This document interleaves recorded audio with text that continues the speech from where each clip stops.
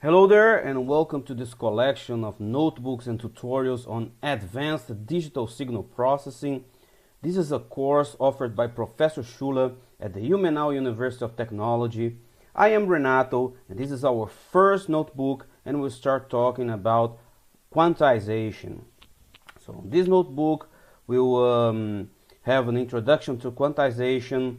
We'll take a look at the quantization error and the types of uniform quantization like the mid-riser or the mid-thread, and we finish with a Python example to explore a bit of quantization. Let's get started. Quantization is, together with sampling, a fundamental part in analog to digital conversion. So quantization is the process of mapping continuous values into a finite range of discrete values. We can have here an example where we assume that our analog to digital converter has an input range from -1 to 1 volt. We are going to use 4-bit accuracy. That means that we have a total of 2 to the power of 4 code words or indices. And we'll see what happens when we have 0.2 volts at the input of the analog to digital converter. So a very important thing we have now is the step size. So in this case, our step size, we're using 4-bit accuracy and our range is from -1 volt to 1 volt. So our step size will be 0.125. So from the step size, we get now a quantization index that is later encoded as a code word. So when our input voltage in the input of the analog to digital converter is 0.2 volts, we will apply this rounding of the input voltage divided by the step size that will give us an index. In this case, the index is equal to 2. When we have a step size, a constant step size, we call that our quantizer is uniform. So that's a uniform quantizer. This index is later on coded using the 4 bits and sent to a decoder. So we can, for example, code this index 2 using 4-bit binary code word 0010. And the decoder will reconstruct the voltage by first decoding the code word to an index. So it will decode from 0010 to the index 2. And then we'll multiply the index by the step size. And we'll have a reconstructed value of 0.25. So this is the dequantized signal. And we can see that it's already different from our original input voltage. It was 0.2. And this is what is called the quantization error. So in our example, the quantization error is the quantized value minus the original value. So it's 0.05 volts. So there will be always a range of voltages which are mapped to the same code word. And this range is our step size. So the steps represent the quantization in the analog to digital conversion process and they lead to quantization errors. The output after the quantization is a linear pulse code modulation, and it's linear in the sense that the code values are proportional to the input signal values. So we've seen that using a uniform quantizer in this example, we have a step size, then we quantize the input voltage into an index. The index is coded in a code word, and it's then reconstructed by multiplying the index by a step size, and we always have quantization errors. We will now take a deeper look into the quantization error. We will call our quantization error E. Then the quantization error power is the expectation value of the squared quantization error E as defined in this integral here.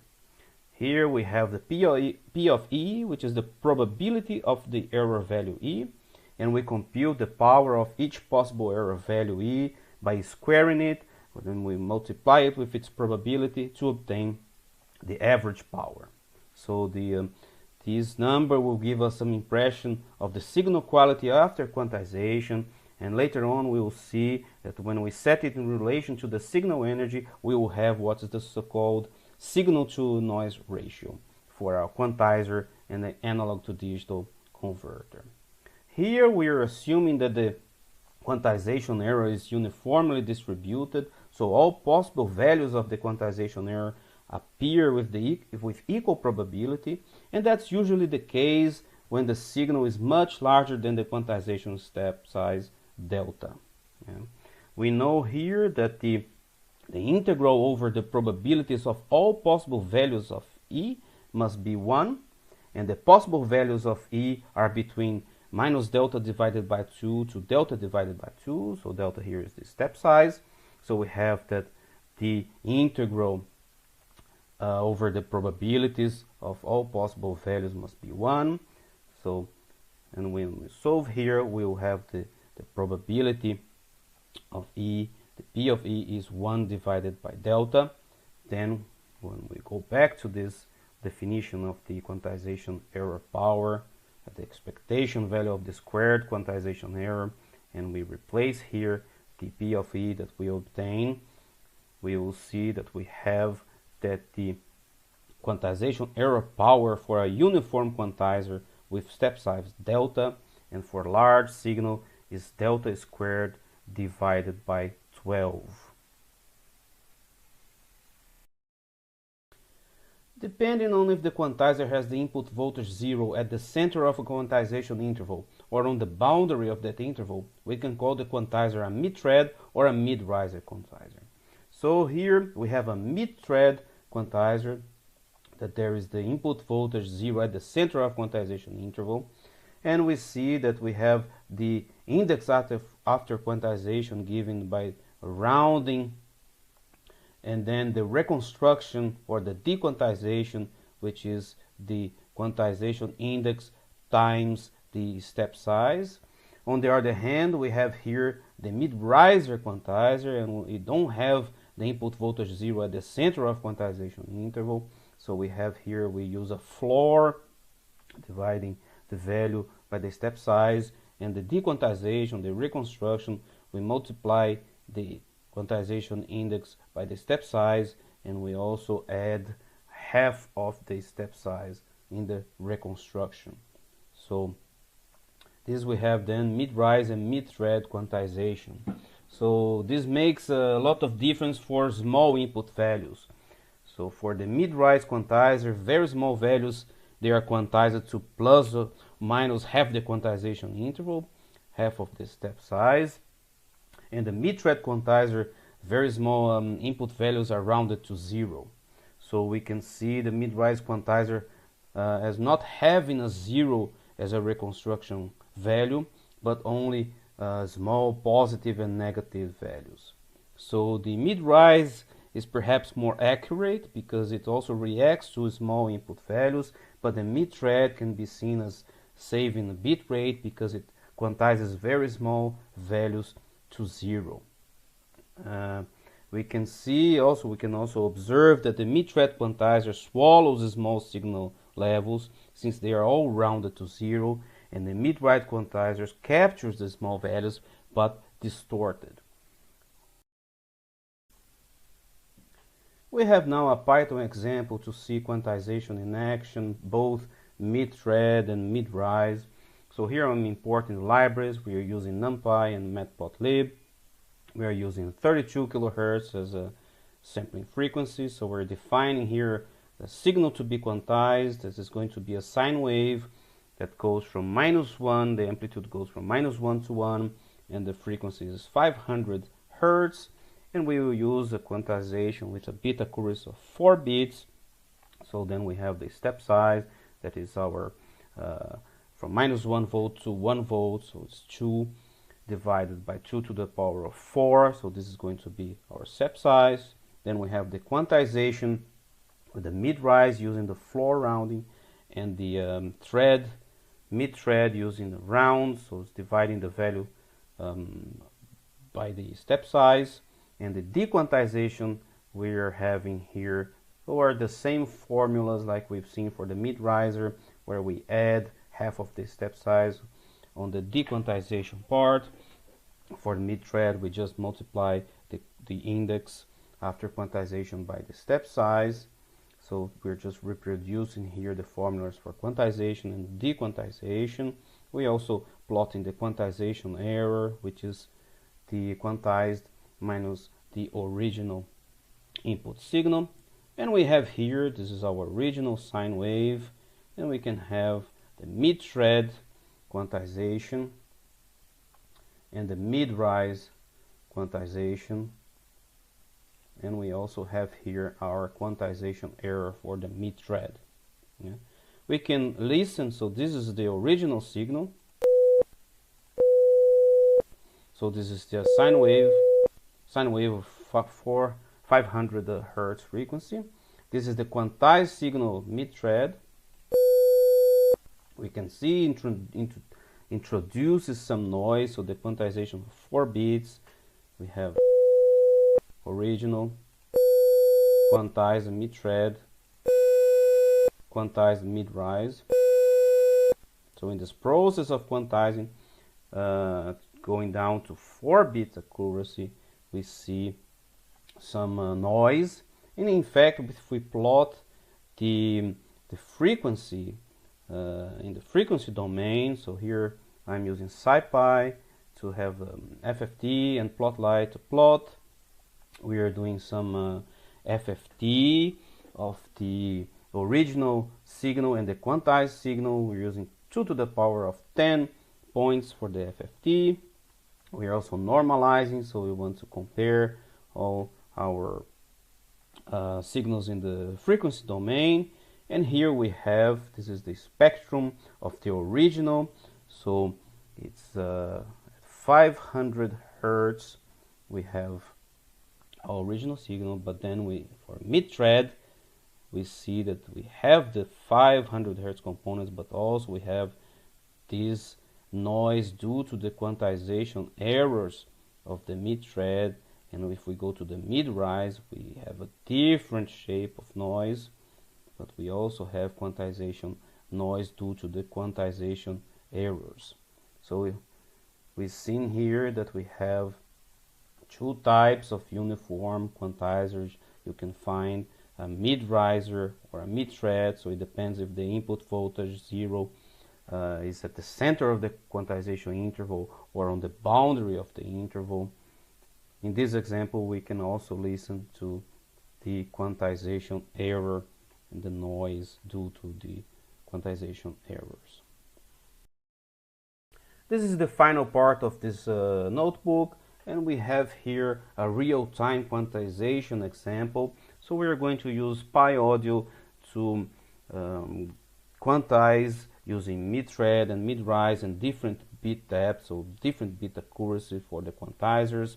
So here I'm importing the libraries. We are using PyAudio, we are using IPy widgets to have this graphical user interface and to control our example. So this is some parameters for the audio stream. This is the parameters for the quantizer. So this is the function that's going to take care of the audio stream and do this quantization. So we have here recording the audio input stream into data with a block length of chunk that is defined as a parameter, and we convert the stream of bytes to a list of numbers, and we have here samples. Then we have here the quantization, the calculation of the quantization steps depending on the number of bits we are using, and we have a mid-thread quantizer that is using the round, and then we have the mid-rise quantizer that uses the floor, and for the dequantization we have here both for mid-thread and mid-rise, and then we write back the quantized samples to the audio stream so we can listen to it. So here we will have the graphical user interface elements, so we have buttons and a drop-down menu and an integer text box, and here we have the functions that will be called when we press the buttons or we change those values. Finally, we have this thread when it's going to run this function. Quantization example is defined here, so we can have a separate thread and then to process the audio and to have access, a non-blocking access to the graphical user interface. and we create our audio stream, and we can run this example. So I will start first with a bit depth of 8, so it's going from 16 bits the Pi audio uses to 8. We will not see so much noise and quantization errors, but if we go then the bit depth to 4, we can see the mid thread is going to swallow some small values, but the mid rise will still keep those values, but it will be distorted so we can perceive this noise. So let's start with this example.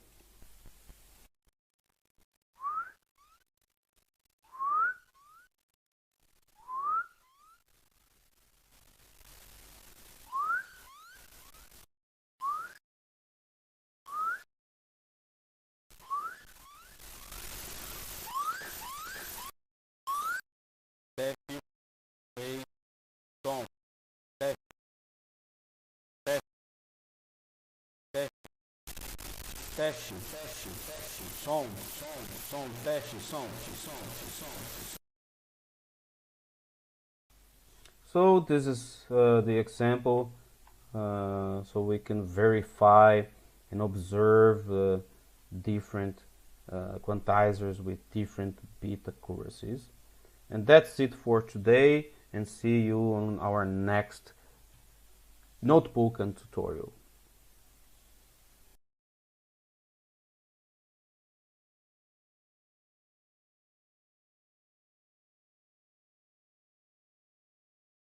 Hello there, and welcome to this collection of notebooks and tutorials on advanced digital signal processing.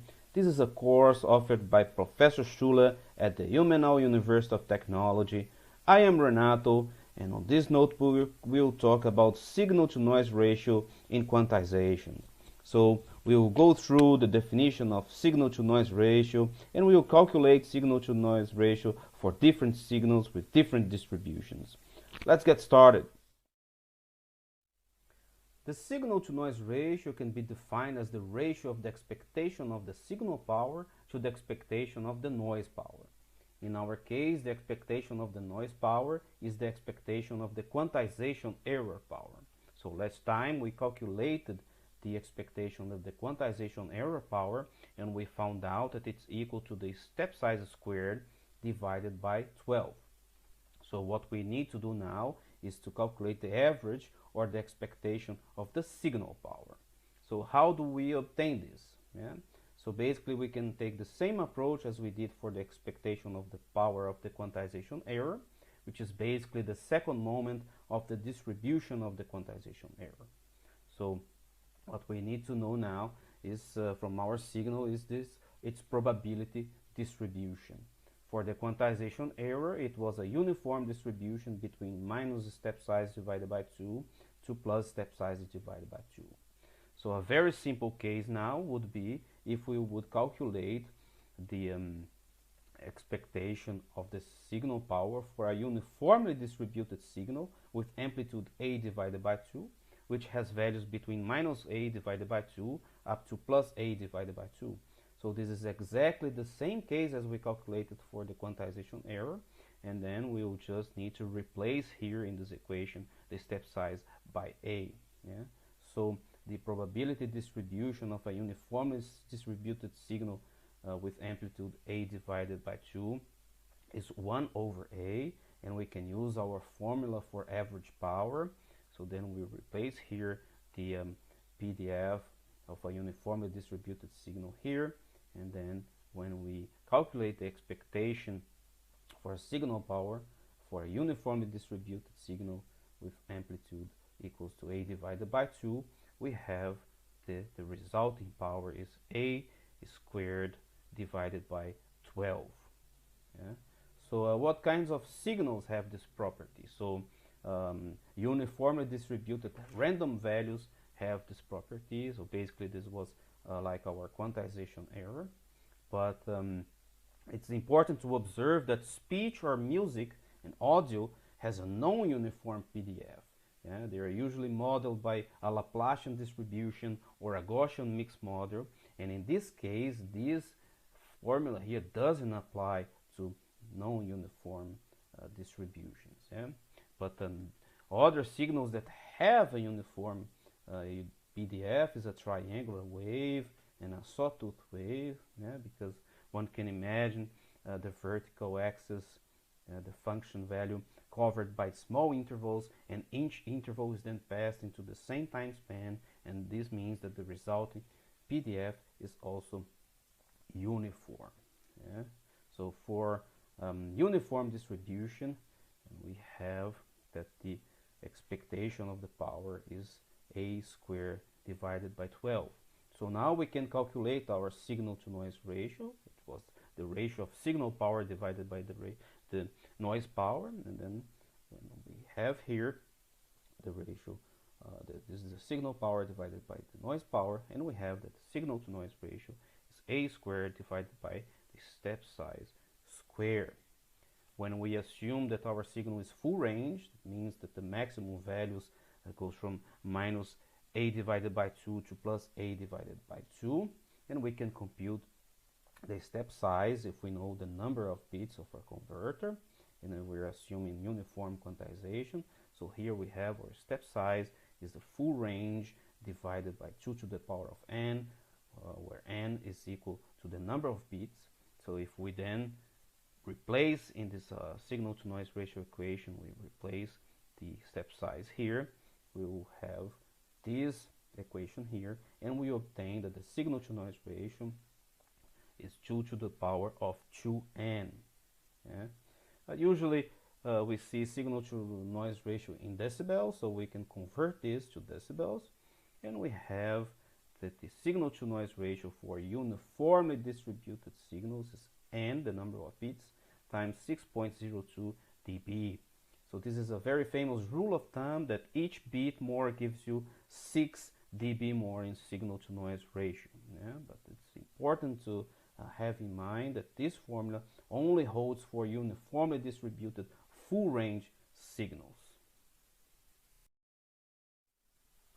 Then what happens if the signal is not full range? What would be the signal to noise ratio if we have a signal with reduced range? Let's assume that our signal now has an amplitude of A divided by C, where C is a number bigger than 1. Yeah, we can then simply put this into our equation, and then we will have here that the signal to noise ratio will be 2 to the power of 2 times n divided by C squared. So n is the number of bit, and C is this factor that we are reducing the amplitude of our signal. So in dB, this will translate to n times 6.02 dB minus 20 log of C. So we have a reduction of 20 log of this factor which we reduced our amplitude.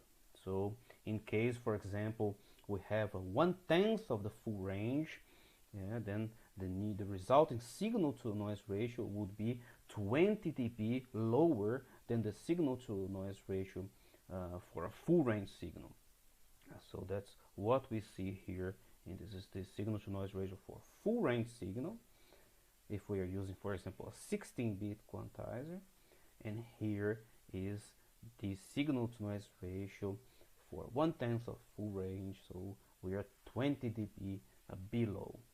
Yeah, so this is very important when deciding safety margin for full range, and because when we don't have full range, we have this reduction in the signal to noise ratio.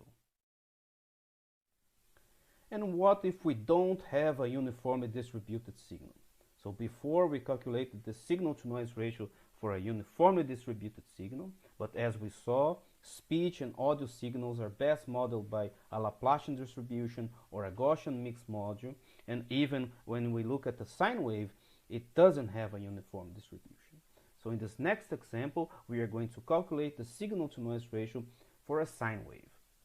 Observe that if a sinusoid represents a full range signal, its values are from minus a divided by 2 to plus a divided by 2, as in the previous cases.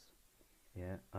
The first step, what we need to do is to calculate the PDF of a sine wave.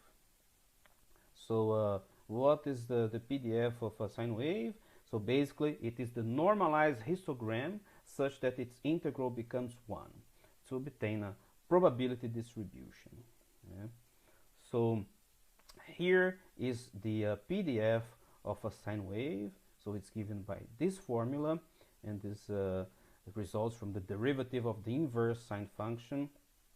So we are going to use the PDF of time series to calculate this PDF of a sine wave and reach this result here. So given a signal A is equal to a function of t, which is sampled uniformly over a time period t, its PDF PA can be calculated as follows. Because the signal is uniformly sampled, we have P of t is equal to 1 over time period t. The function f of t acts to transform this density from 1 over t to 1 over a. Hence, using the method for transforming PDFs, we get P of a is equal to P of t divided by the absolute value of the derivative of dA in relation to dt, evaluated at t is equal to the inverse function of x. So we are going to use SimPy to calculate the PDF of a sine wave. So first I'm importing here all the functions from SimPy, and I'm defining the symbols I'm going to use, and here I'm defining the first equation will be x is equal to sine of t. Then I am finding the inverse, so it's this t is equal to the inverse of x. So here I'm finding the inverse, and I have that the t is equal to the arc sine of x. So it's the inverse sine of x. So the inverse sine is only defined for minus pi divided by 2 to pi divided by 2, and its PDF is uniform within this. Hence P of t is 1 over pi. So here I am calculating the P of t. So this is to achieve this result. So we know it's uniformly distributed from minus pi divided by 2 to pi divided by 2. And when I calculate this PDF, we have that's 1 over p for minus pi divided by 2 to pi divided by 2. So this is the same what we calculated before for our quantization error for a uniformly distributed signal. So in a uniform distribution, and we have this 1 over this full range. And so now we have already the P of t, and now we need to calculate dA of dt. So in our case, x is equal to sine of t, so we will find dx of dt, and we will evaluate at t equals to the inverse of x, so t equals to the arc sine of x. So this is what we are doing here. So this is the derivative, and then I am evaluating at t equals to the arc sine, and here is the result. So we have this part here. So now to calculate the PDF of the sine wave, we have this pt, we have this, we can divide one by another, and we have the final result, which is 1 divided by pi square root of 1 minus x squared, which is the same result that we've given here before.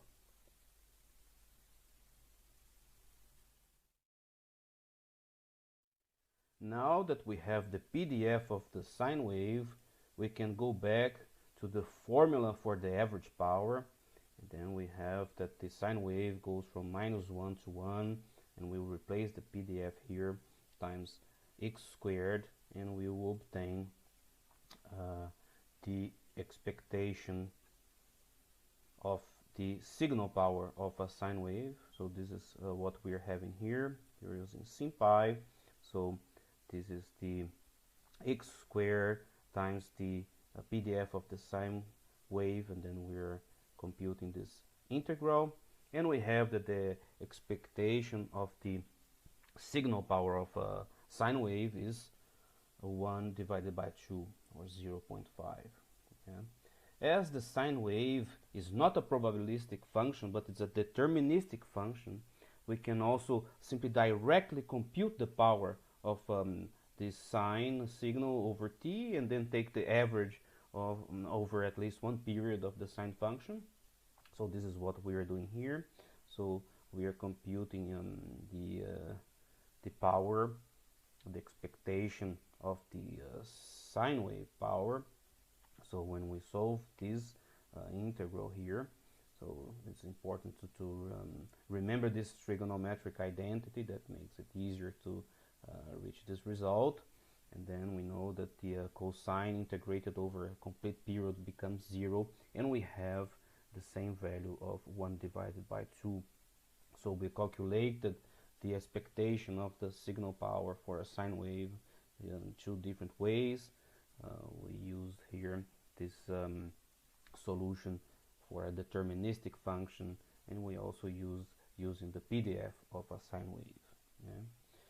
So another thing to have in mind is that in this case we've seen the sine wave from -1 to 1, the amplitude from -1 to 1, but what to do when we have different amplitudes. So let's say that the amplitude is a divided by 2, so it goes from -a divided by 2 to +a divided by 2, and then we'll have that the expected power is a squared divided by 8. So if we replace here in this formula, now it's not the sine anymore, but it's the a divided by 2 times the sine.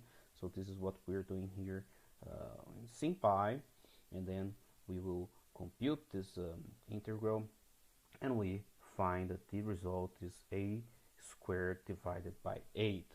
Yeah? And this leads to a signal to noise ratio of a squared divided by 8 divided by the step size squared divided by 12. So this is the signal power divided by the noise power, and we have the signal to noise ratio of 3 times a squared divided by 2 times step size squared. And like we've been doing before, if we consider that the sinusoid is at full range, and then we have the amplitude a, the full range is equal to 2 to the power of the number of bits times the step size. And if we replace here we have that the signal to noise ratio is 1.5 times 2 to the power of 2 times n, and in dB we have here this result. So we still have this n times 6.02 dB, but the signal for sine wave gives us a boost of a 1.76 dB in signal to noise ratio. Yeah, so it's not a uniformly distributed signal, but it's a sine wave. Yeah, so we see that our rule of thumb still applies here for each beat. So we get 6 dB more, but for a sine wave we still have this this boost of 1.76 dB. So here we're just using sin pi to have the equation for the signal to noise ratio, and then we replace the step size and the full range here, this equation here, and then we have that's the same result. So this 3 divided by 2 is 1.5 times 2 to the power of 2n. So this is the equation for the signal to noise ratio for a sine wave with an amplitude that goes from -a divided by 2 to +a divided by 2, meaning that there is a full range equals to a.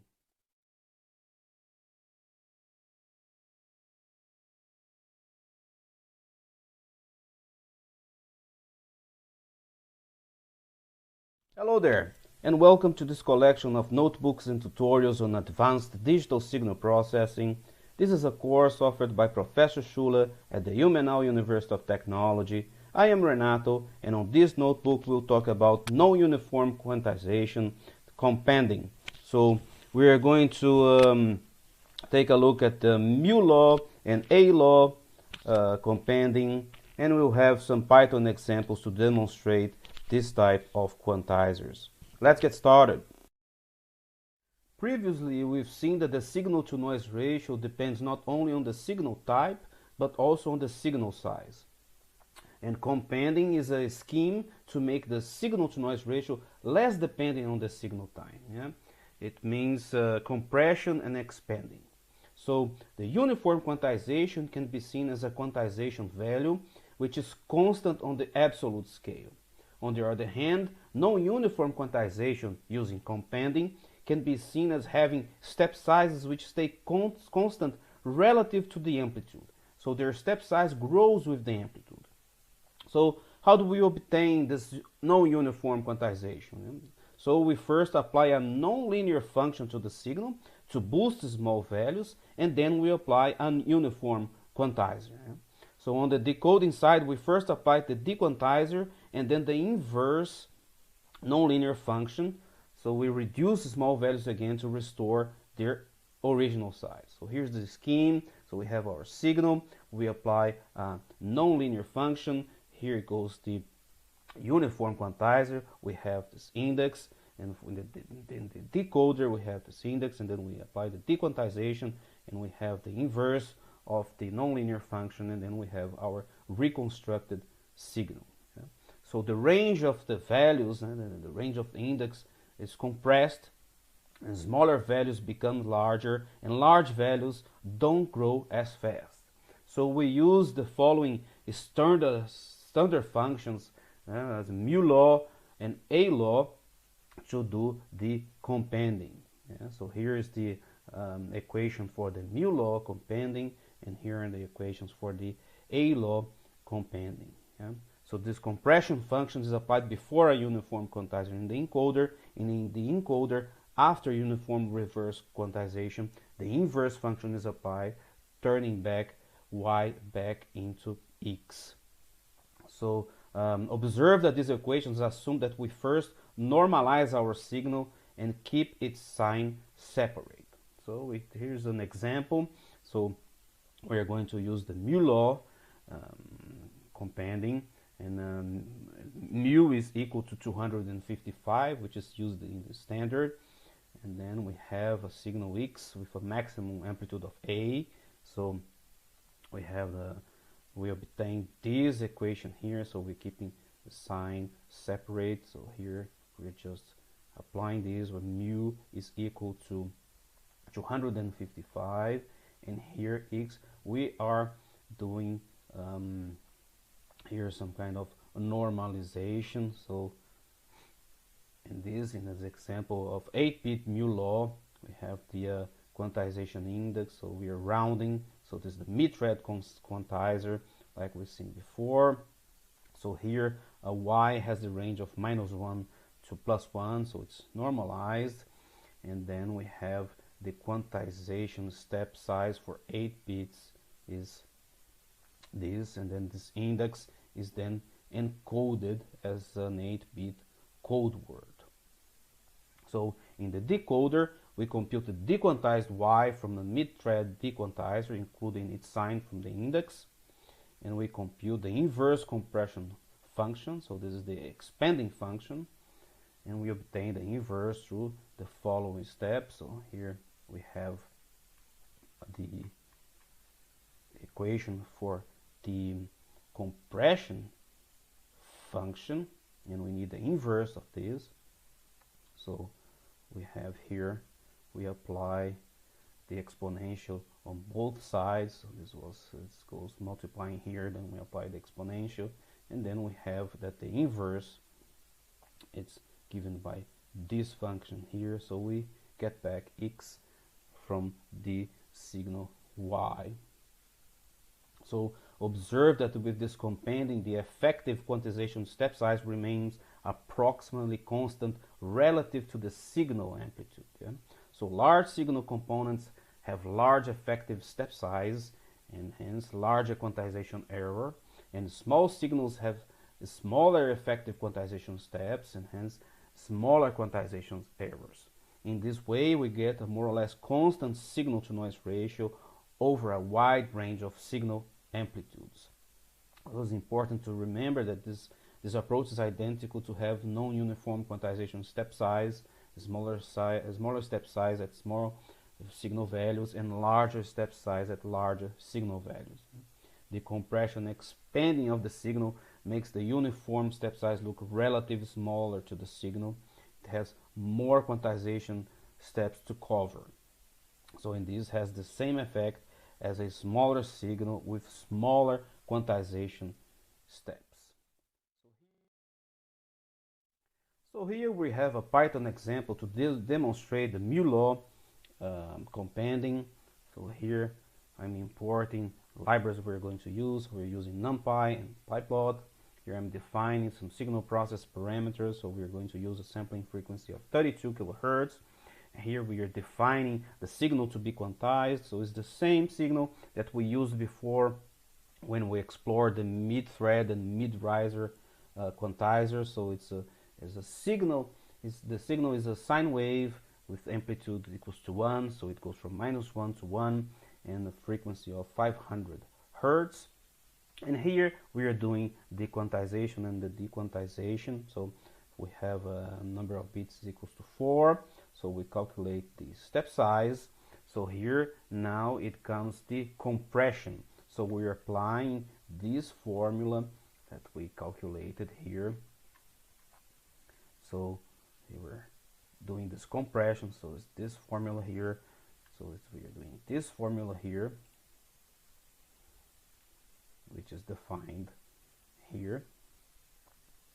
Then we are doing the quantization here, so we can see there is the mid-thread and mid-rise. Here we are doing the dequantization, so also for mid-thread and mid-rise. And here we are doing the expansion. So we are doing the expansion for the mid-rise and the mid-thread. So here we're just shaping everything to plot. So in case we want to plot more than one period, we can just change this period value that's defined here. So it's defined as I want to plot one period, but we can also plot more periods. And here is the quantization error, which is the quantized minus the original signal. And here we are plotting our signal and the quantized signal. So we can see that in blue we have our original signal, it's a sine wave, and we see that for the step size they are no longer uniform. So we have larger step size for larger values, and then we have smaller step size for small values. And here we have the quantization error. And like before, we can also listen. So this is the original signal. Here's the quantized, the mid-thread with the µLaw companding. And here's the quantized mid-rise, also with this companding. And like before, we can also see these in the frequency domain. So we have our original, but then when it's quantized, we have this quantization noise here. So we have a different harmonics that are not present in the original signal. So due to quantization errors, we get this quantization noise. So what we have here then is an example. Yeah, we are using this compression and then this expansion. So this defines the companding. Yeah, in this case, the signal, it goes from -1 to 1, so there is no need for a normalization here. Yeah, but we can, for example, change here. Let's see, just see 2 periods instead of just 1, and then we have our plot. Now we have 2 periods, and we still can see the effects of companding. So we have differences in non-uniform quantization. We have like smaller step sizes for small values and larger step size for larger values. Finally, what we will do now is a real-time µLaw quantization, a Python example. So it's the same like we did before with mid-thread and mid-riser, but now we are including here a control for the µLaw. So when we press this button here, then there will be the compression and expansion. So here now Another difference is here that we are normalizing, so Pi audio is using 16-bit audio, so we are normalizing, so the values go from -1 to 1 instead of from -2 to the power of 15 to 2 to the power of 15. Here, when the µLaw is on, so if we press this checkbox here, if we select this checkbox, then there will be this compression here. Then we have a mid-thread or the mid-rise, so we can also select here from this box mid-thread or mid-rise. Then we will have the expansion, so after the dequantization we have the expansion, and then we need to bring back our signal that is now from -1 to 1, bring back to 16 bits, so it goes from -2 to the power of 15 to 2 to the power of 15. So let's do this test. Like before, we could see that when we used the mid-thread with low bit depth, so a low bit accuracy, like for example 4, we've seen that the mid-thread was swallowing the small values, but then we will see that with this companding we will see what happens. So let's go for this example. Alô som, alô som, alô som. Ei, teste. 1, 2. Alô som. Teste. Ei, teste. Ei, alô. So we see in action, yeah, that there is this compression and expansion, so this companding, and we get different results if we use just the mid-thread or the mid-rise quantizers, but introducing this companding, we achieve a different result.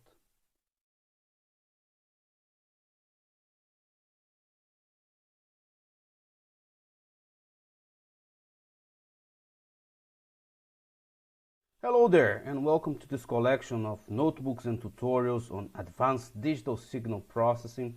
This is a course offered by Professor Schuller at the Ilmenau University of Technology. I am Renato, and on this notebook we'll talk about histograms, PDFs, and numerical integrations. So basically we are going to define some signals, then we'll talk about histograms and compute histograms, then we'll talk about the PDFs of the signals and calculate some PDFs, and finally we will end with some numerical integration. Let's get started.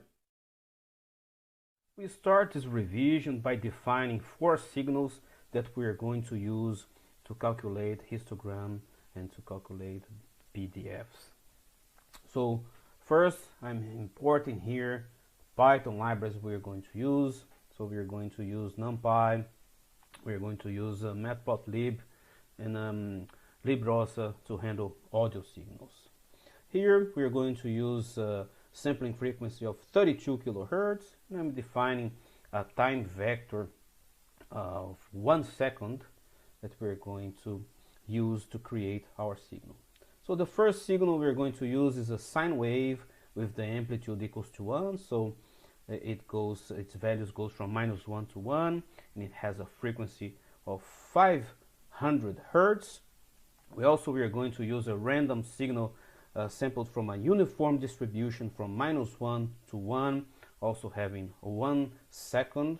Then we are going to use a Laplace distribution signal, so it's a random signal sampled from a Laplace distribution with 0 mean and with b equals to 1.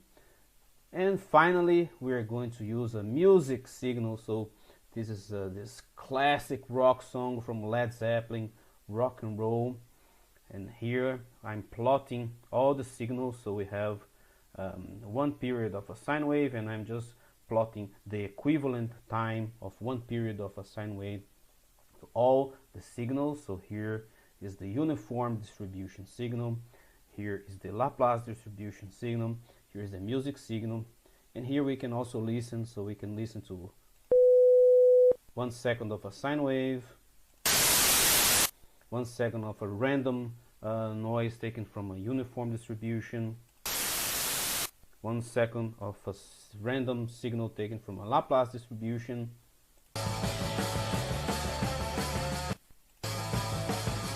and 4 seconds of a music signal, because this is Led Zeppelin and it deserves more time. So we're going to use these 4 signals to calculate histograms and to revise concepts of histograms and PDF. A histogram can be defined as a representation of frequency distribution by means of rectangles whose widths represent class intervals and whose areas are proportional to the corresponding frequency. So this is a definition by the Merriam-Webster dictionary. What we mean by that is that, for example, when we look to the sine wave, so we have values from -1 to 1. We will divide these values in some intervals that we are going to call bins, and then we will count how many values are inside each bin, and this way we can build a histogram. Here I'm just defining some distributions and SymPy that we're going to use later on for the PDF. We're not going to use now, but I'm just importing the SymPy symbols function, and from SymPy statistics we're importing a uniform and Laplace. And it's very important to observe that a histogram becomes a probability distribution if we divide it by the total number of samples, such that its sum becomes 1. So this is how it looks like a histogram. So what we're doing here, we're plotting all these 4 histograms. So we're calculating here, we're using matplotlib to have the histogram, and we're using here the sine wave, the noise from a uniform distribution, the noise from a Laplace distribution, and the musical signal. And we have here this density equals true. That means that we are dividing it by the total number of samples. So this is why we have here, for example, this is the uniform distribution signal, and its values go from -1 to 1, and we see here that the average here is 0.5. So here we have the sine wave histogram, here we have the Laplace distribution signal, and here we have the music signal. So all these histograms, they are normalized, so they are divided by the total number of samples. Yeah. So for example, if I replace here, and we have density equals to false, so we see now the sine wave is 1.4, but it goes to more or less 9. It means that there were like 9 values inside this interval from -1 to the width of this bin. So I'm using here 20 bins, so I'm dividing this range from -1 to 1, 20, so it is approximately here from -1 to 0.9, 0.8, 0.7, 0. And so on. So from 0.1 intervals we have here. Now let's go back to the density true, because we're going to use this property of histograms, normalized histograms and probability distribution later on. We've seen the histograms, and now we can move to the probability density functions. So the probability density function is a function of continuous random variable whose integral over an interval gives the probability that its value will fall within the interval. So let's see what it means by doing some examples. Once again, I'm using SymPy and importing all these functions to define symbols, define functions to calculate integrals, to simplify, having a symbolic pi, symbolic square root, lambdifies that it transforms this symbolic equation into Python and NumPy function that we can use for numerical calculation. So we have uniform distributions. When we use this density, we get PDF from a distribution. So Here for the sine wave, in some previous notebook we calculated the PDF of a sine wave, and it's given by this formula here. So here I'm defining this symbolic formula for the sine wave. Then I'm lambdifying this, so this now will be transformed into a lambda function that we can use to compute numerical values.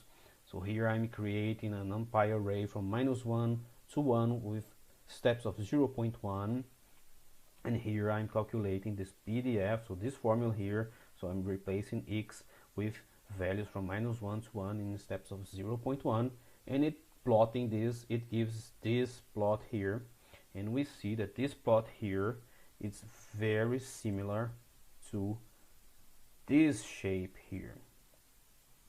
The difference here that this is a bar plot from a histogram, and here's a plot from this function within this range of values. So for the uniform distribution, we assign this uniform, we defined it here, and now using this density we get this PDF. So it's a uniform distribution from -1 to 1. We have 0.5, and this is what we have also here. If we look at this histogram of a uniform distribution, we have this value of 0.5 here, and this is how the PDF of a uniform distribution looks like. For the Laplace distribution, we do the same thing. We take the Laplace distribution that was defined earlier here with 0 mean and the b equals to 1, and then we are having this equation here for the PDF of a Laplace distribution, and then we're plotting, and we also see that it's quite similar to the histogram of the Laplace. And the PDF of the music signal has no closed form, so there is no formula that can describe, so we have only the histogram to work with. So let's calculate the probability that a value x is inside the intervals from -0.4 and 0.3, and then from 0.8 to 0.9 in a sine wave.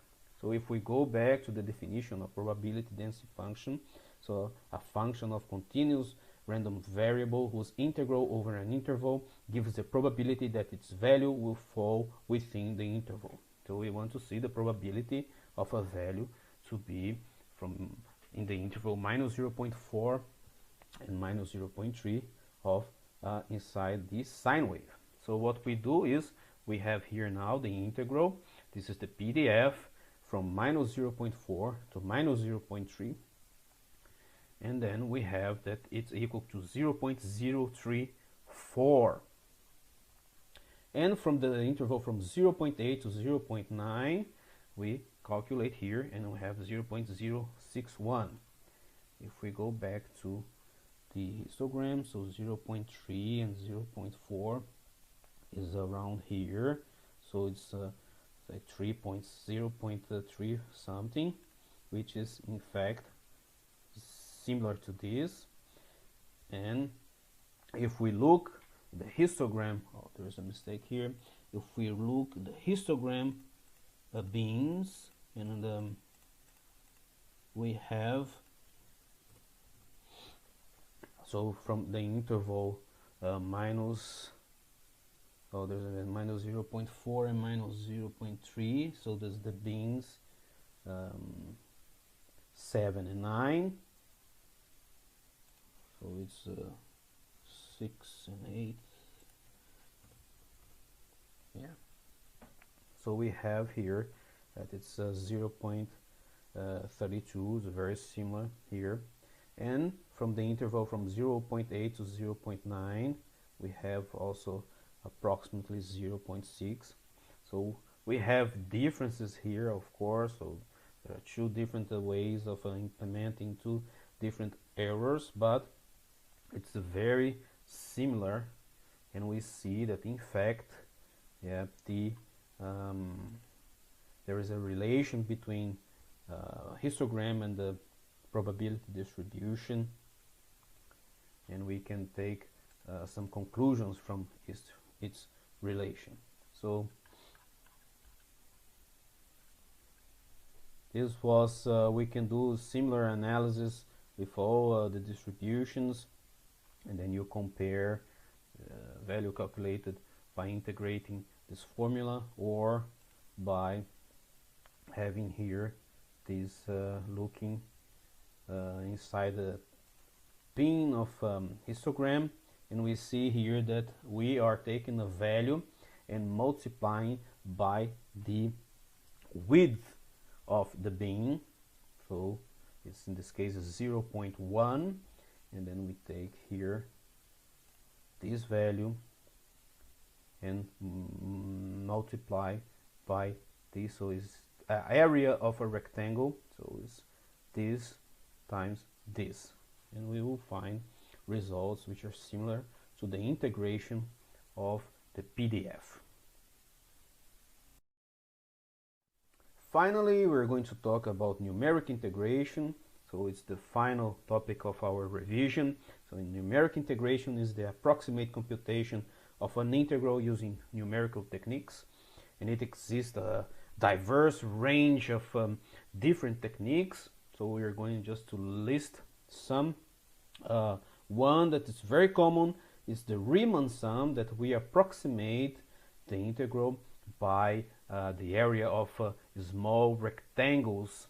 So the integral can be seen as the area below a certain function, and if we think that this area could be approximated into many rectangles, and then we calculate the area of each rectangle, and if we add them, we will have an approximation of the integral, of course with certain errors. And for this is called the Riemann sum, and we can have different ways of computing the Riemann sum depending if we start of the left. So the Riemann sum of left here is 0, but then it goes to the next interval, takes from the left and goes to the next interval, takes from the left and goes to the, so we see that there is an error here, an error here, an error here, and then we calculate the area of each rectangle, we add them, and we'll have the value for this integral.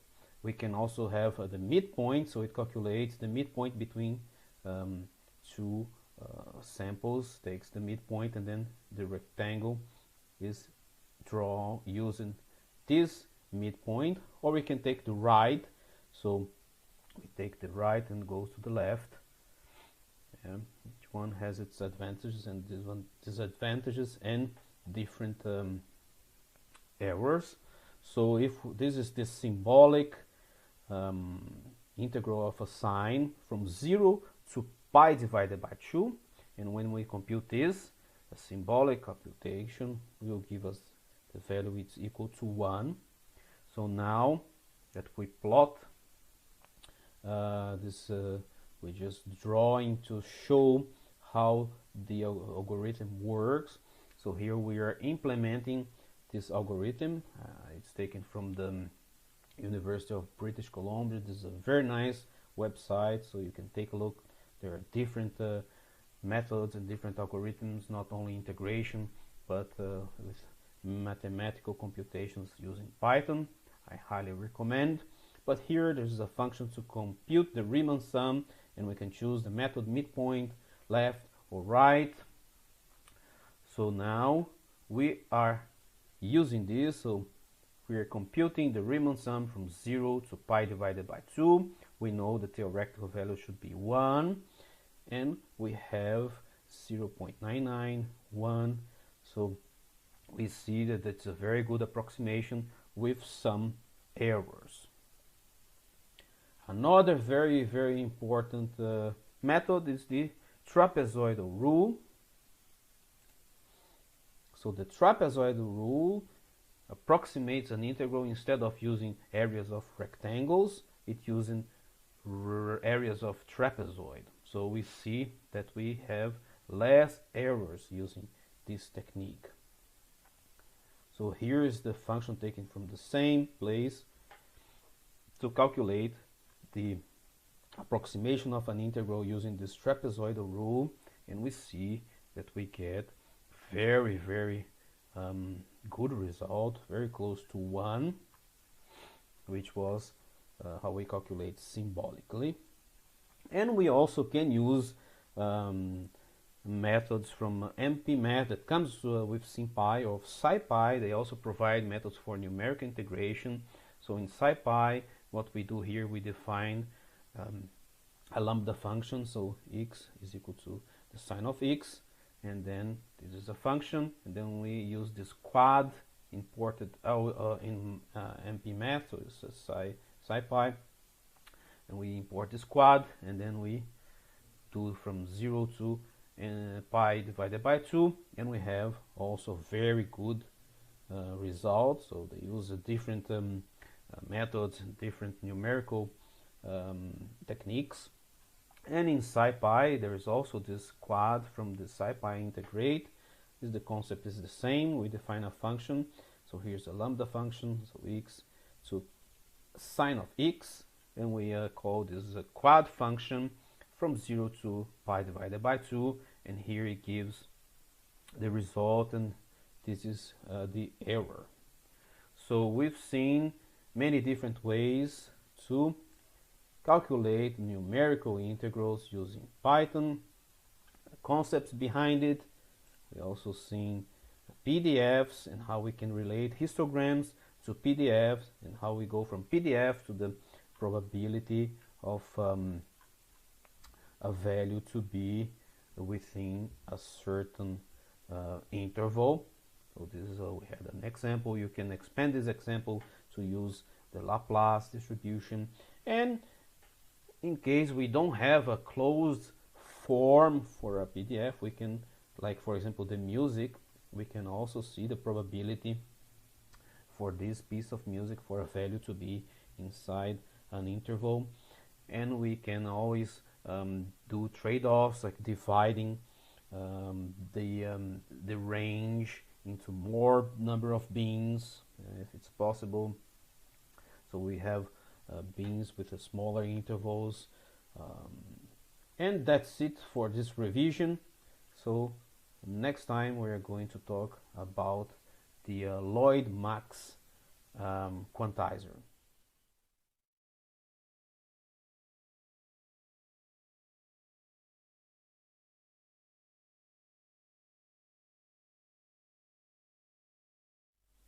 Hello there, and welcome to this collection of notebooks and tutorials on advanced digital signal processing. This is a course offered by Professor Schuller at the Ilmenau University of Technology. I am Renato, and this notebook is about the Lloyd-Max Quantizer. So we are going to talk about the concept of the Lloyd-Max Quantizer, and then we will end up with 2 examples. Let's get started. The idea behind the Lloyd-Max Quantizer is to reduce the quantization error where signal samples appear most often. So we choose our quantization steps smaller where signal samples appear most often, and we make the quantization steps larger where there are only a few samples. So this is not quite the same as the µLaw companding. There the small values get the smallest quantization steps, and here the most likely values get the smallest quantization step sizes. So this is a type of non-uniform quantizer which is adapted to the signals PDF. So it minimizes the expectation of the quantization power. So it's the expectation of the squared signal or its second moment given the PDF of the signal to quantize. So if we call our quantization function q of x, so this is quantization followed by reverse quantization or dequantization, and we have the expectation of the quantization error power given by this expression here. So we have d is our quantization error power, e here is calculation the expectation, here we have our signal minus the quantization function and here is our squared. So our goal is to minimize this expectation of the quantization error power. So we will start with the PDF of our signal, and the result should be our quantization intervals and our reconstruction values. Yeah? So now we have non-uniform intervals, so we need to give a general names for reconstruction values and for the decision boundaries. So we'll call a y of k the reconstruction values at index k, and b k minus 1 or bk. So those are the decision boundaries. So the idea is to minimize this expectation, and as a result we will have quantization intervals and reconstruction values. So the y of k's and the b of k's. The encoder knows the decision boundaries, knows the b of k's, and decides in which interval, what we call delta before, the sample lies, and assigns the interval index k to it. Only the index k is transmitted to the decoder. The decoder takes this index and assigns the reconstructed value y of k to it as before.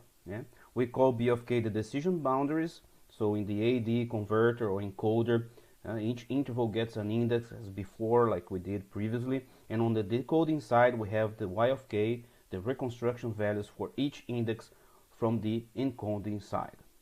In the multidimensional case, they are also called a code word. So using these definitions, and we have the PDF of our signal, we can rewrite this equation by this here. So here we are including the probability distribution of our signal p of x, and here we are calculate the expectation of the power, the error power, or the distortion. But this integral can be subdivided over the quantization intervals. So if we assume that we have m quantization intervals, so we can add the quantization error power of all the quantization intervals, and we go from here to here. So we are subdividing this integral over the quantization intervals, and we have this summation over all the quantization intervals. So what we would like to know is to have the minimum of this expression for the decision boundaries b of k and the reconstruction values y of k. So what we do is that we take the first derivative of the distortion d. So this is the expectation of the quantization error, so it's the quantization error power, and we will take the first derivative of this equation, and then we will obtain the 0 point. So we have d, and we'll have to do this for the b of k, the decision boundaries, and the y of k, the reconstruction values.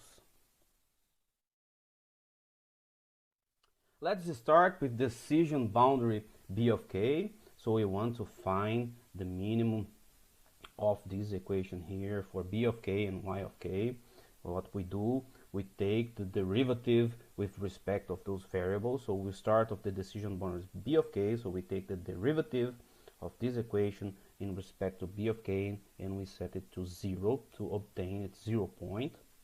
So what we can do is to solve the integral over two neighboring quantization intervals, because each decision interval b of k appears in two intervals, one where it is the upper boundary and one where it is the lower boundary. So we have here the lower boundary and we have here the upper boundary. So we're dividing the integral, solving it over two neighboring quantization intervals, and we come to the conclusion that we cannot get a closed form solution for a general probability function p of x. So what we can do is that we can make the assumption that the p of x is approximately constant over our two neighboring quantization intervals. So this is a very important assumption. This is how the algorithm is derived based on this assumption.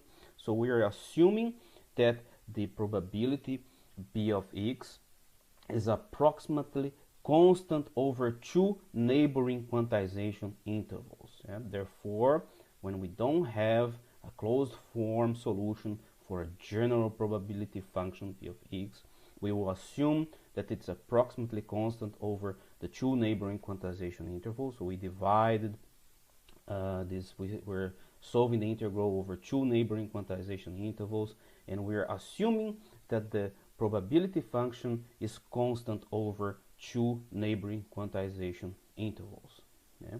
So then we can set that the p of x will be just a value of p, and then when we solve this equation here, we end up with this thing here.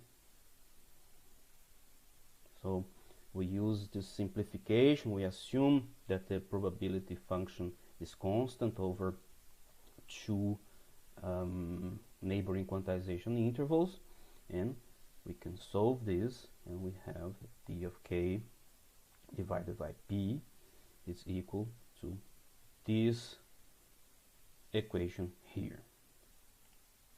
So what we'll do is to solve this using SimPy. So it's exactly this. So we just go from here to here using SimPy. So I'm importing from SimPy equation symbols, integral, derivative, simplify, solve. I'm defining the symbols x, y of k1, p of k here. Then I am defining here this integral, which is exactly the same as this integral here over two neighboring quantization levels. So we have from bk minus 1 to bk, which is this part here, bk minus 1 to bk, and then we also have the bk to bk plus 1. So when we solve, we have this, the tk is this here, which is just the expanded version of here. So we have this to the power of 3. If we expand here, we have the p here and this 3 here. So we have the p is here, so dk divided by p, and then we have this 3 here. So it's the same thing we just solved using SimPy from here to here. Now we have a closed form solution of this integral here that is given by this equation here, which is the same as what we've seen here. This is non-expanded form, and this is the expanded form. So what we need to do is take the derivative in respect to b of k, and the result is given by this equation here. So what we are doing now is we take this result here, and we are taking the derivative with respect to b of k, and we have this result here. So if we expand this, we will end up with this, which is just solving the derivative with respect to b of k using SimPy. So now we have this derivative, and we can set this to 0. So we will have this equation here, we will set it to 0, and we will find the b of k. So this means that we put our decision boundaries right in the middle of two reconstruction values. Yeah? This is we assume that the signal PDF is roughly constant over two quantization intervals. Yeah? And this approach is also called the nearest neighbor, yeah? Because any signal value or data point is always quantized to the nearest reconstruction value. Yeah? This is a very important result of this strategy. So what we are doing now using SimPy is to have here, we have this, which is the derivative of the distortion with respect to b of k, and we're setting this to 0. When we solve, we have y of k divided by 2, this is the reconstruction value index k, plus the y of k plus 1 divided by 2, this is the reconstruction value k plus 1. So we have exactly the same thing. This is the decision boundary k, and the reconstruction values y of k. So we calculated the decision boundaries b of k, but we still need the reconstruction values y of k. So to obtain them, we can again take the derivative of d and set it to 0. But there is one problem. This time we cannot make the assumption that the probability function is constant, yeah? Because now we would like to have a dependency on a non-uniform PDF. Yeah? We could make this assumption before because we only assumed it for the small quantization intervals. Yeah? This can be true in practice also for non-uniform PDF if we have enough quantization intervals. But to keep this dependency on the PDF for the reconstruction values y, okay, we will go back to this equation here, the original formulation of d, and we will have the PDF p of x and the reconstructions values, or the code words, y of k, yeah? And we'll take the derivative of this with respect to y of k and set it to 0. So this is what we are doing here. Yeah? So from here we go to here. So we'll take the derivative with respect to y of k and set it to 0. So we have also here using SimPy. But since the y of k is only in one interval, this sum disappears. So we can remove the sum. We'll remove the sum. So this is the derivative of y of k, and y of k is only in one interval. So the sum disappears, and we have this. And when we take the derivative of this with respect to y of k, that's what we are doing here. So we end up with this equation here, which is similar to this one. Now we have a sum. So we have this minus 2x p of x dx, and we have, so there's a sum here. We can split this integral in two parts. So this is what we are doing here, and we get the final result that the y of k, there is this nominator and this denominator going from b of k minus 1 to b of k. So the decision boundaries, we have our signal x, we have the PDF of our signal, and this is what we are doing also in SimPy. So we had this equation here. We are splitting this integral in two parts, and we end up with the y of k. We are solving this equation for y of k. So this is what we are doing using SimPy, and we have exactly the same result. Yeah? Now we got a result without making any assumptions of the probability function. Yeah? This can be interpreted as a conditional expectation of our signal value over the quantization interval. Yeah, or also it's the centroid. It's centroid as a reconstruction value or code world. Yeah? The value in the numerator can be seen as the expectation value of our signal in this interval, and the denominator can be seen as the probability of that signal being in that interval. So we have this equation with the nominator and denominator, and we can observe these two things here. Yeah? It can be interpreted as, given the signal is inside the interval, this is the average or expected value. Yeah? So the decision boundaries depend on the reconstruction values y of k, and y of k depends on the b of k, so we need to come up with a way to compute them, and what we do is to have an iterative algorithm. We concluded that the decision boundaries b of k depend on the reconstruction values y of k, and the y of k in turn depends on the b of k. So we will use an iteration or an iterative algorithm to solve to compute b of k and y of k. So this algorithm goes like this. So we decide on m, so the number of quantization intervals. We will start with random assignment of m number of reconstruction values y of k. Then using the reconstruction values y of k, we will compute the boundary values b of k as midpoints between two reconstruction values, or code words. So this is the nearest neighbor rule. Then we will use the PDF for our signal and the boundary values b of k to compute new reconstruction values, or code words, or centroids, or conditional expectation over the quantization areas between b of k and b of k minus 1. And then we will go back to step number 2, and we will keep it updating until it's sufficiently small. Yeah? So this algorithm usually converges, so it finds an equilibrium and doesn't change anymore, and it results in the minimum distortion D.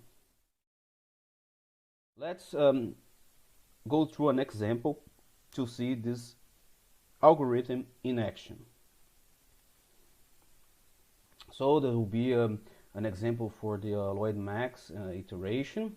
So we will assume that we have a signal that it's between 0 and 1, that it's uniformly distributed, so our p of x is equal to 1 on this interval, and we want to have two reconstruction values, or two code words y of k. So we'll have three boundaries b of k. So we have the b0 is equal to 0, b2 is equal to 1, and we need to find b1. So this is a very simple example, so we can just get the feeling of how this algorithm works. So step 1, we will start with a random initialization of y1 and y2. So we choose some values for y1 and y2. Then we will apply the nearest neighbor rule. So we will calculate b1 given y1 and y2, which were random initialized. So then we have b1, so we have this value here.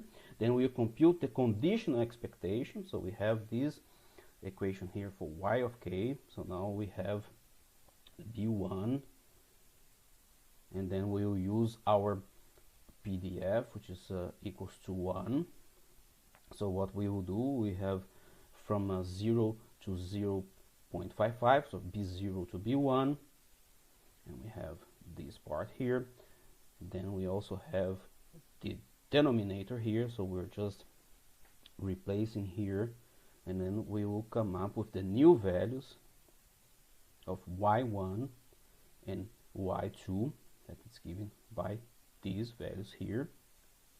And then we go back and we will calculate again the nearest neighbor with these updated values. So now the b1 is equal to this, and then we go back to step 3 and we will calculate the conditional expectation again, and we will keep doing this until it doesn't change much more, and we will see that this should converge to y1 is equal to 0.25 and y2 0.75 and b1 to 0.5.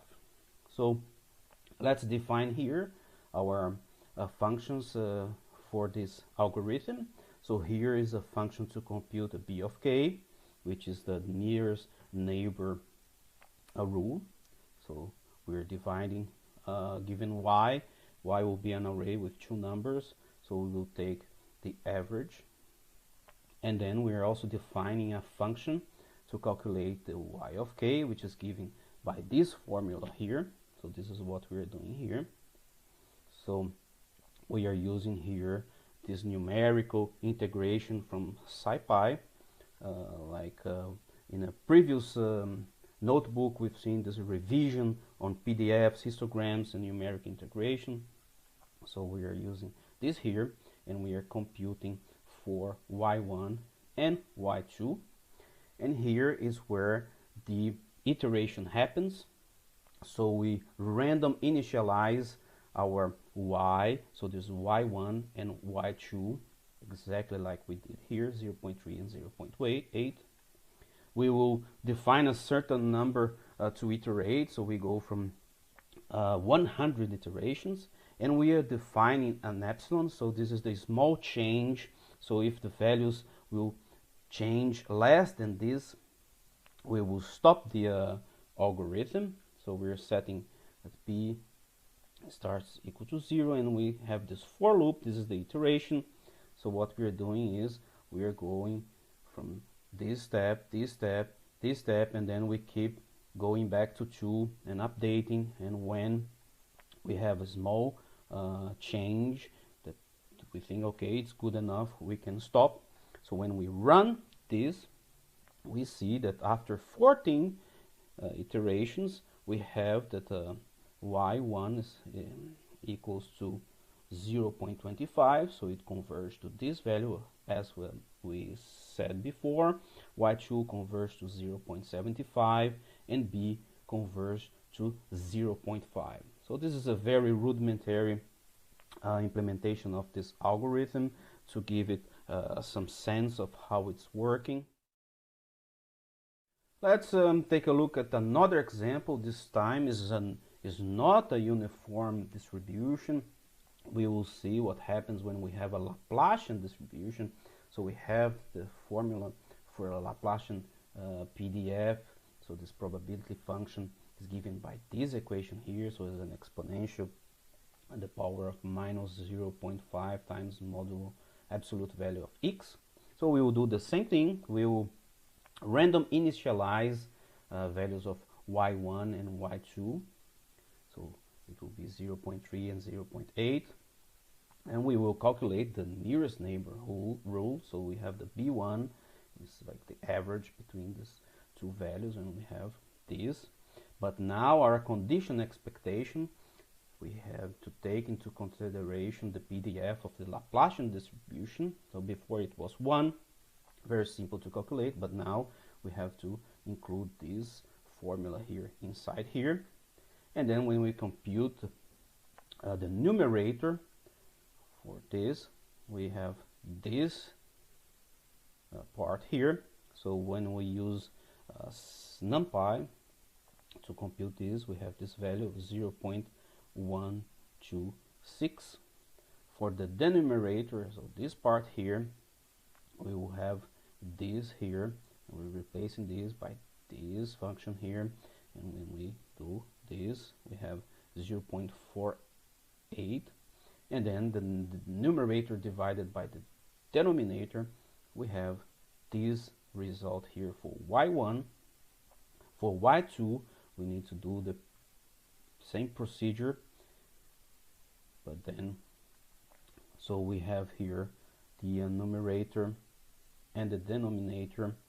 Then we are printing the numerator divided by denominator, and we have 0.76. So this was y1, here's y2, and then we go back to step 2 until convergence. So as we did before, here is our functions to implement this algorithm. Here is the nearest neighbor rule, and here now we have this function here, but we are replacing this PDF equals to the PDF of a Laplacian distribution with those values here. So this is what we are doing here. Then the same thing, we're setting this epsilon, which is our the change, when it stops to change our value according to this epsilon. We say, okay, it's good enough. So we have now the iteration loop, and we have that after 28 iterations there are no significant change, so the changes are smaller than the epsilon, and we have that y1 converges to 0.23 and y2 converges to 0.72, and the b is equal to 0.47. So we've seen in action how this algorithm works for just a simple example where we had three boundaries. So we had b0, b1, and b2 for uniform distribution, for a Laplace distribution, and that's it for the Lloyd-Max Quantizer.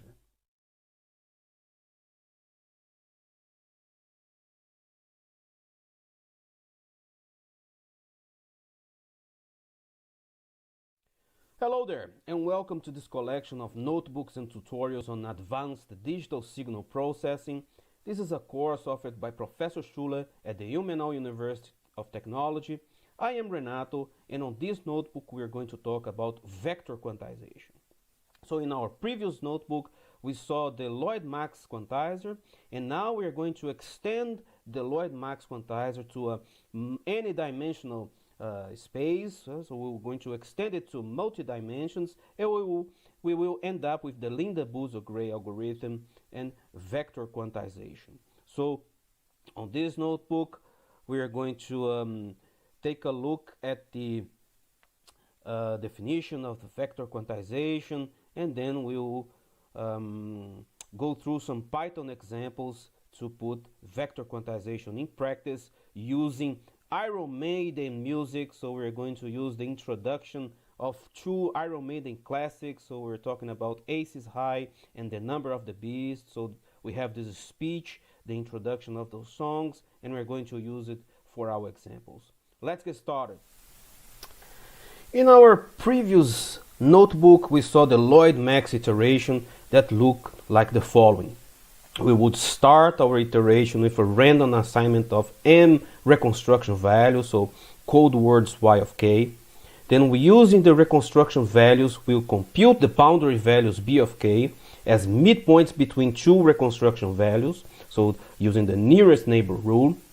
Then using the PDF of our signal and the boundary values, we would compute new reconstruction values y of k as centroids over the quantization areas. So it's the conditional expectation, centroid. And then we would go back to step 2 and update until we have sufficiently small changes that we define a value for epsilon.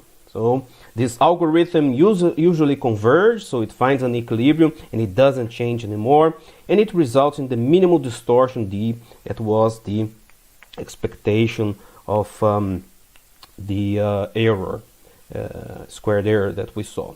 So it's interesting to notice that this can be generalized to a multi-dimensional case, what is called the vector quantization. Scalar quantization usually makes the assumption that the signal to quantize is memoryless. So that means that each sample is statistically independent of any other sample in the sequence. So examples of those kind of signals are thermal noise, white noise, sequence of diastoses, lottery numbers.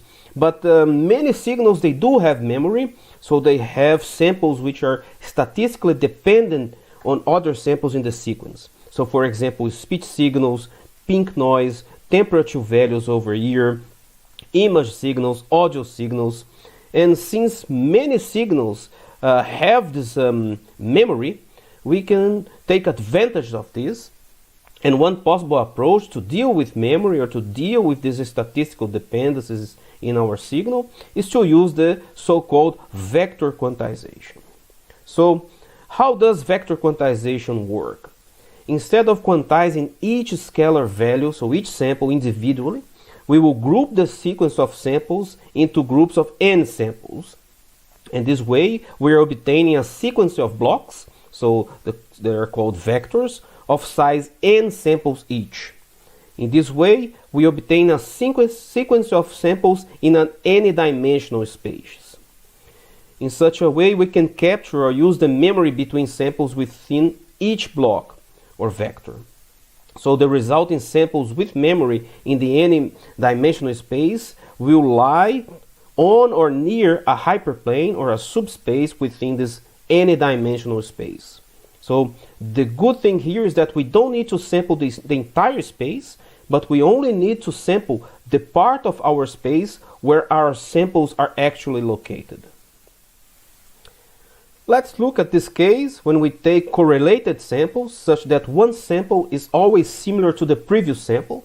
So for example, a sequence of speech or audio samples. So usually we don't have very high frequencies there, and that means that the curve through the samples is more or less smooth.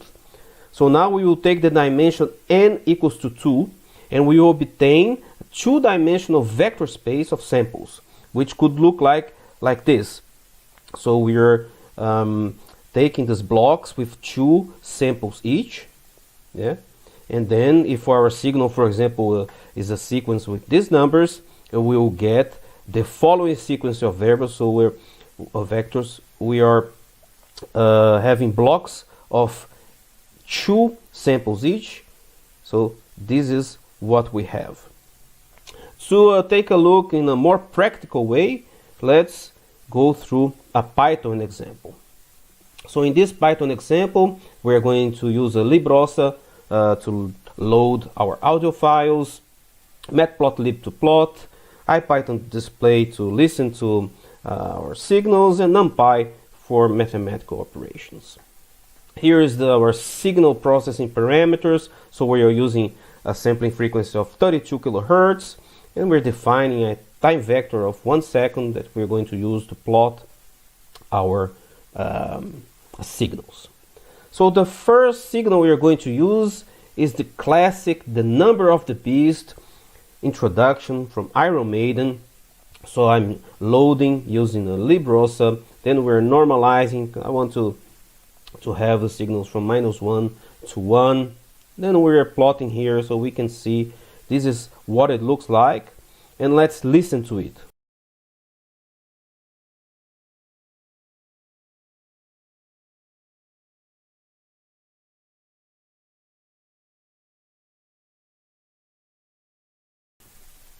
So now what we're going to do is to plot the two-dimensional vectors with their sample values of even indices on the x-axis and their odd indices on the y-axis. So we have pairs plotted as a plus sign. So what we're doing, we're taking even and odd indices of our signal. So this is what we're doing here. And now we have two-dimensional vectors, and we can see that they have this very interesting shape here in this diagonal. So this is the same signal, but we're plotting in a two-dimensional space. Yeah? So since the odd and the even values are similar to each other, we get a distribution of vector points near the diagonal of the space. So we need to sample this space only near the diagonal. So more generally speaking, we should sample more densely near this diagonal. This shows that we need fewer reconstructions values or fewer code words as when compared to the one-dimensional case, which means fewer indices for them and fewer bits for the quantized signal. So in vector encoder, we're dividing our signal into signal vectors. We find the nearest code word and we transmit its index to the decoder. On the decoder, we read out the code vector from the code book. Using the index from the encoder, we concatenate the sequence of code vectors into a sample string. So a very interesting property is that vector quantizers not only give an advantage for signals with memory, but also for signals without memory. In the scalar case, we can sample an any-dimensional space on a regular grid, which is given by the coordinate axis of this space. Whereas with vector quantization, we can use something like a dense sphere packing into this any-dimensional space, such that we reduce the distance between reconstruction vectors, the so-called code words, and we reduce the expectation of the quantization error in this case. How do we do the quantization in the n-dimensional case in general? So we choose n-dimensional reconstruction values, which we now call code words. And we use the nearest neighbor rule to map each n-dimensional signal vector to the nearest code vector. You could think of it as the neighborhood as n-dimensional spheres around each code vector. So each code vector has an index, and this index is then transmitted to the receiver, which uses the code vector as a reconstruction value. The collection of all code words is called a codebook. And the size of the codebook also determines how many bits are needed for their index. So usually codebooks are fixed, predefined, but there are also some cases which are adaptive codebooks, for instance in speech coding. And how do we obtain our codebook or our code vectors? So basically, like in the Lloyd-Max case, we're just extending it to the any-dimensional case. And for the any-dimensional case, this is called the Linde Buzo gray algorithm. So, and it looks like the following. We initialize the iteration with a random assignment of m any-dimensional code words, y of k, it's a vector. Then using the code words, we compute the decision boundary b of k as the set of all points with equal distance between two reconstruction values, two code words. So then we're using the nearest neighbor rule. And such constructed regions, they are also called the Voronoi regions. Okay? To assign a vector to a specific region, we use the nearest neighbor rule directly. We simply test which code word is closest to the observed vector.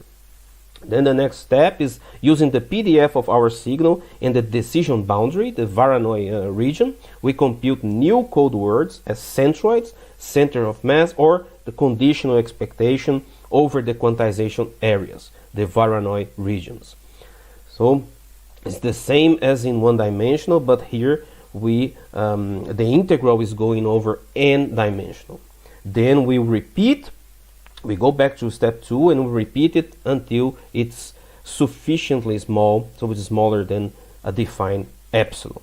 So here we assume that we have a PDF of the signal, but observe that here we would need a multi-dimensional PDF or probability distribution, which is difficult to obtain since the volume of the space increases exponentially with its dimension, but the number of vectors rather decreases. Hence, we get less dense signal points in high dimensional space, which means a PDF is very difficult to estimate. So what we can do, we need a different strategy, and instead of a multi-dimensional PDF, we often only have a so-called training set to obtain our codebook. So the training set is a set of signals which have statistics like our target signals, but which are only used to train our codebook vectors. So we use the Linde Buzo gray algorithm to train using this training set. So to test the resulting vector quantizer, we should use signals which are not in the training set.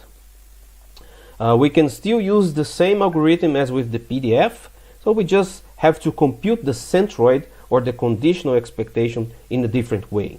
So assume if we have L samples in our Voronoi neighborhood region and we want to compute the centroid for this Voronoi region, we could do that by assigning each signal vector x of k of the training set a probability of 1 divided by L. So we assume each vector is equally likely, and then just use the above formula for the centroid, replacing the integrals by the sums. And this results in this equation here. So this is simply the average of all observed training vectors in our Voronoi region. The sum contains the indices I of signal vectors x of y, which are closest to the code vector k.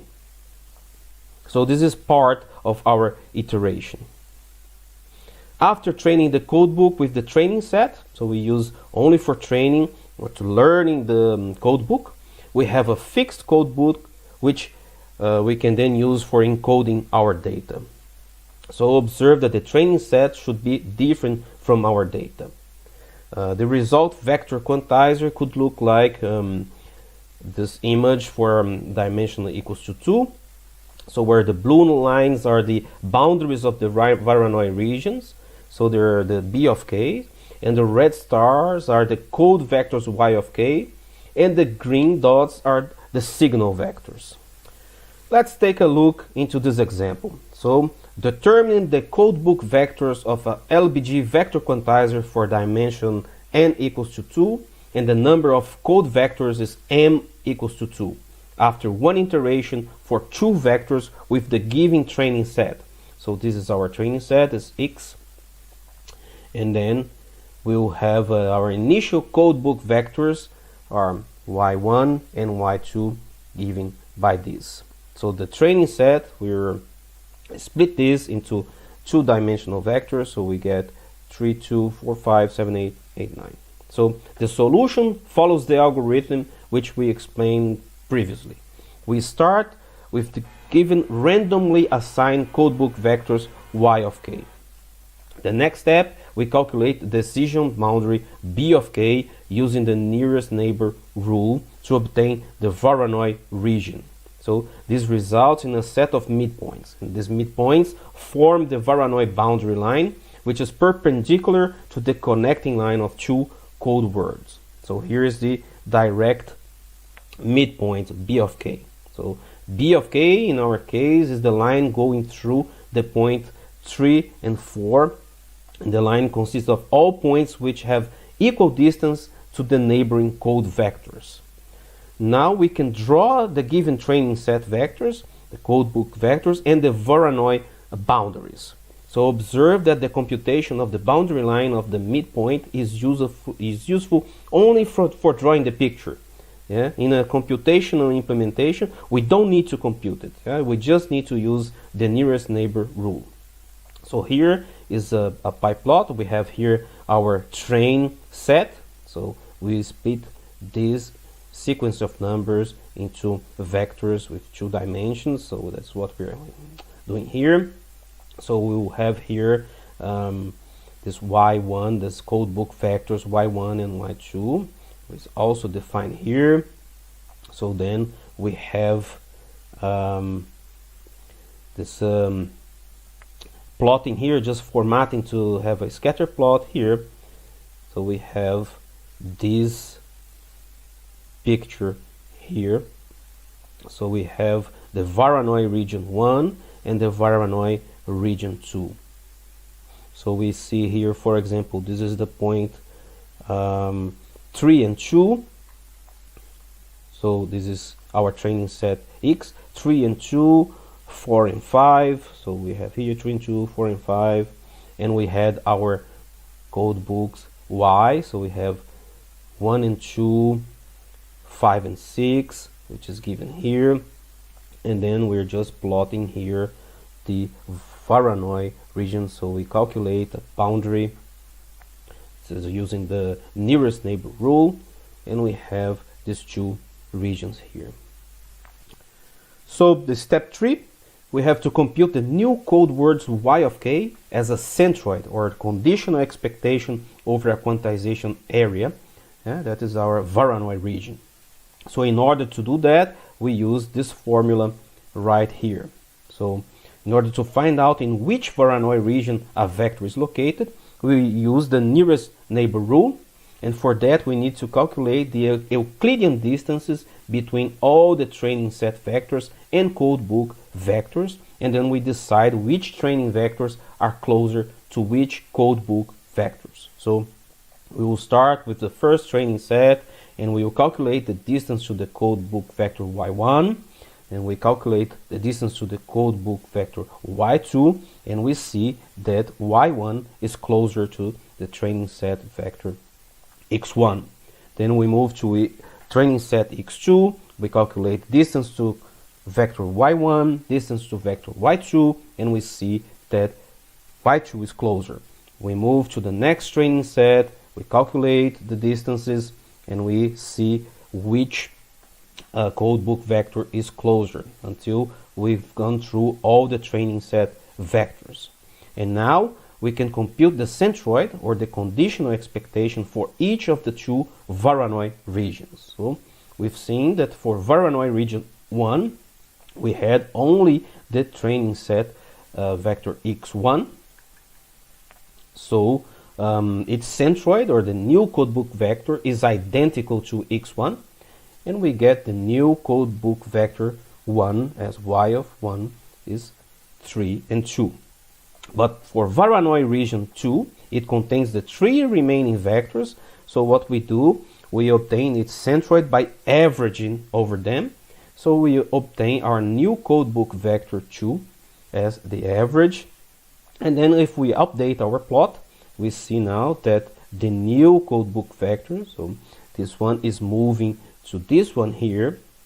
So we are in Voronoi region 1, and as we calculated here, the new codebook vector becomes the set x1, so it moves to here. And for Voronoi region 2, it goes down, the value is 6 plus a third and 7 plus a third, so we have here, it was originally here, so it goes 6 plus a third, and then here we had 7 plus a third, so it moves there. And then we can draw a new boundary line here, and then we go back to step 2 and we'll repeat this procedure until the result does not change anymore. So taking a look into vector quantization in an encoder and decoder system, so both the encoder and the decoder, they have the same code book in their memory. In an encoder, we first convert our signal sample stream to our vectors. Then we map those vectors to the nearest code vectors.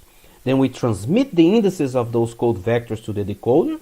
The decoder converts the indices back to the code vectors, and the code vectors are then concatenated and converted back into a stream of samples. So for example, in the encoder, then we have string to vectors, vectors to code vectors, to indices, the decoder, indices to vectors, and then vectors to the stream of samples.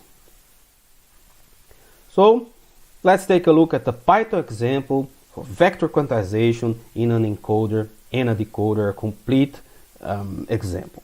So first, I'm going to load now its Iron Maiden Aces High introduction. So there is this very famous speech. Let's listen to it.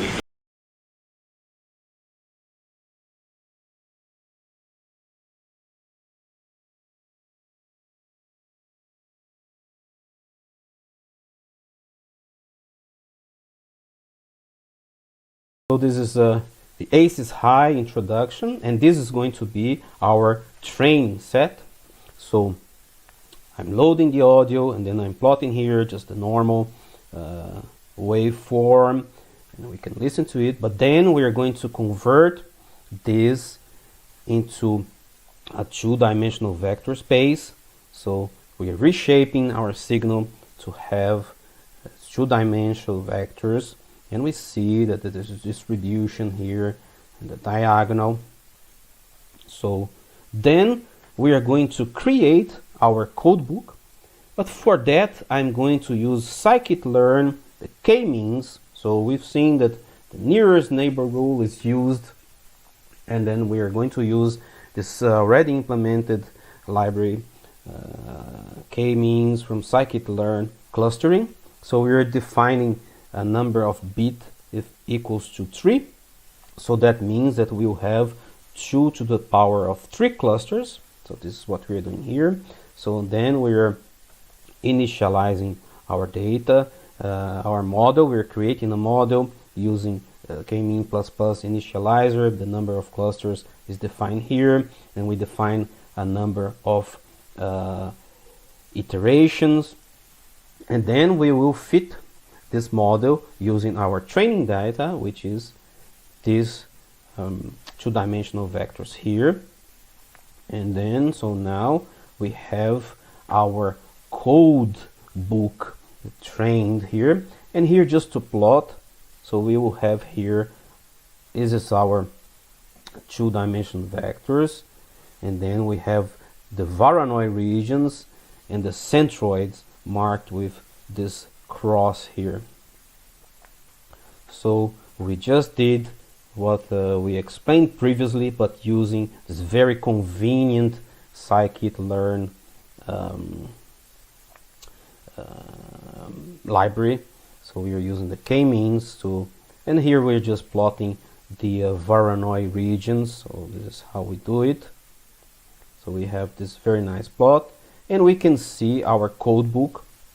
So we have 8 values, and these are the centroids. Okay. So now we go, we take indices of our code words. So now our coded signal would look like this. So we are using the nearest neighbor rule. So all the vectors that are near to this centroid, they will be assigned these values. So we are doing this mapping. And on the decoder, we decode indices to vectors. So this is what we are doing here.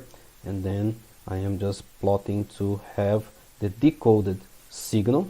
So in this case, I'm just showing you how it would sound. This is we're using this signal as the training set, and then when we encode and then we decode, it would sound like this.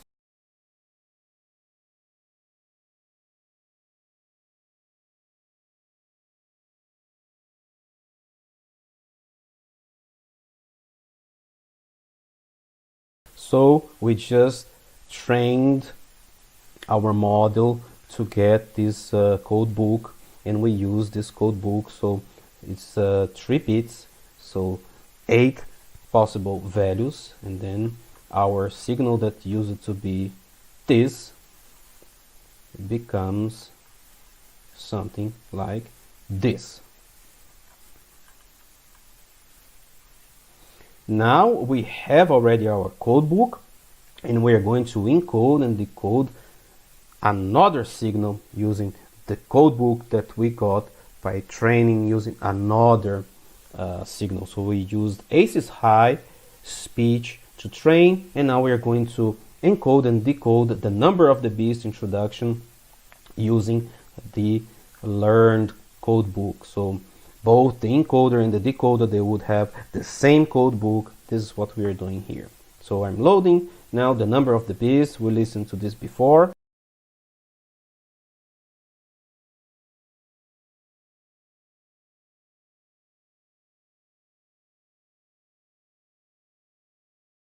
So just for comparison, I'm going to encode using the mid-rise quantizer, so the normal uniform quantizer we've seen before. So I'm going first to use this mid-rise quantizer, and then this is what I'm doing here. I'm creating the mid-rise quantizer, and this is the quantized and dequantized signal. So we can listen, like we see there's a lot of quantization errors we see with the mid-riser. Let's listen.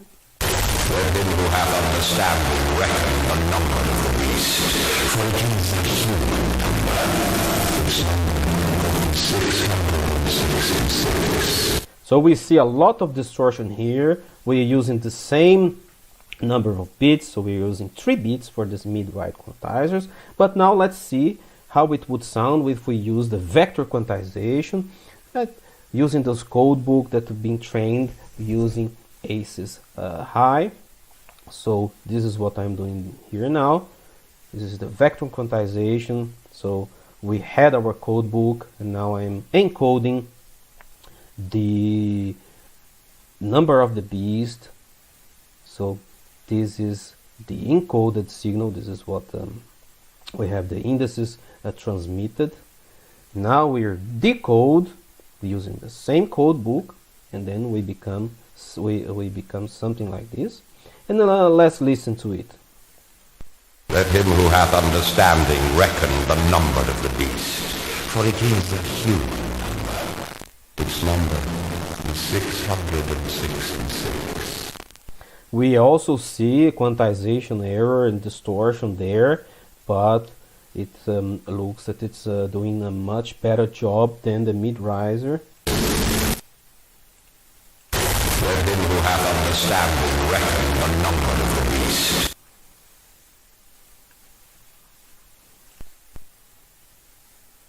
Let him who hath understanding reckon the... So we can also compute the quantization error, and we see that there is a significantly difference into the quantization error for both types of quantizers. So this was an example using vector quantization. So we used the nearest neighbor rule, as we did with the Lloyd-Max Quantizer. But here we do this training part. We create a code book using this training, and so this is an example of with encoder and the decoder of the vector quantization. So that's it for our notebook. Hello there, and welcome to this collection of notebooks and tutorials on advanced digital signal processing. This is a course offered by Professor Schuller at the Ilmenau University of Technology. I am Renato, and on this notebook we are going to talk about sampling. So what we are going to do is we are going to take a look at sampling a discrete time signal. Then we'll go through some basic concepts in multirate signal processing, like downsampling, upsampling, reconstruction, and we will finish up with a live spectrogram, a Python example, where we can see the effects of downsampling, upsampling, and filtering. So let's get started. To see what happens when we sample a signal, let's start with an analog signal S of t, and then sampling it means to sample the signal at sample intervals capital T, or sampling frequency f of s. So let's remember that the sampling frequency f of s is related to the sampling intervals by a relation of 1 over t. So the sampling frequency is equal to 1 divided by the sample intervals. Just for an example, in ISDN systems, it's used 8 kilohertz as sampling frequency. For audio in CDs, so we usually use 44.1 kilohertz. Some other audio systems also use 48 kilohertz. And mathematically, sampling can be formulated as multiplying the analog signal with a Dirac impulse at the sampling time instance n times capital T, where n is the number of our sample. For causal system, n starts at 0, and t is the sample intervals. So here we have a Dirac sequence, or a train of Dirac impulses. So they're located at time instance n times capital T. So we have n times capital T, and there is our Dirac sequence. So this sequence or this train of Dirac impulses can be written with this equation here. So this is this delta t here will indicate the train of Dirac impulses, and is this summation with the Dirac impulse at time t minus n times capital T. So let's remember that the integral over Dirac impulse is equals to 1. We can see like this here. And the integral over the product of a function with a Dirac impulse is the value of the function at the position of the impulse. So this is a very important property. So the integral over a product of a function with the Dirac impulse is the value of the function at the position of the Dirac impulse. So this is the mathematical formulation of sampling at time point n times capital T. We can now use this description to compute the resulting spectrum with the Fourier transform. First, if we look at the Fourier transform of the analog signal or system, we get this equation here. So there is this integral going from minus infinity to infinity. This is our analog signal or system, and then there is this exponential to the power of minus j omega t, and here the superscript denote the continuous version, and we have this omega, which is equal to 2 pi times frequency, and this omega is the angular frequency. So if we now compute the Fourier transform for the sampled signal, so we are multiplying our signal with the Dirac sequence of the train of Dirac impulses, we can make this replacement. So we substitute this s of t by the sampled version, so it's the s of t times this Dirac sequence. So we replace here, and we will obtain the sum, because only at the sampling time instance the integral is non-zero. We can see from this equation, and we get this sum, and now the superscript D is denoting the discrete version. So we have from here, we went from the continuous version to discrete version. We made the substitution here, and we go from an integral to this sum. Yeah? And we can see that the frequency variable only appears as omega times n times capital T. And as we said before, T is the inverse of the sampling frequency. So we have this relation here, omega times capital T is equal to omega divided by the sampling frequency, which is defined as this capital omega, and this is what is called the normalized frequency.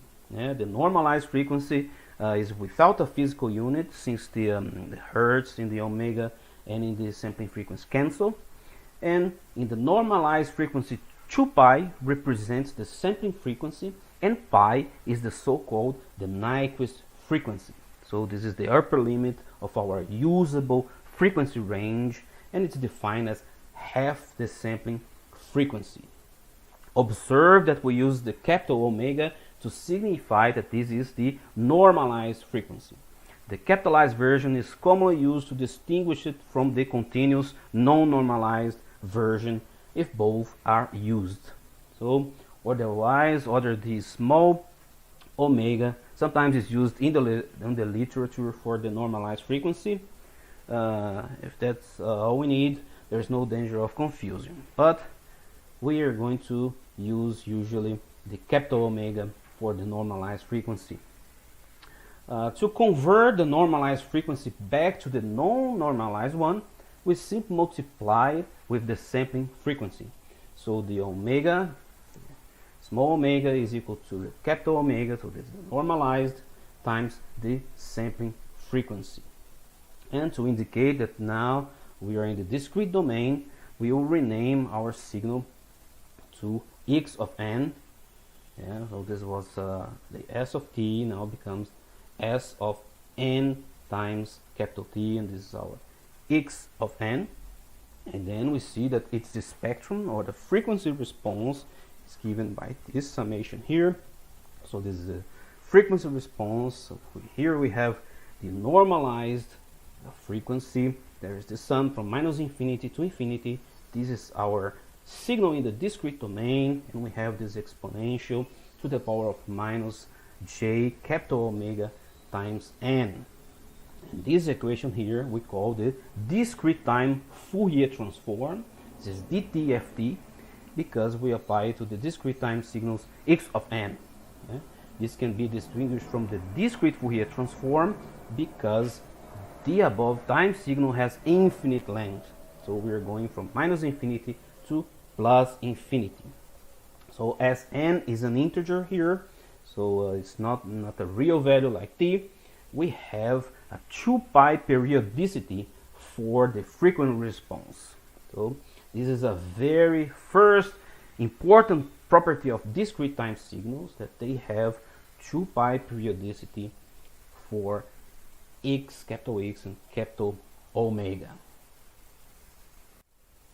Here we can see the complex z-plane, and we have here the real and the imaginary axis, and we have values for when omega equals to 0, omega equals to pi, and here is the unit circle where omega is equal to e to the power of minus j omega. And here we can see that in general we obtain a 2 pi periodicity in the frequency domain because of the 2 pi periodicity of the exponential function e to the power j omega. So we also observe that for real valued signal, the spectrum of the negative frequency is the conjugate complex of the positive frequency.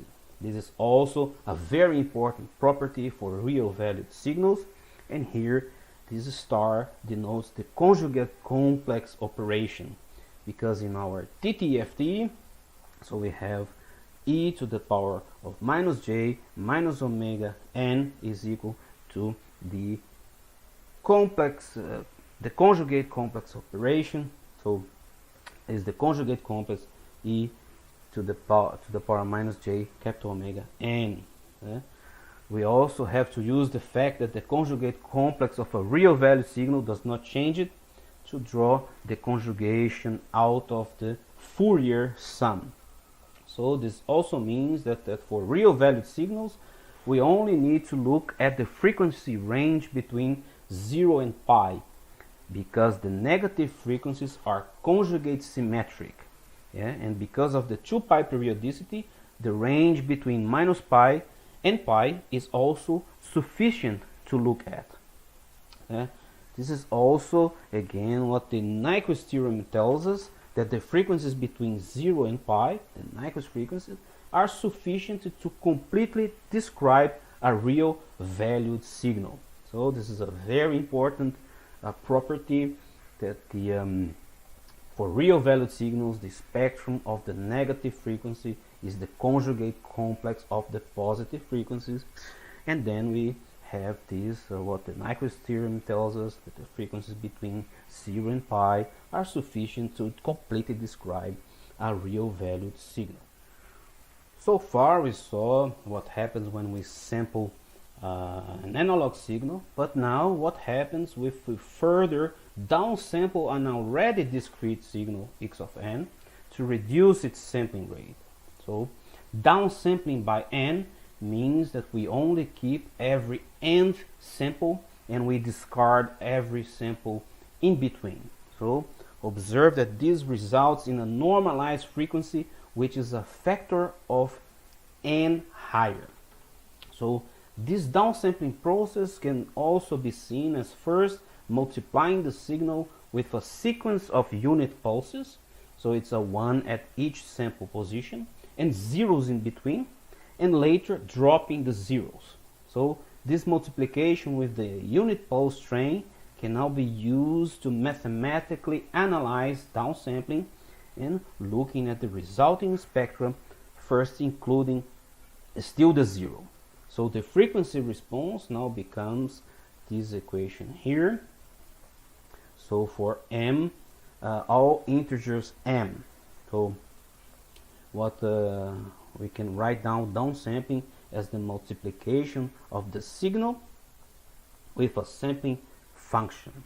So in the continuous time it was this sequence of Dirac impulses, but here is a sequence of unit pulses at position multiples of n. So this is the sequence of unit pulses is equal to 1 if n equals to m times n, or 0 elsewhere. So the sampled signal with the zeros still in it becomes this x of n times this sequence of unit pulses. So we will do the same what we did before, but now we will replace this x of n by x of n times the sequence of unit pulses. And this, so far this is an intermediate signal because it's still there are the zeros there, and the zeros will get removed before transmission or storage to reduce the needed data rate. The decoder upsamples it by reinserting the zeros to obtain the original sampling rate. So observe that this is then also the signal that we obtain after this upsampling in the decoder. So hence the signal looks interesting to us because it appears in the encoder and also in the decoder. So what does its spectrum or frequency response looks like? So we saw that the downsampled signal x of t can be written as the multiplication of the original signal with the unit pulse train delta n. So in the spectrum, on the frequency domain, this becomes a convolution with their Fourier transforms. So first, the Fourier transforms of the unit pulse train is a Dirac impulse train. Yeah, but this is not easy to derive, so here we will apply a trick to make it mathematically more easy and to get converging sums. Yeah? This is not something I really enjoy doing.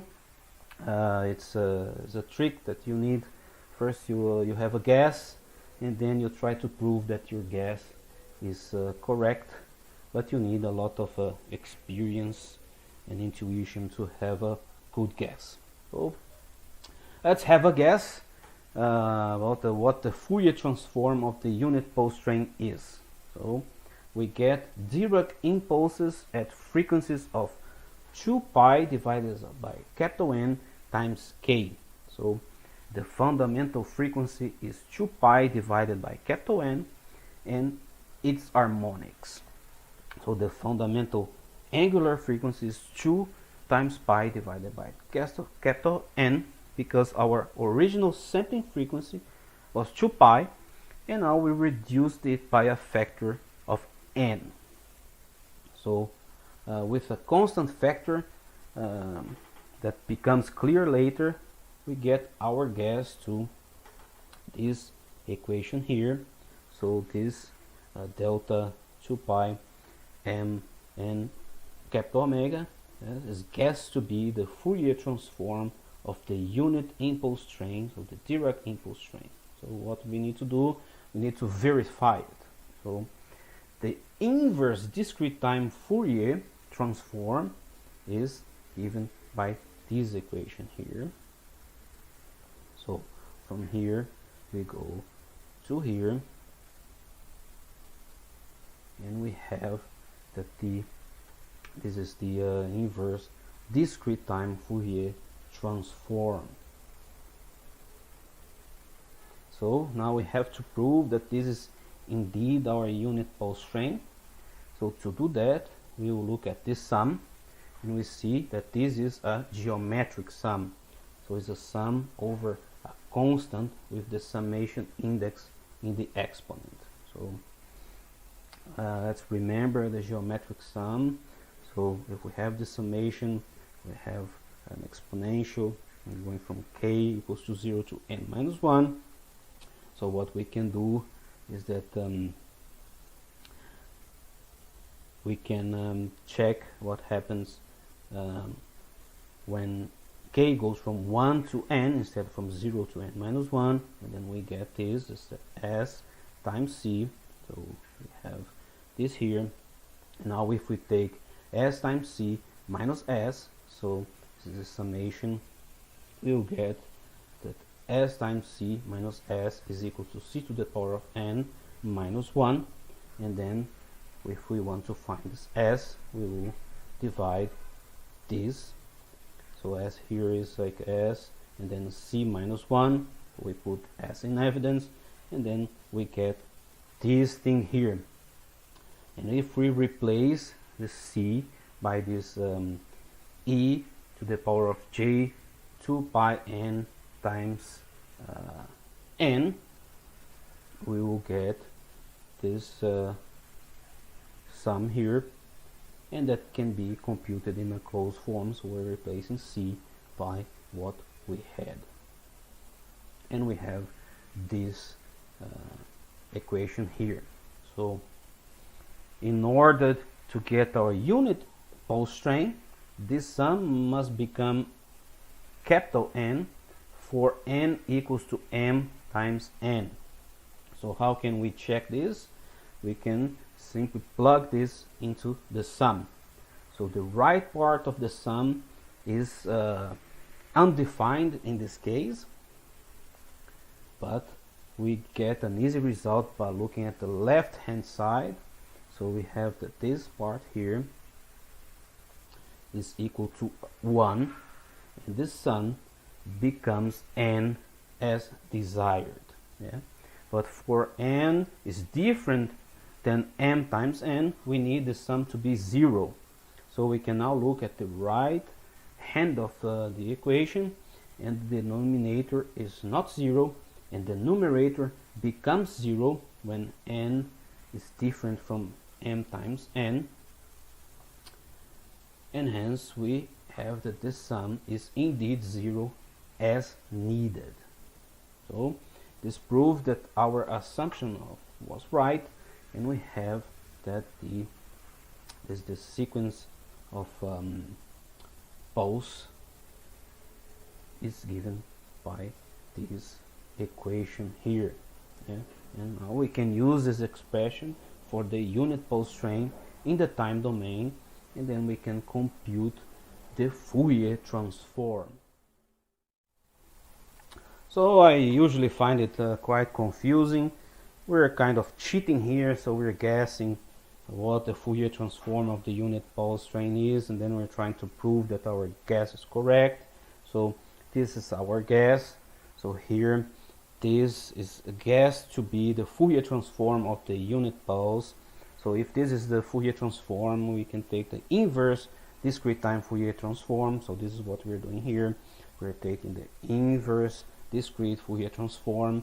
So this goes here, and this is the formula for the inverse discrete Fourier transform, but this is equal to this, so we put this here and becomes this thing here, and when we solve this integral we have this result here. So this is the inverse discrete time Fourier transform. So this is our unit impulse train, and now we need to prove that this is indeed a unit impulse train. So what we do is that we see that this is geometric sum. We use this other mathematic trick to find a closed form for this geometric sum. Here we are replacing c, so c to the power of k. So c in this case is equal to e to the power of j 2 pi capital N times n. So we have that for k equals to, going from the summation from k equals to 0 to n minus 1, and we can simply go from 1 to capital N, and then we have this c multiplying here. Now with this we have that goes from here to here, so we put that this s in evidence. So s is times c minus 1 is equal to c to the power of n minus 1, and then we get that this is the s is equals to c to the power of capital N minus 1 divided by c minus 1. So we use this trick here, and then we replace c by e to the power of j 2 pi divided by capital N times n, and we find this closed form. And now we need to prove that this is a unit pulse train. So this sum must become n for n equals to m times n. So what we do, we replace here n equals to m times capital N, and then we see that this part here is an undefined case, so we have a 0 divided by 0, but on this part here we have that the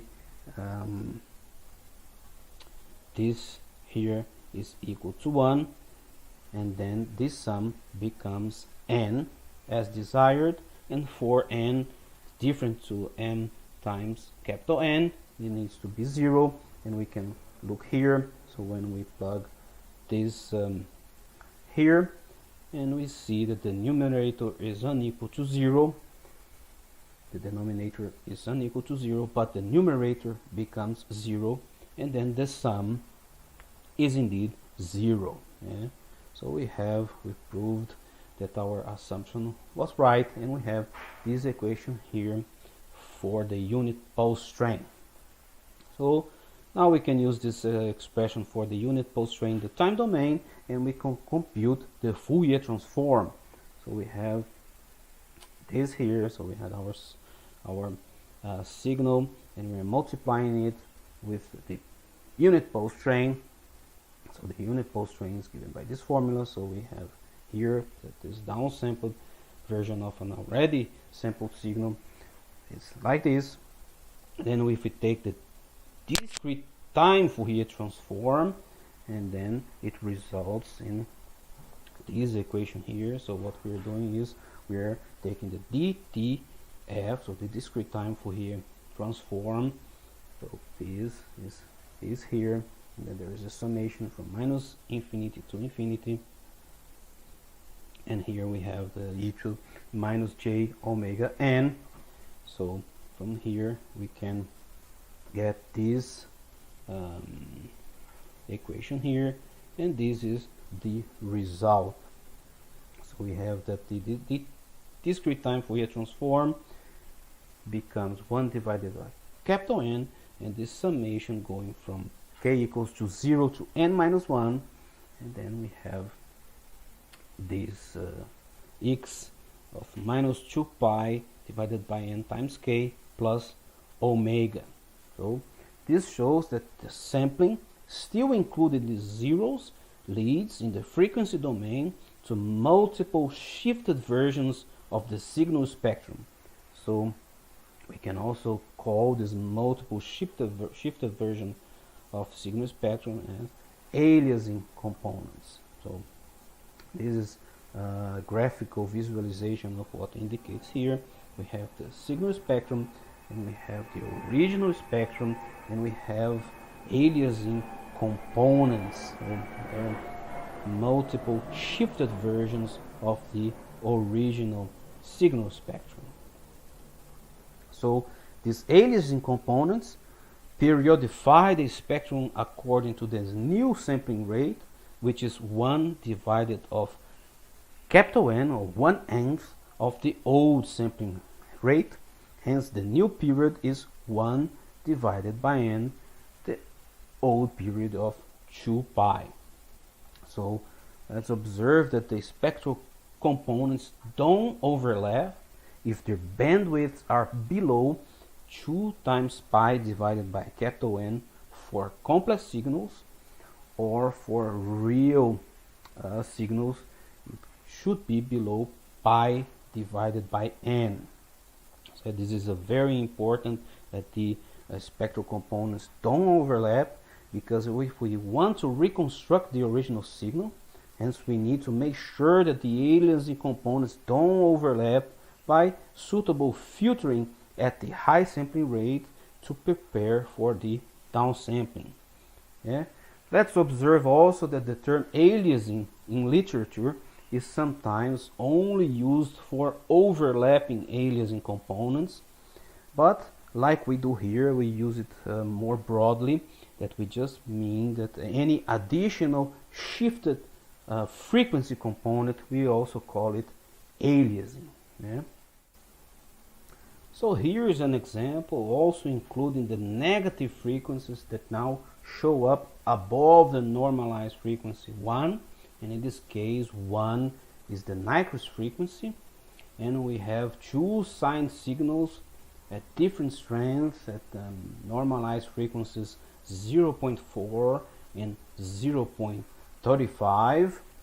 So this can also be seen as a narrowband signal, yeah, for example resulting for a passband filter. So here is our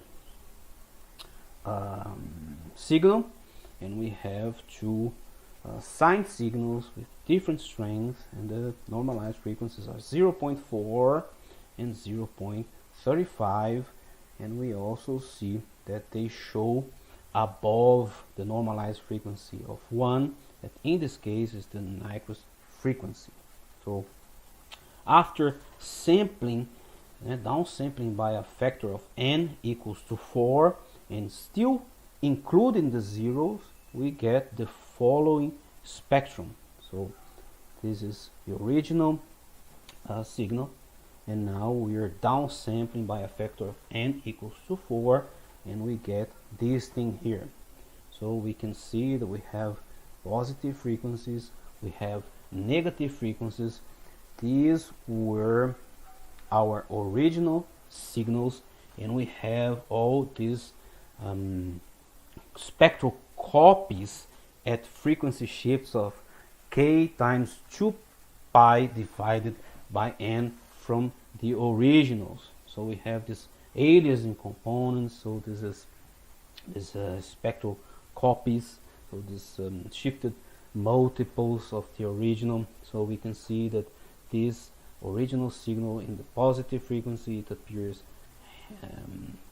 here, it also appears here, it also appears here, and the original signal, the negative frequencies also appears here, and appears here.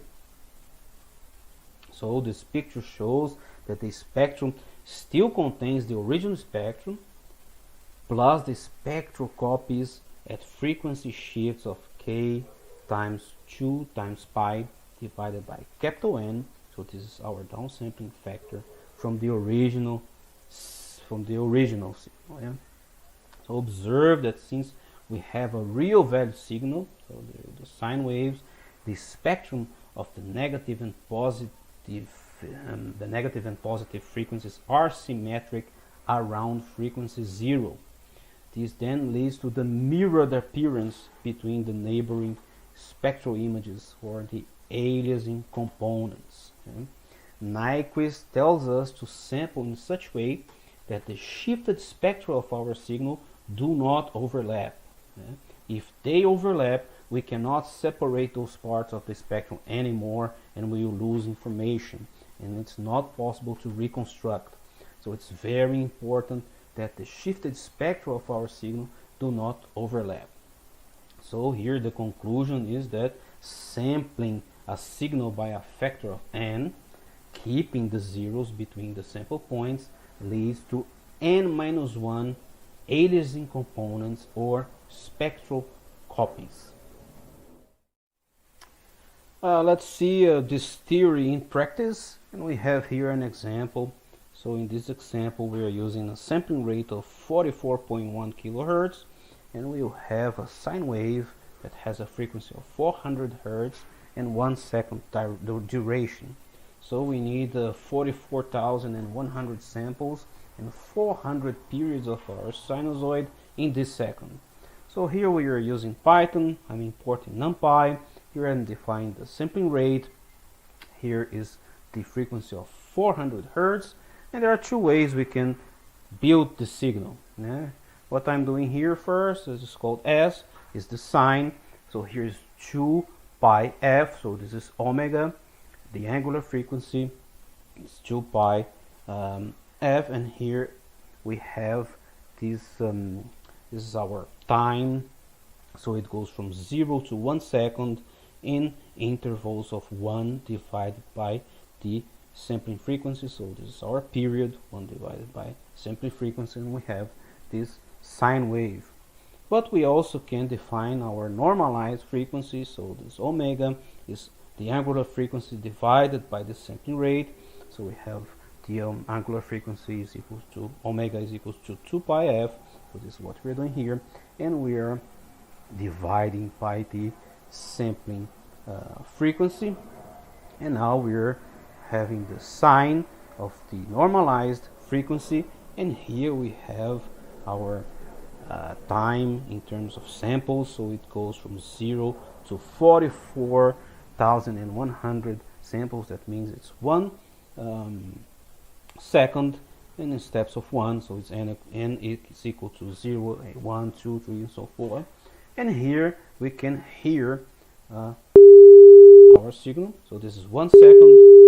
This is our sine wave at the sampling rate of 44.1 kilohertz, and this is 400 hertz sine wave frequency.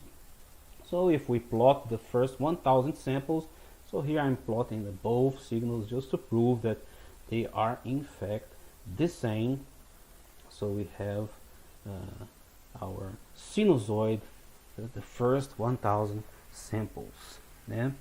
Now what we can do, we can multiply this sine tone signal with a unit pulse train. In this case we are going to use a factor of n equals to 8. So here we are generating the unit pulse train. So first I'm defining an array full of zeros, and then I'm inserting a 1 into every n equals to 8. So the multiples of 8. So what we have here is this unit pulse train with zeros in between them. Yeah? So there's this our array of zeros, and I'm inserting a 1. So here what we have, a 1, then zeros, then another 1, zeros, and then we can listen to this unit pulse train. So This is how it sounds like. And we are now multiplying our signal with the unit pulse train. So this is what I'm calling here SDU, so our signal times this unit pulse train. And this multiplication is also called the frequency mixing. And we can plot the result for the first 100 samples. So this is our original signal in blue, and we had sine wave. Now we're multiplying this signal with this unit impulse train. So we have multiplying with this, and what we have is this downsampled, still with the zeros on. So when we multiply, we get this in red, and we have here, this is the downsampled version with the zeros on. So this is our signal, still with the zeros in it, and we can take a look at the magnitude spectrum in dB. So here we have the magnitude spectrum of the original signal, and we have this magnitude here.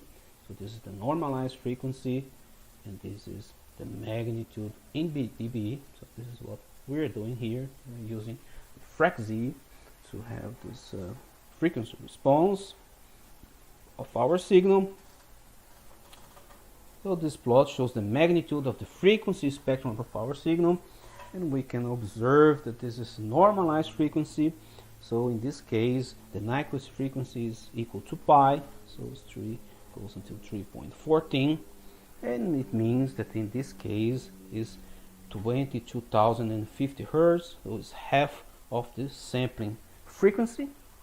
So our sinusoid should appear as a peak at the normalized frequency of 400 Hertz divided by 22,000 times pi, and we have this value here, 0.05, and indeed if we look here, we have approximately here 0.05.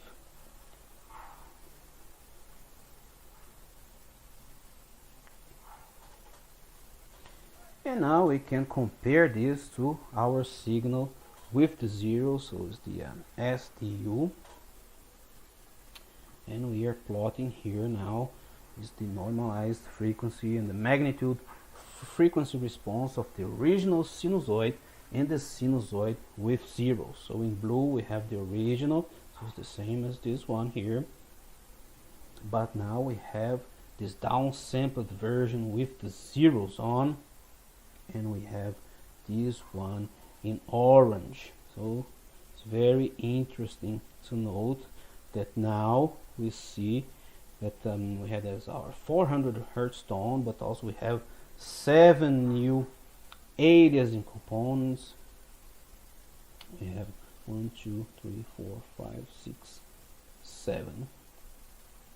So we go from the blue to the orange, and observe that always two aliasing components are close together, and this is because that the original 400 tones also has a spectral peak in negative frequency at -400, so it's a normalized frequency of -0.05, and this is why they are appearing here together, because here we would have in the negative frequencies also a peak.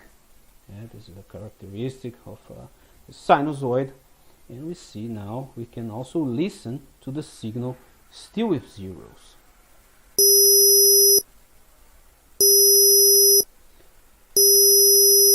So we hear that it's quite different from our original signal because we have,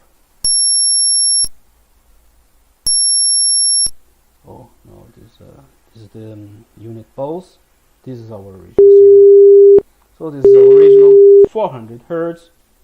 We multiply with this unit impulse train, and what we get still with the zeros on is the downsampled version and we have this 400 tone and 7 new aliasing components.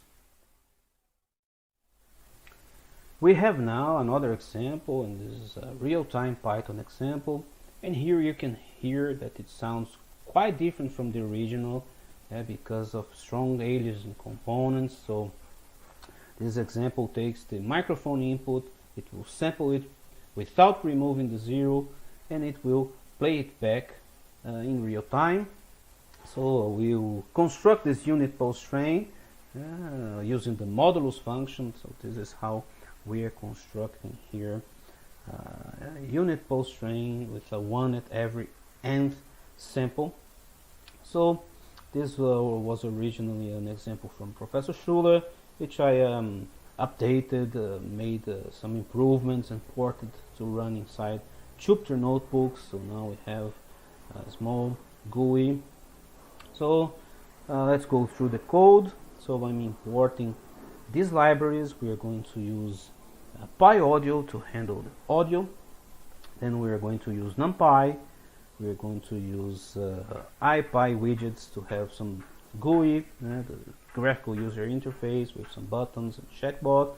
And we are going to use threading to run the audio part inside the thread and still be able to interact with the graphical user interface. So when I run the cell, it will automatically start this PyAudio streaming. So I don't need a start button, but I'm doing here is a stop button. So when I press this stop button, I want to stop. So the stream is going to stop, and I will close. I will terminate the PyAudio instance, and I just print that the PyAudio is terminated. So here I am defining a sampling on that is going to be true or false. So this will control when we press this sampling checkbox, and then we'll turn on sampling with this downsampling with zeros, and so this is the defining the stop button. Here is the function that is called when the stop button is pressed, and I'm displaying the stop button, and here is this checkbox to turn on, to turn sampling on and off, and this is the function then it's called when there is some interaction with this checkbox. So here I'm defining that n is equal to 8. This is the downsampling factor. Here I'm creating the unit pulse train using this modulus function here. So there's a 1 in every nth sample. This is what we are doing here. Here I am using the PyAudio now in callback mode. So if you've been following our tutorials, you've seen we've been using PyAudio in the blocking mode. So we have this string read, but in this case there will be this callback will be called all the time that we have samples, and then we can do some changes with this data, and then also to playback. So this is here we're creating an instance of PyAudio. Here we are creating the string, so we are using 16-bit integers. This is one channel, so it's mono. Here is the sampling rate we are using, output true and input true, so it means that we are using a microphone input and the speaker's output. We are using 1024 frames per buffer, and then we have this the callback function that this is. So every time we have enough samples, and then this callback will be called, it will execute, and there's recommended by PyAudio to have this keep alive function here. So we use the while this stream is active, it just sleeps, and I'm just including here this stop. So when we press stop, also interrupts this infinite loop here. Finally, I'm using a thread to run this keep alive, because as we have an infinite loop here, and I don't want it to block, and we're not able to interact with the graphical user interface. So this part runs in a separate thread, and the Pi audio, when we are using also the callback mode, is using another thread. So here I'm starting the stream. Actually, I don't really need to use this, because by default, if you don't put that the start stream is false when you create the stream by using this Pi audio open, it will already start. So this is not necessary. And then I'm starting the thread to have this keep alive.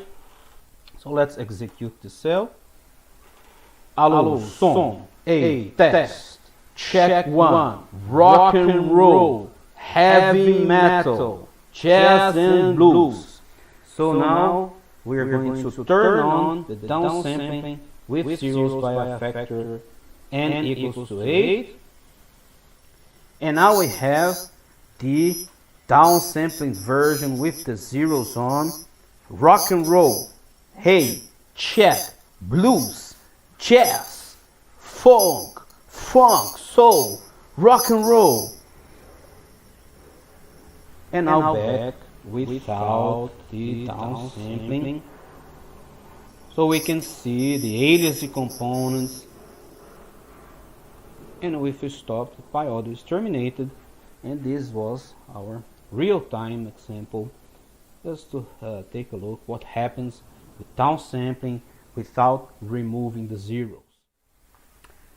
The final step of downsampling is now to omit the zeros between the samples to obtain the lower sampling rate. So we will call the signal without the zeros as y of m, where the time index m denotes the lower sampling rate as opposed to n, which denotes the higher sampling rate. So when we go back to our Python example of the sinusoid seen before, what we're going to do now is to remove the zeros. So this is what we're doing here using this array indexing. So we're just taking the n equals to 8 multiples of this signal. So we're removing the zeros, we're just keeping the non-zero values, and then we're plotting here. So this is what we have.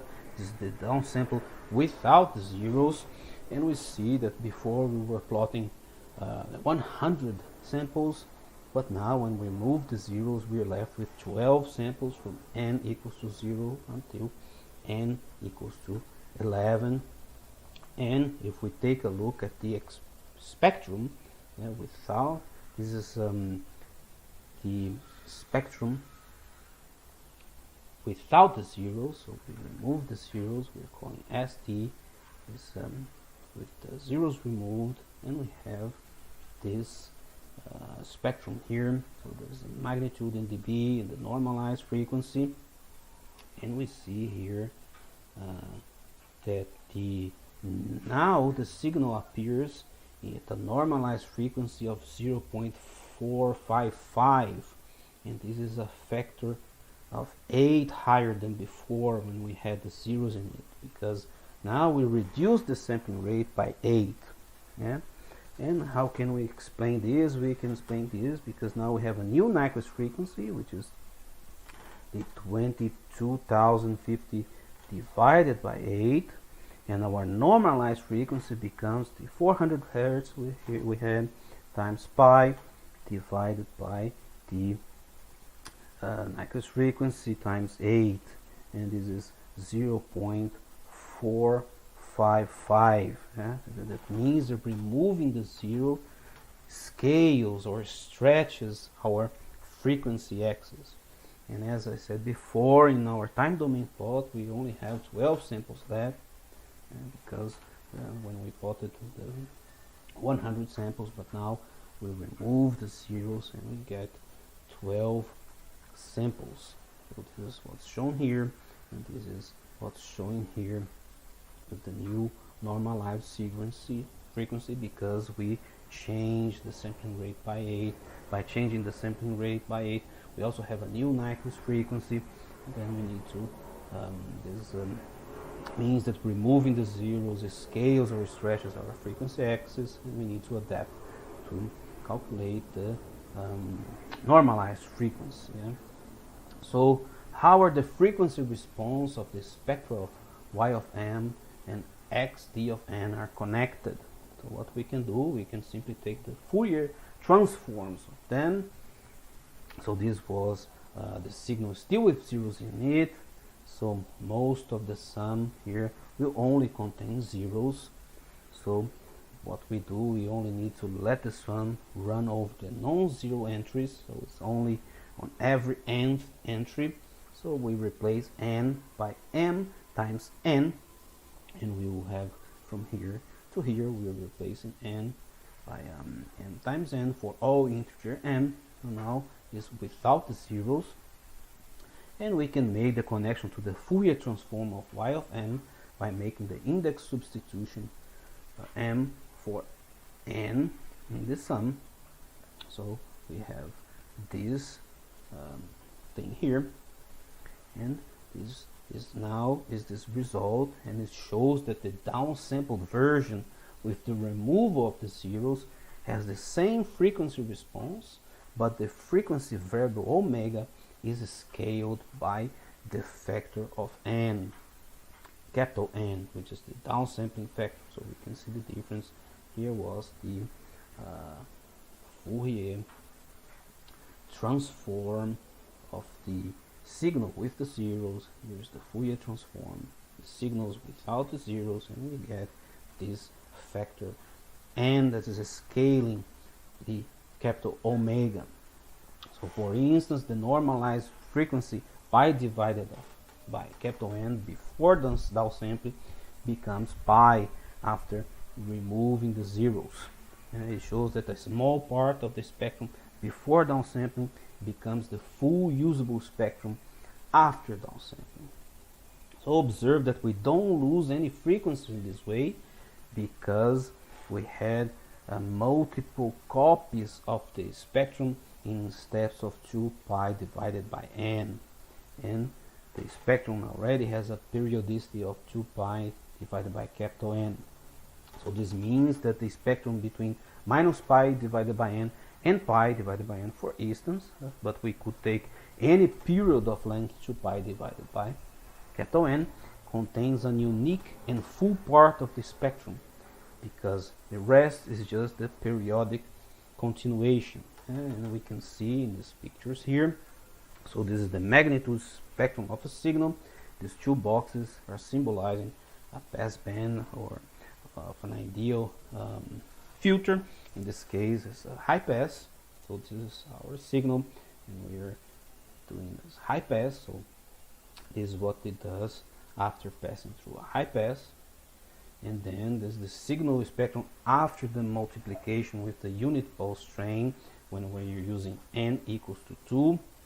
So we are setting every second value to 0, and still the 0 are still in the sequence, and we have a shift and add the signal by multiples of 2 pi divided by 2, which is equal to pi, and in effect we obtain mirrored images of the high frequencies to the low frequencies. So we are assuming we have a real value signal. So observe that the mirrored spectra and the original spectrum, they don't overlap, and it makes the reconstruction easy. So this is the signal spectrum after downsampling, removing the zeros by n. In this example, n is equal to 2, and can observe the stretching of the spectrum by a factor of 2. So in conclusion, we've seen here that the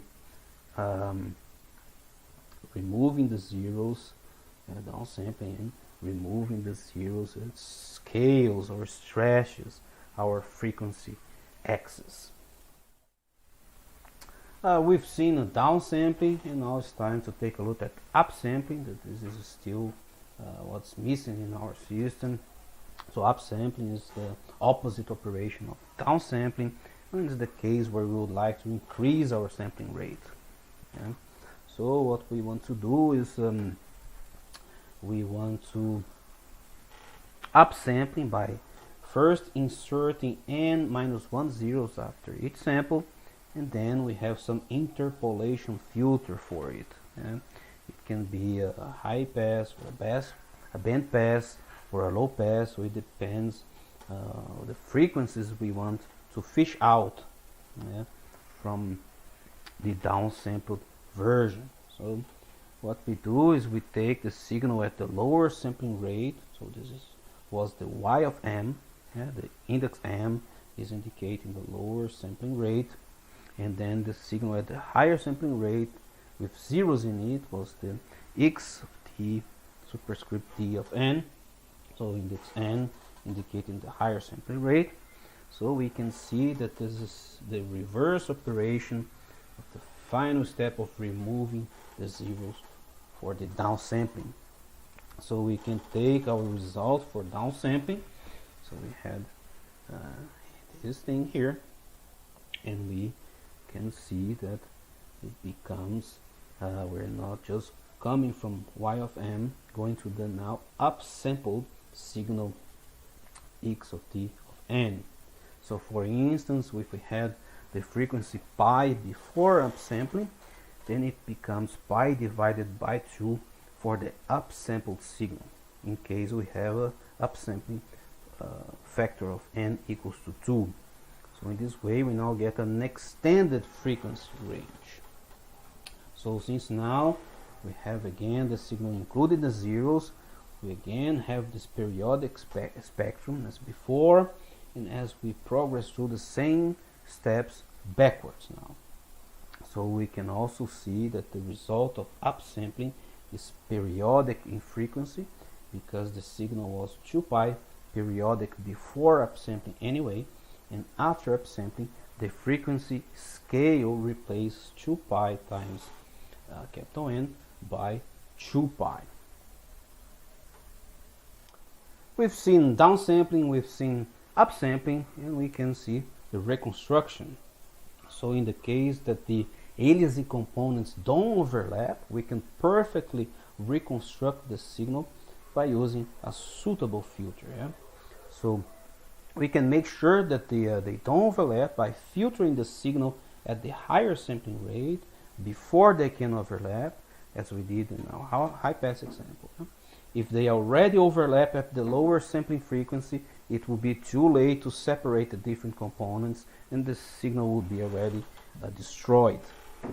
We can perfectly reconstruct the high-pass signal in our example if we use ideal filters, yeah, using upsampling and the ideal high-pass filtering.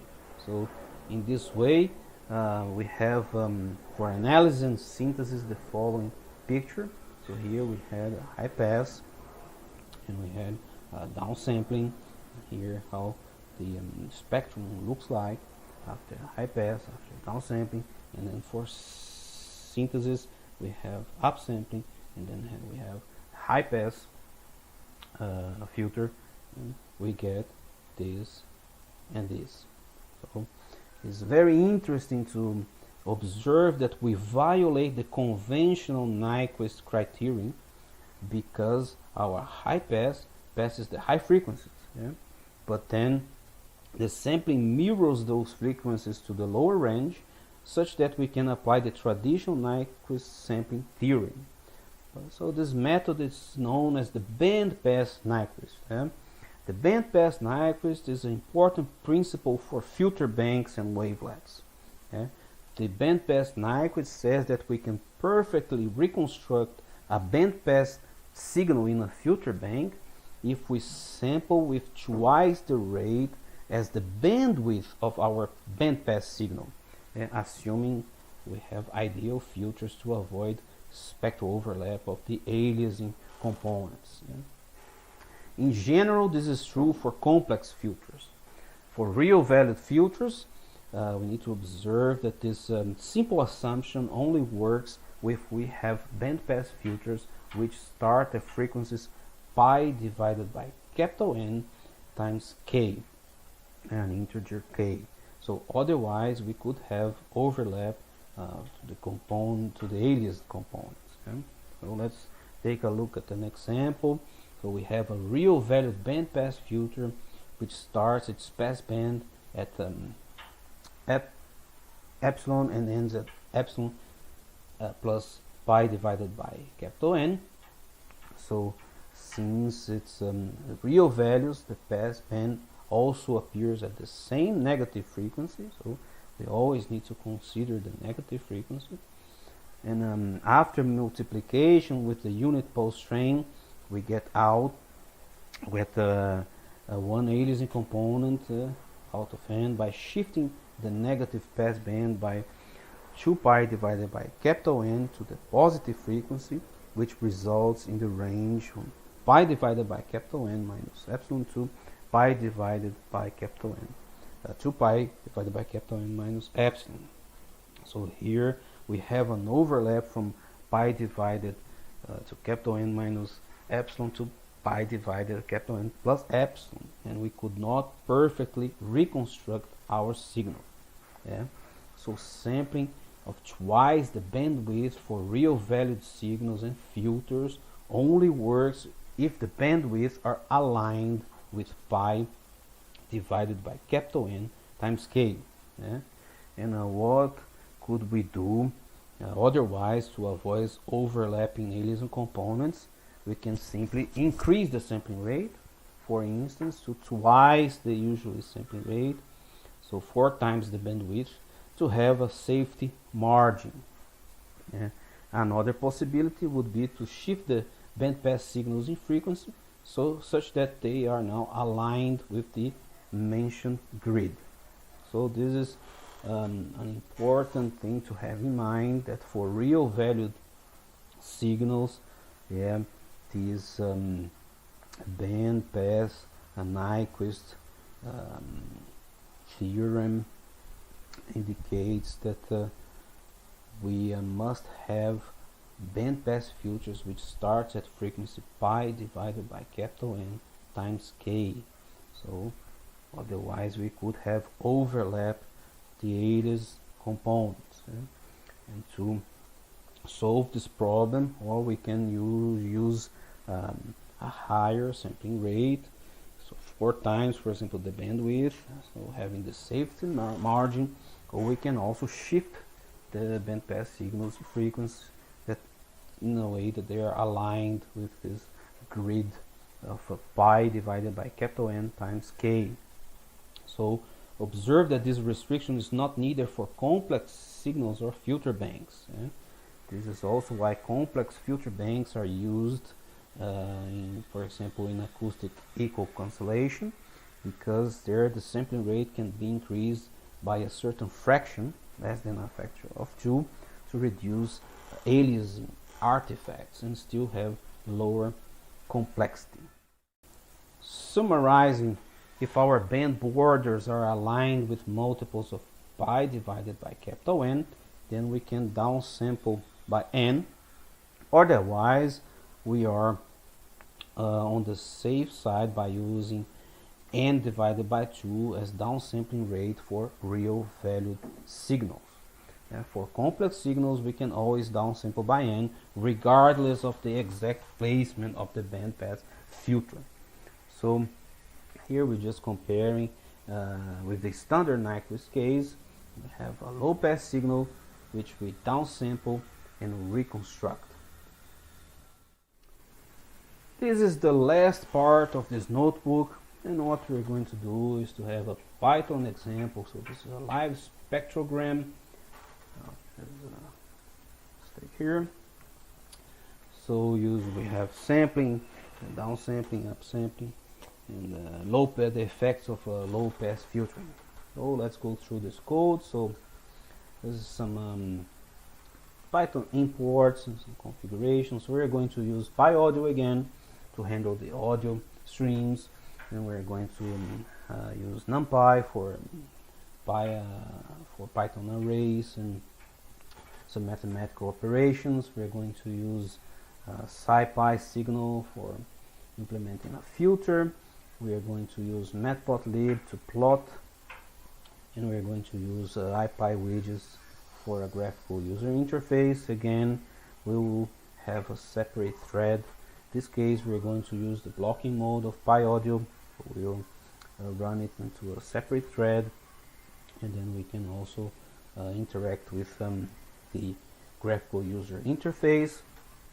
Here are the parameters. We're going to use the block size 2048 samples. It's mono, so channel equals to 1. This time we're going to use a sampling rate of 32 kilohertz.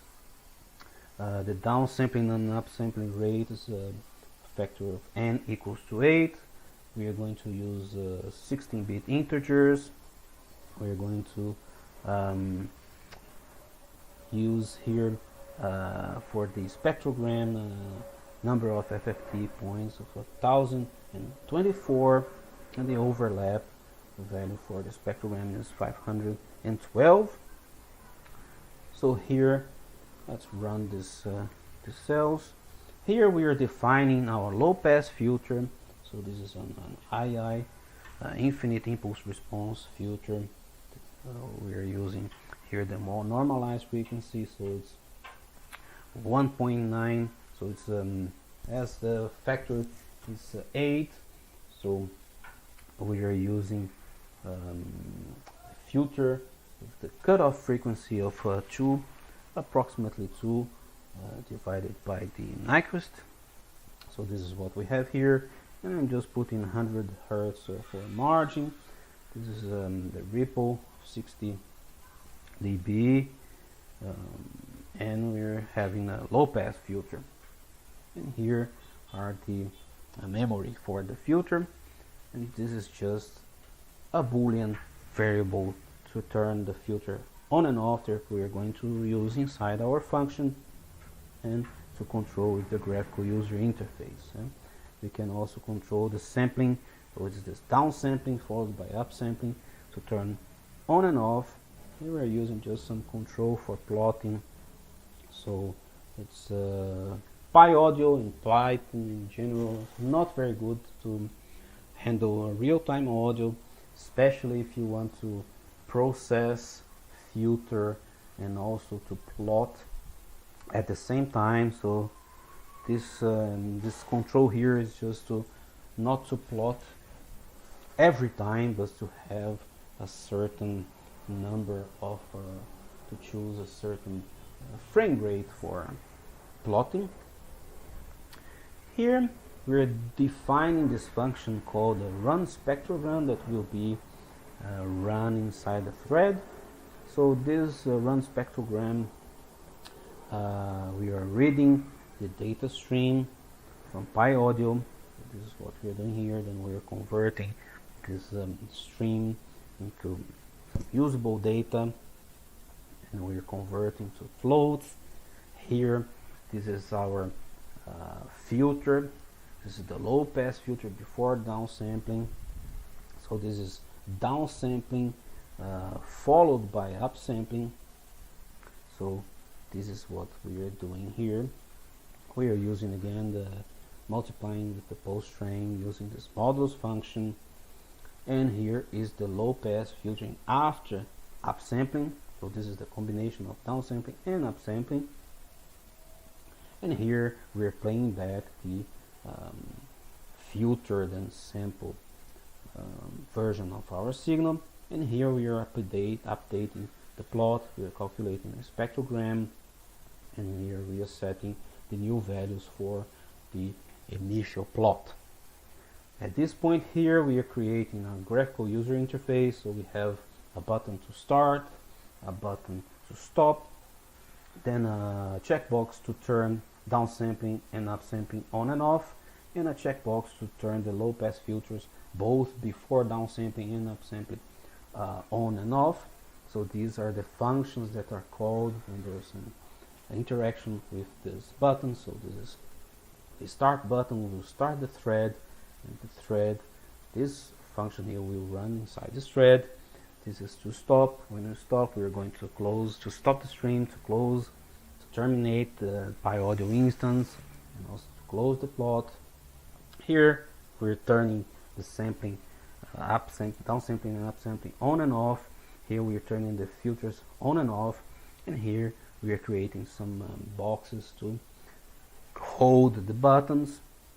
Here we are defining the thread, and the run spectrogram function will run inside this thread, and also will pass the toggle run as an argument for this function that we want to stop this. There's this infinite loop here. We want to interact with our graphical user interface, and when we press stop, we want to break this loop and stop.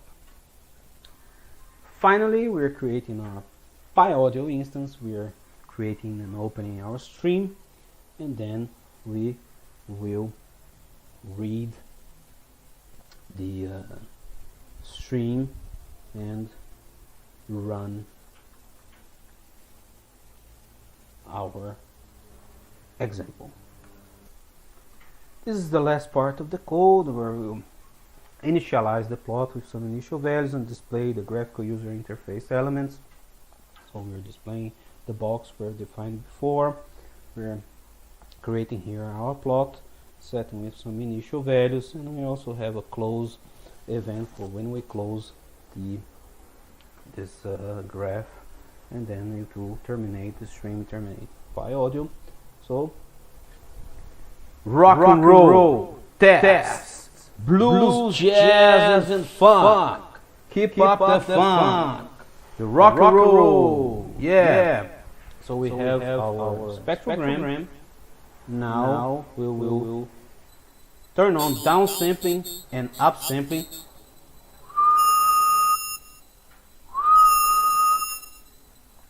So at this point, there is no low-pass filtering, and we can see the aliasing components when we have the downsampling and upsampling without the filters.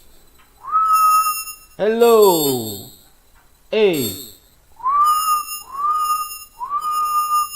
But now we turn on the filters. A. Hello. Teste, teste. Som 1, 2, teste. A, teste. A, som. Rock and roll. Rock and roll. Rock and roll. A, rock and roll. Rock and roll. Som. So we see here that we can reconstruct here at this point. We just reconstruct 1/8 of the spectrum, and we would need more filters to reconstruct the full range of frequencies of the signal. Here we just have one low pass, but if we have here a downsampling upsampling rate n equals to 8, we can use 8 different filters, and then we fish out from the aliasing components the frequencies we want, and we end up with all the frequency range, and we can reconstruct the original signal if we have more filters. In this case, we just have a low pass filters, so we just see here that we are removing some aliasing components, and we just have here the reconstruction of 1/8 of the original signal. So that's it for this notebook, and see you on the next one.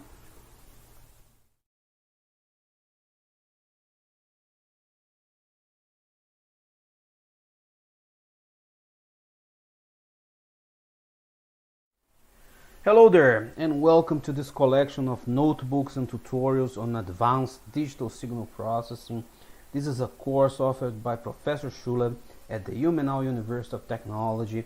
I am Renato, and this notebook is about the Z-transform.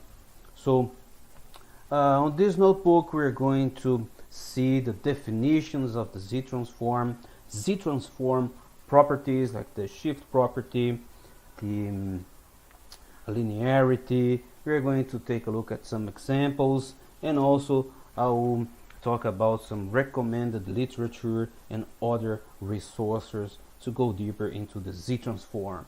Let's get started. The Z-transform is a more general transform than the Fourier transform, and it's widely used in discrete time signals and systems, and we're going to use it in filter banks and wavelets. And now we'll look at the effects of sampling and some more tools in the Z domain. Since we usually deal with causal systems in practice, we're going to use the one-sided Z-transform as defined by this summation here. So it's going from the causal system, is going from 0 to infinity. This is the signal in the discrete domain, the samples n, and this is z to the power of minus n. So observe that this simply takes our sequence x of n and turns it into the polynomial x of c. So this is very interesting from the Z-transform, that it turns a sequence into a polynomial, and we have many tools that we can use with polynomials. So first observe that we get our usual frequency response, the DTFT, the discrete time Fourier transform for a causal system signal. So n is starting at 0. If we evaluate the Z-transform along the unit circle in the Z domain, so when z is equal to the e to the power of j capital omega, we are evaluating the Z-transform along the unit circle in the Z domain. And this here connects the Z-transform with the DTFT, the discrete time Fourier transform, except for the sample index n, which for the so-called one-side Z-transform starts at n equals to 0, and for the DTFT starts at n equals to minus infinity. In general, we can write complex variable z with an angle and a magnitude.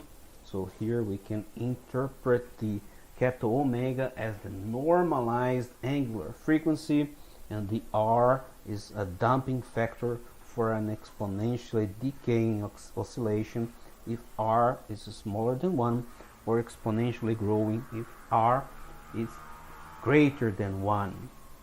So observe that this damping factor is not in the DTFT. This means that the Z-transform, in the Z-transform we can have a converging sum of the transform even for unstable signals or systems, just by choosing r large enough. This means that the region of convergence, the ROC, just becomes smaller. Remember, in the Z-transform sum we have z to the power of minus 1 is equal to 1 over r times e to the power of minus j omega.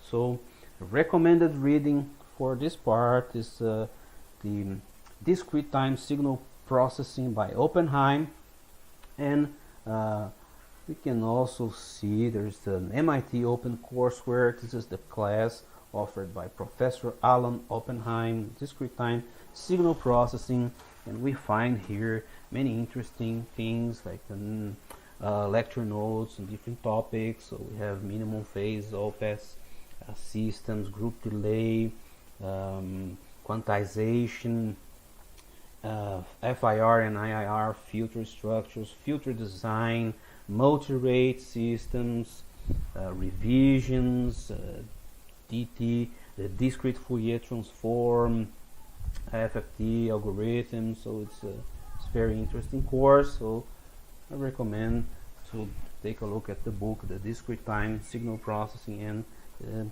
MIT open courseware for the Alan Oppenheim course, discrete time signal processing. Now we take a look at some important property of the Z-transform. So as we've seen before, here's the Z-transform definition. We have the sum from n equals to 0 to infinity, our sequence, and this multiplication with z to the power of minus n. So the Z-transform turns a sequence into a polynomial in z. So here we have a sequence 2, 4, 3, 1, and then we apply the Z-transform, and we have this polynomial in z. So 2 z to the power of 0, z to the power of minus 1, minus 2, and minus 3. A very important property of the Z-transform is the shift property. So if we take two causal sequences, so causal means that n starts as n equals to 0, so we don't have negative indices, value c for negative indices. So if we have a sequence x of n and a sequence if x of n minus 1, which is the same sequence but delayed by one sample, and we take their z transform, so this is the z transform of the sequence x of n, here is the z transform of the sequence x n minus 1, so we have these two results here, and if we use some index substitution of n mark is equal to n minus 1, or n mark plus 1 is equal to n, to get rid of this n minus 1 index in the transform. So we have now this here, and we see that this shows that a delay by one sample in the signal sequence, so in the time domain, corresponds to the multiplication with z to the power of minus 1 in the z domain. So we have here the z transform, one signal, here's the delayed by one sample, and we have that it's in the z domain as a multiplication with z to the power of minus 1. So here's an example. If we have our signal, it's a sequence of 1, 2, 3, and we take the z transform, so we have 1, 2 times z to the power of minus 1, 3 times plus 3 times z to the power of minus 2. If we delay this by one sample, so we insert a 0 here, then we will have this z transform, and we see that we are multiplying this by z to the power of minus 1. So here, here, and here, and we end up in here. So in the z domain, the delay shows up as a multiplication with z to the power of minus 1. Related to the shift property is the z transform of the shifted unit pulse. So the unit pulse is defined as delta of n is equal to 1 if n is equal to 0 and 0 elsewhere.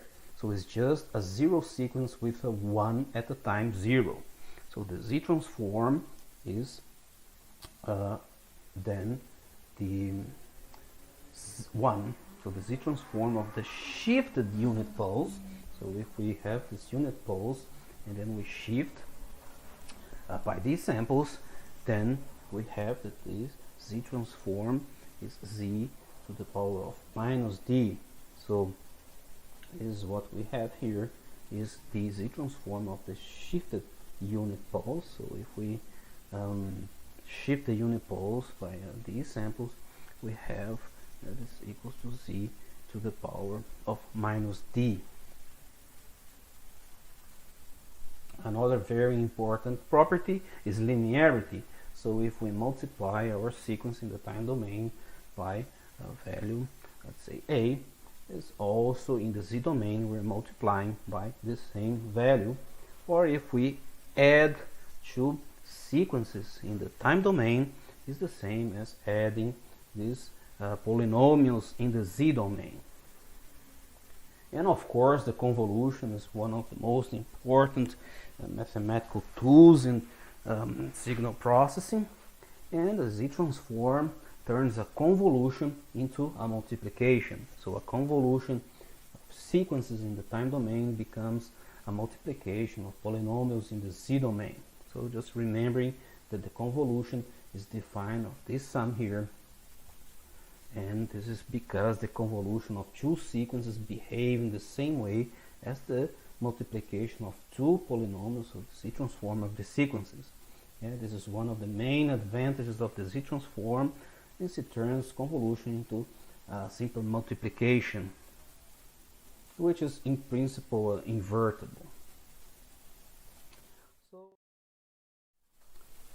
here we have an example of the z transform for an exponential decaying sequence given by x of n is equal to p to the power of n, for n going from 0 to infinity, and meaning this is the sequence for p to the power of 0, this is 1, p to the power of 1, p to the power of 2, p to the power of 3, and so on. So this is given by this, the z transform of this sequence here is given by this equation here. And if you remember, we had a closed form solution for this type of geometric sums. So this here is the same of p times z to the power of minus 1 and all of this to the power of n. So this is the same type of this geometric sum if we make c equals to p times c to the power of minus 1, and the solution for this type of geometric sum was given by this equation here. The thing is that now capital N goes towards infinity, so we have here the c to the power of capital N. When n goes to infinity, if the absolute value of c is smaller than 1, then this goes to 0, and then we have this solution here. So remember that we have c is equal to p to the power of c, p times c to the power of minus 1. We need that the c absolute value of c is smaller than 1, so we need that the absolute value of p times c to the power of minus 1 is smaller than 1, and we have that the z transform is equal to z divided by z minus p. So here we can observe that there is a fraction, and we have a 0 at the position z equals to 0, so this z, when it's equal to 0, this is a 0, and when z is equal to p, we have a pole, because when z is equal to p, so p minus p is equal to 0, so the denominator is equal to 0, and we have a pole. So if we know the pole position, we know p, and if we know p, we know the time sequence. So the location of the pole gives us very important information about the signal. But keep in mind that this solution here is only valid for all values of p which fulfill this rule that the absolute value of p times z to the power of minus 1 must be smaller than 1. So what we see is that this is true for the absolute value of c is greater than the absolute value of p. And this is also called the region of convergence. And the region of convergence is connected to the resulting stability of the system or signal. So this means that if the poles are inside the unit circle, we have a stable system. So the sum of x of n converges if the absolute value of p is smaller than 1. So in this case, we also say that the system or system is stable. So this means that we obtain a bounded output for a bounded input. This is the so-called Bible stability. So it's the bounded output for a bounded input.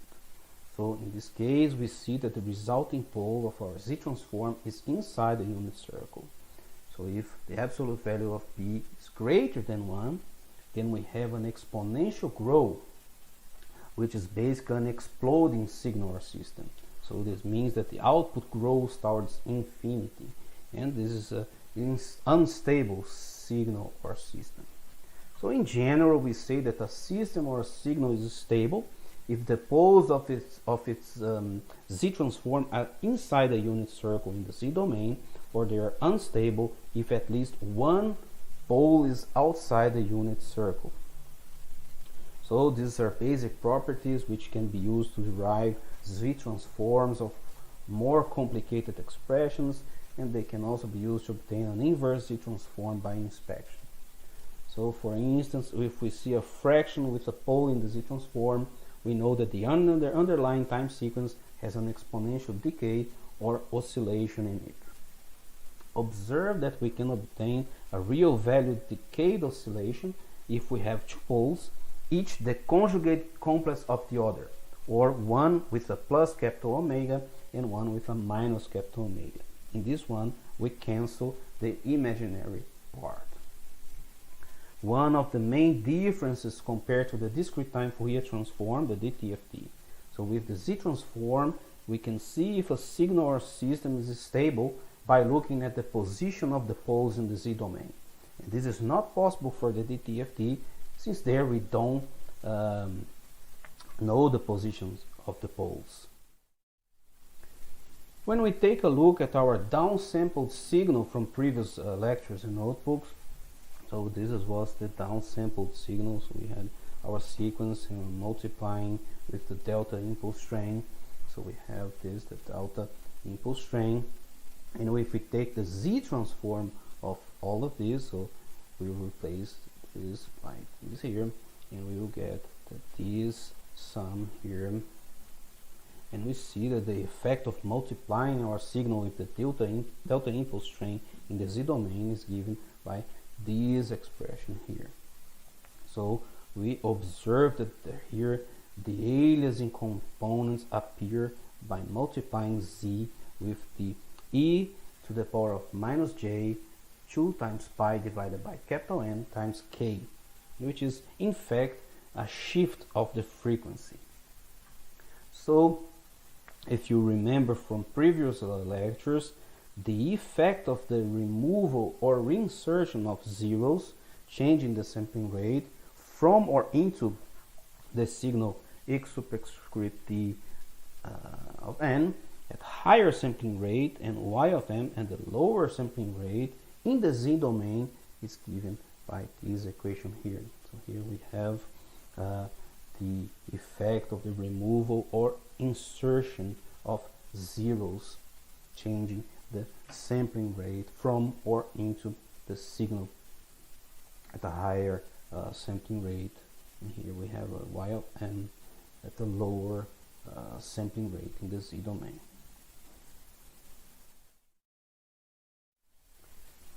Finally, this is the last topic of this notebook. So if you want to go deeper to the z-transform using Python, so I recommend that you go to the Guitars AI GitHub. There you'll find the notebooks and tutorials on multirate signal processing. This is another subject offered by Professor Schuller at the Ilmenau University of Technology, and there you'll find this notebook, so we can go deeper into frequency response, the relation between z-transform and the DTFT.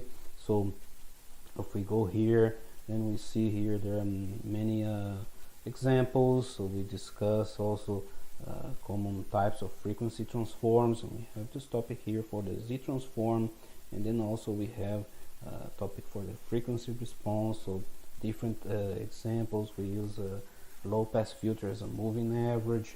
So if you want to go deeper into z-transform, you can check out Guitars AI GitHub, so the multirate signal processing notebooks.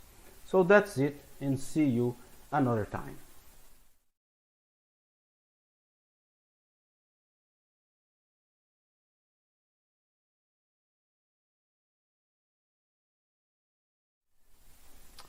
So filters are linear time invariant systems. This means that they fulfill the following properties. If f of x of n is our filter function of input signal if x of n, then we have linearity. So for two signals x1 and x2, if we apply this filter function on the sum of these two signals, is the same as applying the filter to the first signal and add to the filter of the second signal. Yeah? If we have a factor of a, so if we are filtering a multiplication of the input signal with a factor a, this is the same as to filter first the signal and then multiply with the same factor a. So which means that we can draw out sums and factor out of our function. And it's also time invariant. So if a y of n is equal to the function or filtering function of x of n, then we have for a delay of n0, so y of n plus n0, this will be the same as filtering our signal x at time n plus n0, which means that our function stays the same no matter when we apply it. So FIR filters the finite impulse response. So a simple finite impulse response filter, an FIR, has a difference equation like the following, with x of n is the input of our filter and y of n is the output of our filter. So here we have x of n, here we have y of n, and we have the sum, and going to 0 to capital L, so we have this b of m times x of n minus m. So observe that this is the convolution of the signal x with b of n. And here the B of M are the coefficients of the filter or its impulse response. These are commonly also referred to as steps because the system can be viewed as stepping a delay line as seen in the picture below. So the difference equation is also how usually filters are implemented in MATLAB, Python and other programming languages. So a typical block diagram of a finite impulse response filter is shown here. So we have our input signal, this is the output, we have our delay blocks, we have this multiplication, we have this additions, and we have here this block diagram of FIR. Observe that here the blocks with z to the power of -1 are implemented with a delay by one sampling interval. So it's not a multiplication with z to the power of -1 as we would do in the z domain. So after the first delay block z to the power of -1, here we will have x n -1, and after the second delay block we have x n -2 and so on. So each delay block memorizes the value from the left for one sample clock cycle and releases it to the right at the next sample clock cycle. Hence they delay samples by one sample clock cycle. So the z transform of our difference equation of our convolution, so here we have our convolution. So if we apply the z transform, we will have this here with this result. So now we can compute the transfer function. So we will divide output in the z domain by the input in the z domain, and that is the transfer function defined as the output divided by the input, and we end up with this equation here. So this is the transfer function, the output divided by input, and is given by here. And we have here, we can observe that this is the z transform of the coefficients B of M. So this is the z transform of the impulse response of the FIR filter.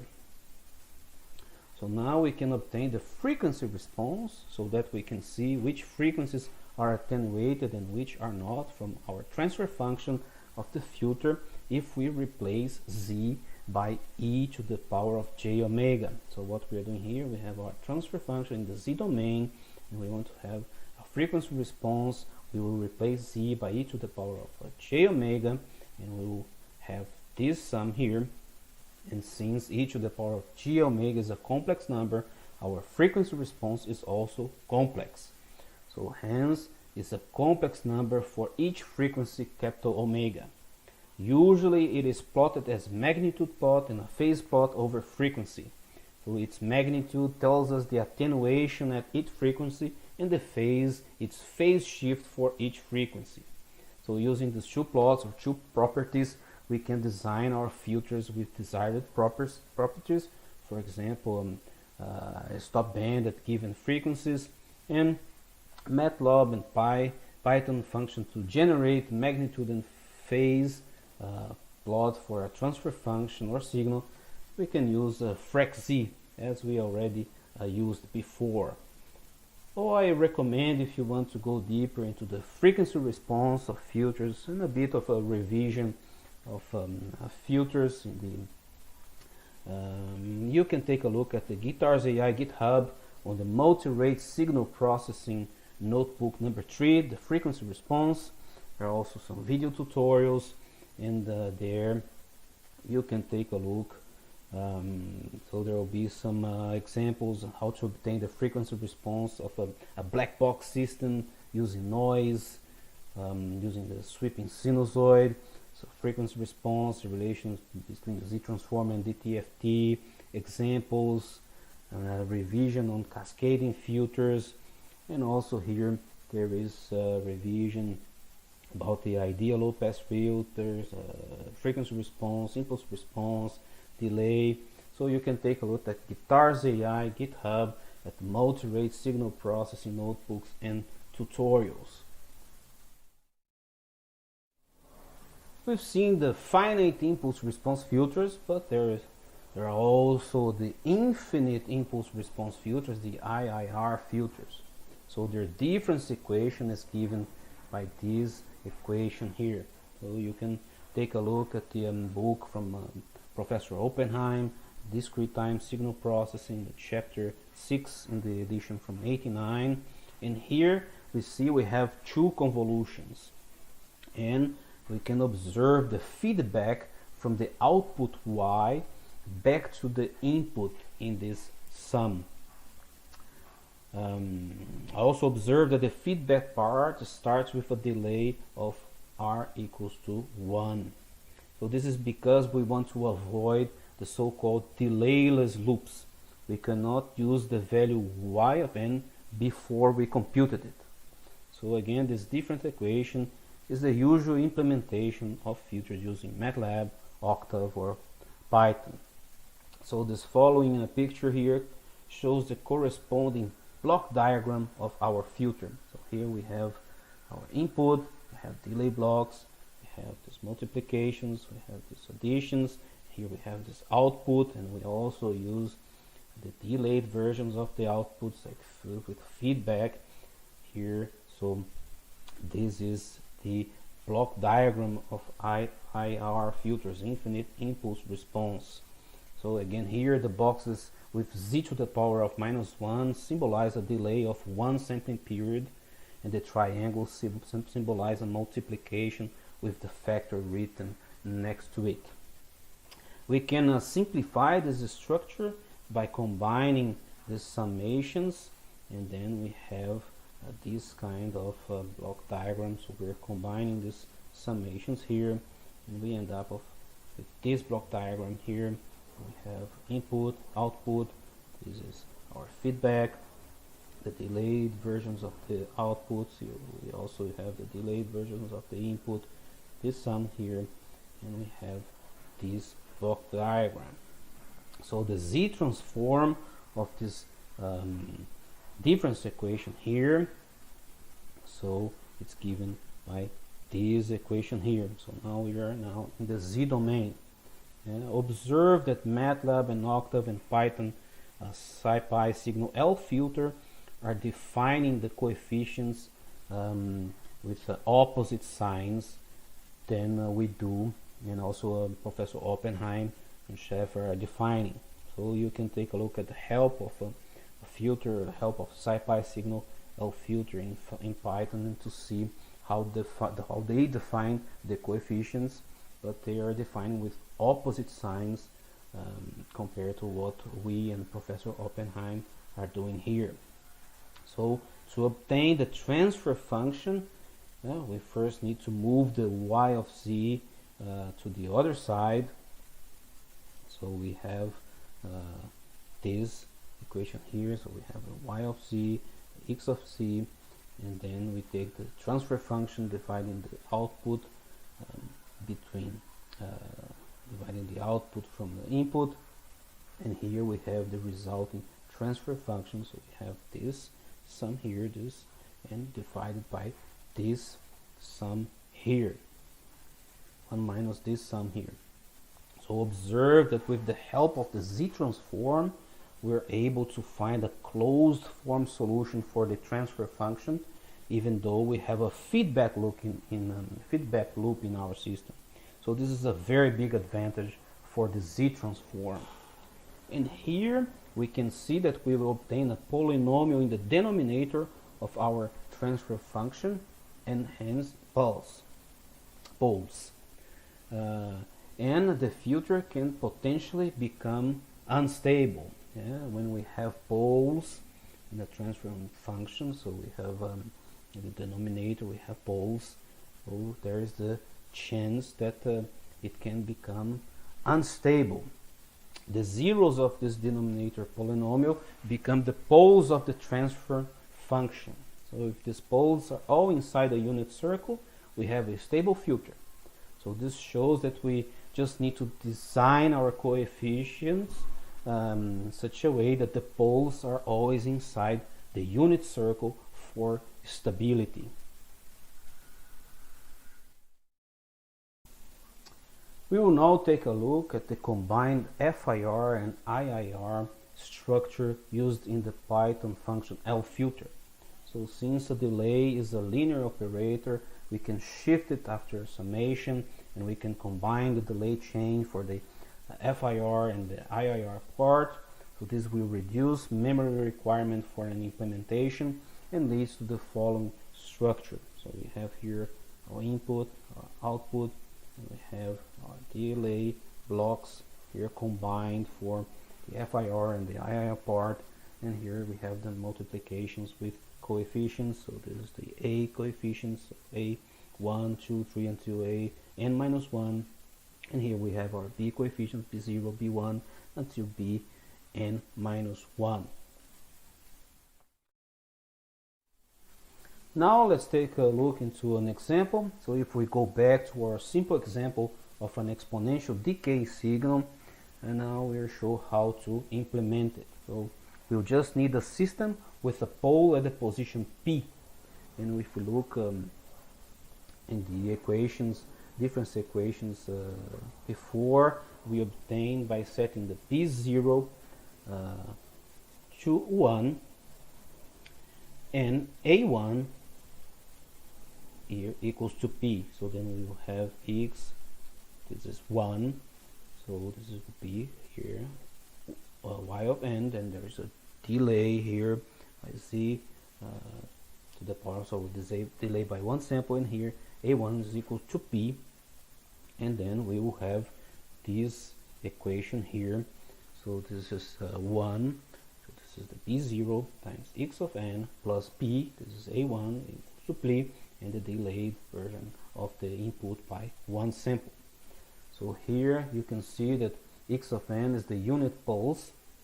If the X of n is the unit pulse, the output is the exponential decaying sequence, like we've seen before, which is an infinitely long impulse response, hence the name infinite impulse response. We can also see this equation in the form of a block diagram. So we have our input and we have our output. There is a delay by one sample, so here we have y of n minus 1, and we'll multiply with a1 equals to p, so this is equals to p, then here we have p times y of n minus 1, so we have this part here, this addition, and this part here, and this is our output. So you can also compare with the Python implementation block diagram on the case that p0 is equal to 1 and a1 is equal to p. So if we take this and we go to the z domain by applying the z transform, we'll have the y, capital Y of z, it will be the capital Y of the z transform of the input signal plus p, this is our pole, times z to the power of minus 1 times y of z. And from here we can have our transfer function, so we're dividing the output by the input, and we have this 1 divided by 1 minus p times z to the power of minus 1. So in this structure we can see now the feedback loop. So observe that this is the same as the z transform of our exponential series we've seen before. This means that when we transform this back to the time domain, we will obtain an exponential function, which is the filter's impulse response. So this confirms what we just saw by using an impulse response in the time domain for our filter.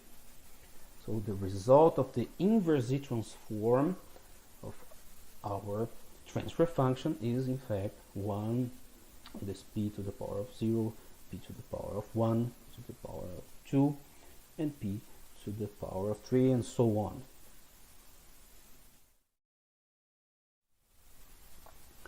We can see here how to use the function L-filter to obtain the impulse response of this IIR filter. So we are importing SciPy signal to use this L-filter function. We are importing matplotlib pyplot to plot. So here we are defining this unit pulse as the input x of our signal. So we have a vector full of zeros and with a 1 at x equals n equals to 0, and b and a are the same vectors we used before, and now we'll have the output we're filtering these unit poles with the coefficients of our filter B and A, and we have here an exponentially decaying function. So we can see that indeed this exponential decaying function, so it's a sequence that p to the power of n, this is for p equals to 0.9. In this way we can also test more complicated infinite impulse response filters. So this exponential decaying impulse response again shows the stability of the filter, even what was expected, because the pole of its transfer function in the z-domain is placed at z equals to 0.9, which is in fact inside the unit circle, so our filter is stable. So that's it for this notebook, and we see each other again on the next one. Check you later.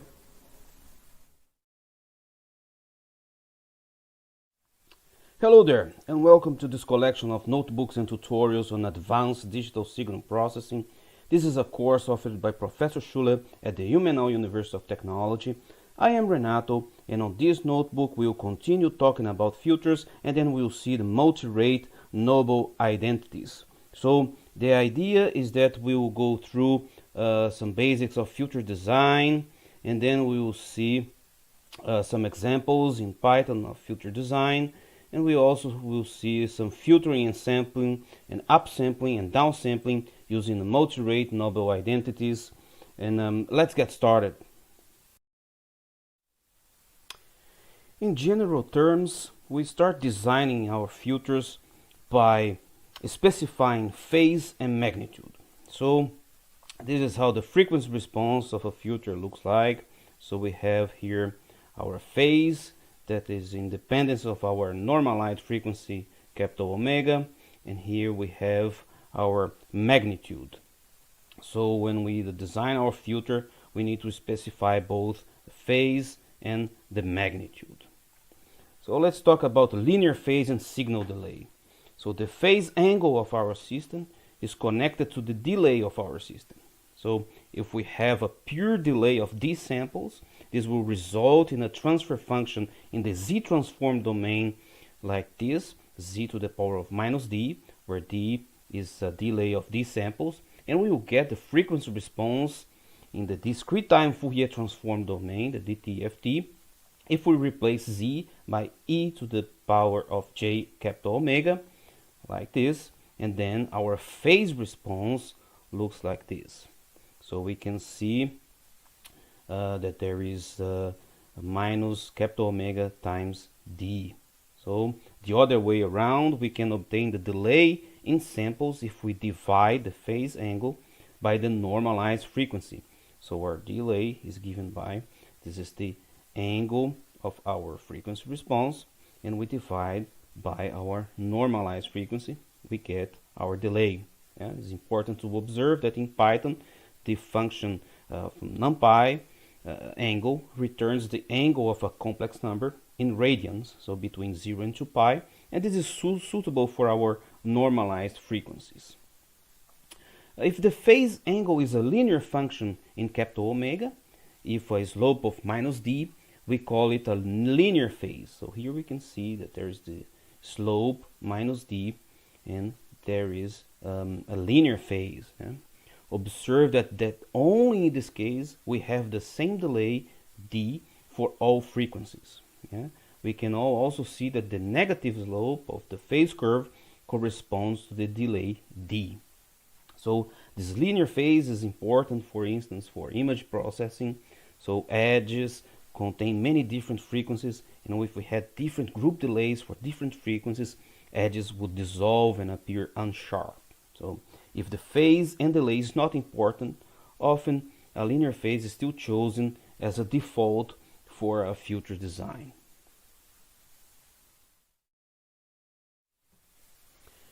We've seen the linear phase, and now we'll see a general phase and signal delay. So in general, we'll call the negative derivative with respect to capital omega the group delay, which may be dependent on the frequency capital omega.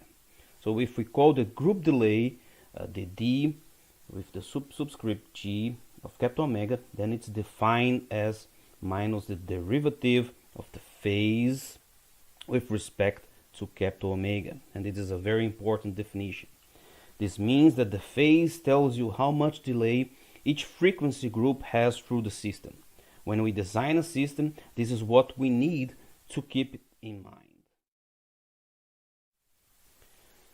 When we design a filter, we need to pay attention to both phase and magnitude. So now we also need to think about the desired magnitude, A of capital omega, of our filter.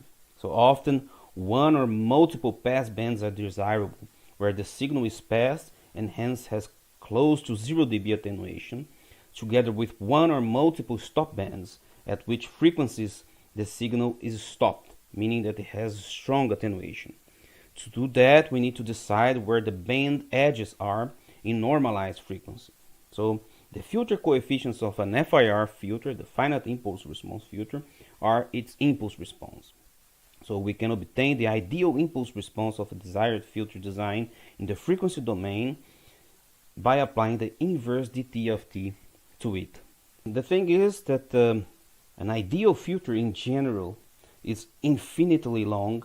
It goes into the past and in the future, and it's not realizable. So what we can do is that we can approximate our desired frequency response by minimizing, for example, some error functions that which we need to define according to our application requirements.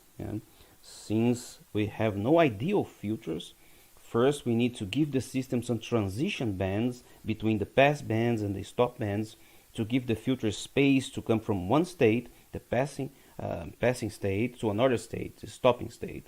So this means there need to be gaps between the pass band and the stop bands. Let's take a look into this example now. We would like to have a half-band low-pass filter. So this means that we would like to have a pass band from frequency 0 up to the frequency pi divided by 2. So this is a half-band filter. If we want to use it for sampling rate conversion with a downsampling factor of 2, we actually need to make sure that the stop band starts at pi divided by 2. We also need to create a transition band, for instance, from going from pi divided by 2 minus 0.1 to pi divided by 2. So this transition band is where we don't care about the value of our frequency response, and it's something that we can use to fine-tune the resulting filter. So for instance, if we see we don't get enough attenuation, we can increase the bandwidth of our transition band. Here our pass band is given as between 0 and pi divided by 2 minus 0.1. So we having this transition band, and we have our pass band from 0 to pi divided by 2 minus 0.1. This is still not an ideal filter. So we can also define an error measure or an error function which measures how close we come to the ideal, so how good the filter is, which we can use to obtain a design minimizing this error function. So the often used error functions are the mean squared error, the mean absolute error, the weighted mean squared error, or the minimax error function. So this minimax error function seeks to minimize the maximum deviation to the ideal. So the weighted mean squared error uses weights to give errors in different frequency regions with different importance. So for instance, the error in the stop band is often more important than in the pass band to obtain a higher attenuation in the stop band. So an error of 0.1 in the pass band might not be so bad, but an error of 0.1 in the stop band leads to perhaps only minus 20 dB attenuation, which is not very much. We optimize in the linear domain and not in the dB domain. So in this case, we might assign a weight of 1 to the pass bands and a weight of 1000 to the stop bands to obtain higher stop band attenuations. So the optimization usually results in the same or similar weighted error for all frequencies. So for FIR linear phase filters, Python has a specialized optimization in the function remes, so it's from the SciPy signal libraries, which implements the so-called Parkes-McClellan algorithm using the Chebyshev algorithm. So you can also take a look at the discrete time signal processing book from Oppenheim, and you can see some description about this algorithm. So now we can have a little example using this minimax error function. So the algorithm minimizes the maximum error in the pass band and the stop band, weighted in comparison between the two, which leads to a so-called equiripple behavior. So all ripples have the same height in the same band, so in the stop band or the pass band of the filter in the frequency domain. So we can take a look at the remes function for SciPy signal. So we can see here, this is the help. So this is how the function looks like and all the possible arguments. So this function calculates the minimax optimal filter using the remes exchange algorithm. So it calculates the filter coefficients for the finite impulse response filter, whose transfer function minimizes the maximum error between the desired gain and the realized gain in the specified frequency bands using the remes exchange algorithm. So it has the parameters. So num taps is the desired number of taps in the filter. So this is the filter order +1. The bands, so it's a monotonic sequence containing the band edges, so all elements must be non-negative and less than half the sampling frequency as given by Fs. So this is the desired argument.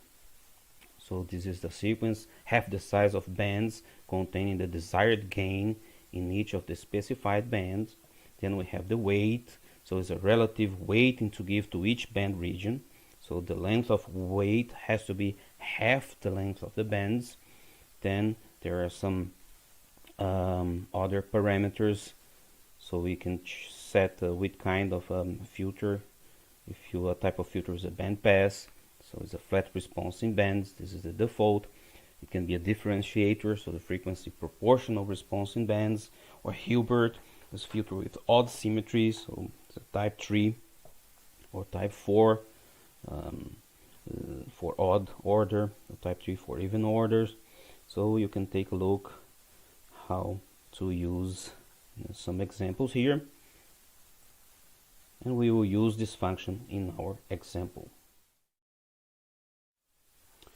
Here's our Python example. We're defining the backend for the matplotlib as notebook, so it will be some interactive pictures like this. Then we're importing matplotlib pyplot as PLT and importing SciPy signal as SP. Here we are defining the length of our filter, so there will be 8 number of taps equals to 8. Here we are defining the vectors, then the amplitude, and giving the weights. So we are giving a weight 1 and weight 100. Here we are having the impulse response by calling the remes function with these parameters, and here we are plotting the impulse response of the filter. So we have 8 samples, the impulse response, and this is the value. So we can obtain a nice impulse response or set of coefficients, and then we can see what's the frequency response of this impulse response. So now we are importing the frac_z function from the SciPy signal. We're importing numpy as np. This is just a nice trick in matplotlib, so that I want that the values here are in functions of pi. So when we plot something like this, it will be here 3.14, so it will be 0 and some numbers. But when we use this function formatter and multiple locator, we can set this axis as multiple of pi. So here we are using calling the frac_z, and this is the impulse response that we got from the RMS algorithm. So these are the frequencies which the frequency response was calculated. Now we're defining a figure, a plot. So this is what we're doing here, and we are plotting the log, 20 log of the magnitude of the calculated frequency response. And these are the frequencies. Here we are using this set major formatter. So this is what we're doing to convert the numbers into multiples of pi. Here we are plotting the phase. So we are using the unwrapped version of the phase, and here we have the frequency response of our filter that we calculated using the RMS. So we can see that there is an attenuation here. Here's the pass band, and then we have the stop band, and here is the frequency. Here is our normalized frequency from 0 to pi, which is the Nyquist frequency. So here we see that we obtain about -40 dB in the stop band. So it roughly corresponds to our weight of 100 for the stop band. Here's another example. This time we will listen to something, so we will have an example with sound. And in this example we have a sampling rate of 8 kHz, and we want to build a bandpass filter.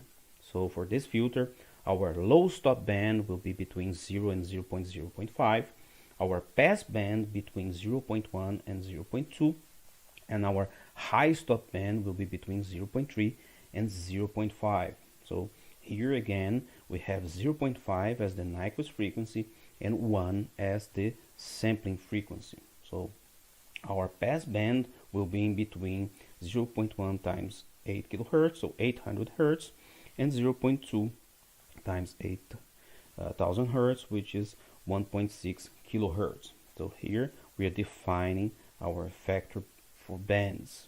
So there is 0 and 0.05, 0.1 and 0.2, 0.3 and 0.5. So we're defining our low stop band, our pass band, and our high stop band.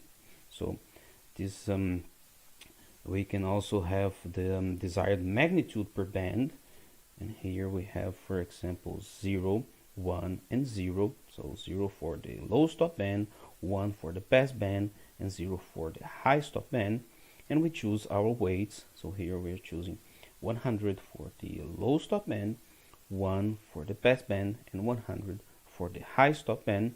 And in this case the number of taps n equals to 32, so this is the filter length. So again we're defining here our filter. So we are using the RMS algorithm, using the SciPy signal RMS function. So we're importing a NumPy, SciPy signal, matplotlib. This we are defining the length of our filter, the number of taps. Here we are defining our filter. So this is the bandpass filters. So we are passing all the parameters that are necessary, and here we are plotting the frequency response using the fracz function from SciPy signal like we did previously, and this is the magnitude of the frequency response of our bandpass filters. So here, as you can see, I didn't use that matplotlib trick, so it's giving me from 0 to 3.14, so this is pi, and we could also apply the same thing what we did before and have here multiples of pi if we would like to do that. So again, here it is the normalized frequency, where pi is the Nyquist frequency. So observe that the equiripple behavior inside each band. We see our pass band a little to the left of the center.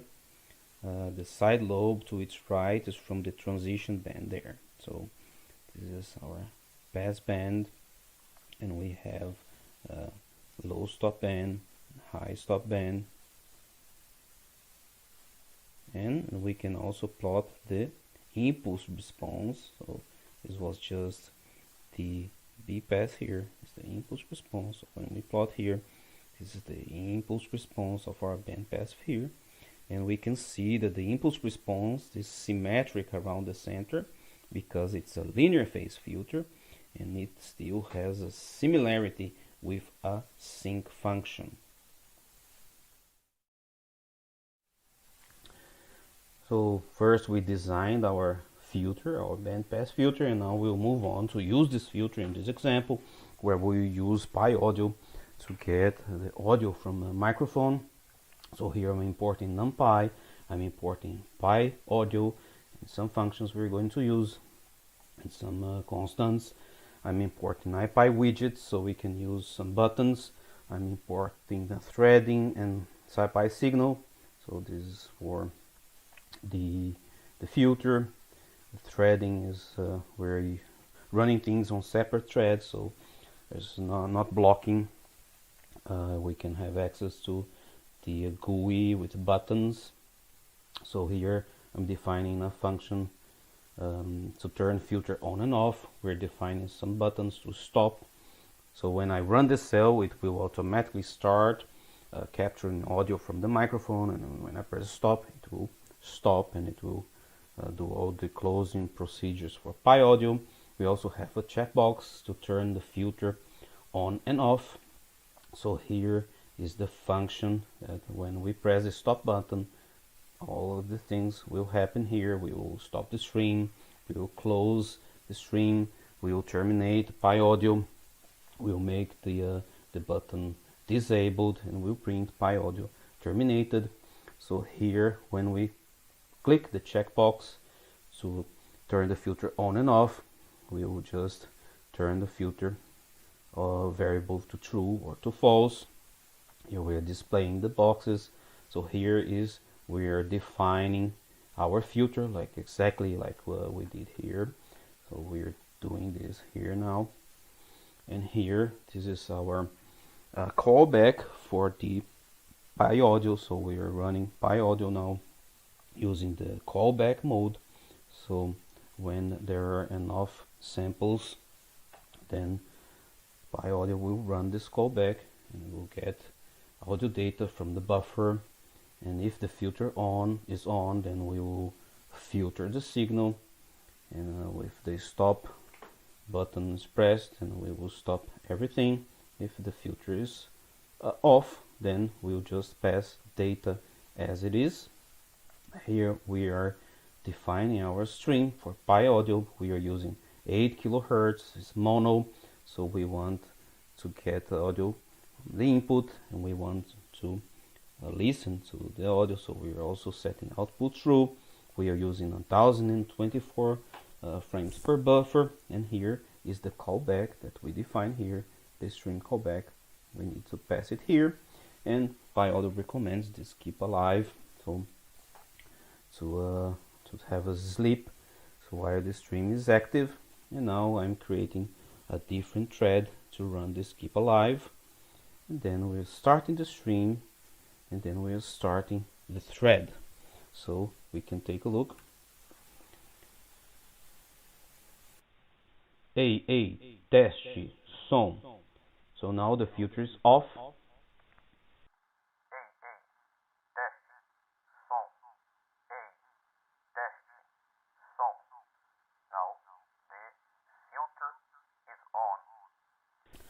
So we see that this it sounds a bit like a cheap telephone. So we have a very small band to our audio when the filter is on.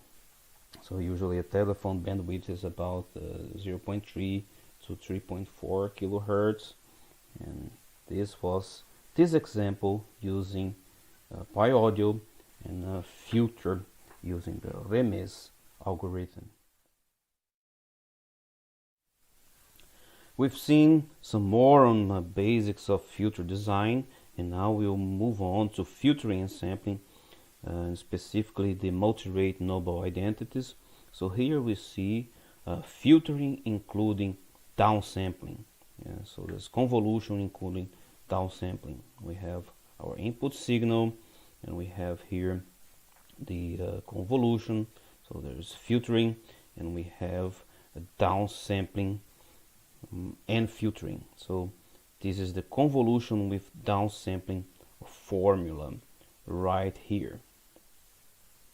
This is an implementation of our input signal. We filter and we downsample, and we have our result.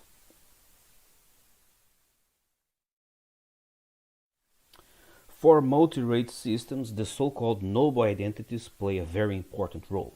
So here we have the noble identities. We have this section here for downsampling, this section here for upsampling, and here we see that on the left side we have our signal. Then we first have the downsampling, and then we have the filtering. But on the right side we have an equivalent to this operation. But first we filter using a different filter, not this one. This is a upsampled version of this filter, and here we do the downsample after filtering. So these are the noble identities for upsample and downsample, and the equivalent that we first downsample or upsample, and then we filter, or we first filter and then we downsample or upsample. So the symbol with this arrow pointing down means the downsampling by a factor of n, and we achieve this by keeping only every nth sample. And the symbol with the arrow pointing up means that we're upsampling the sequence by inserting n-1 zeros after each sample. So we can have an example if we have a filter impulse response given by this array here. So we have 1, 2, and 3. And then if we take the z transform of this impulse response, we will have 1 z to the power of 0 plus 2 z to the power of -1 plus 3 times z to the power of -2. And for n equals to 2, we have an upsample version that is given by this here, which corresponds to the upsampled. So it is sparse because of the zeros in it, and the impulse response then will be 1, 0, 2, 0, and 3. So we're inserting zeros, n-1 zeros after each sample. So the noble identity will tell us in which cases we can exchange down or upsampling with filtering. This can be done in the case of sparse impulse response, as can be seen above. So observe that this frequency response h z to the power of n, that is the upsampled version of h of z. So remember that the upsampled impulse response has n-1 zeros inserted after each sample of the original impulse response. As we can see here, this is the original impulse response, and this is the upsampled version. Yeah? So in Python we have here we are defining this array of numbers. This we are defining the sampling, the upsample or the downsample factor. That's n equals to 2, and here is our array. So what we want to do now is that we want to implement the first block diagram of the noble identities, the downsampling. So this is the pair on the first line with inputs y1 and y2. So this is the pair that we want to implement. First, for y1, this is first downsampling and then filtering. So the downsampling by a factor of n equals to 2, we can use this Python indexing. So we are keeping just every nth sample. So this was our original. Then we'll have 1, 3, 5, 7, and 9. Then we'll apply a filter. We're using the L filter from SciPy, and this will yield to the sum of each pair in x of d, and we will have the y1. This will be what we have here.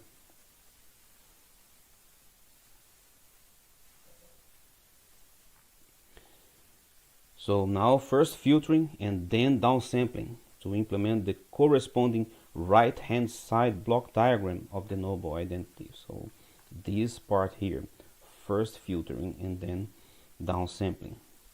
So what we have, we will have here an array with zeros, then we will include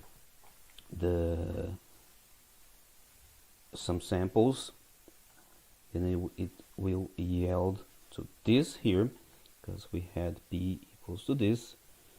When we do this operation here, we are inserting a 0 here. We also can use the SciPy filter, and we will have this, and then we will get the y of u, which is here, and then we downsample, and we will have the y2, and we see that they're both y1 and y2 are identical.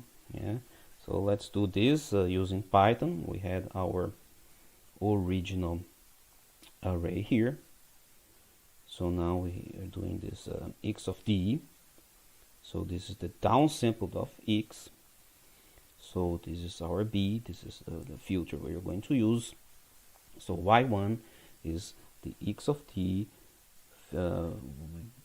We apply this filter b, and we have y1, which is this part here. And now we are doing this operation here. So we had what we explained here, and then yu, we are having our original signal x, and then we are filtering with this b of u, and then we have y2, and then we apply the downsampled version of this, and this is what we have here, and we see that y1 is equal to y2. So this is, we're implementing these parts here when we're showing that is the same if we do y1 is equal to y2. You know, the difference here is that first here we downsample and then we filtered, but here we first filter by a upsampled version of the filter, and then we downsample. So this is what it's implemented here.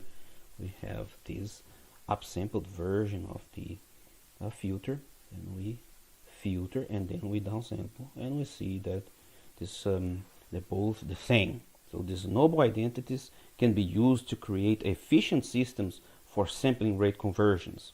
So in this way we can have filters which always run on the lower sampling rate, and that makes the implementation easier. Now let's remember that so far we've just did the filtering at the higher sampling rate.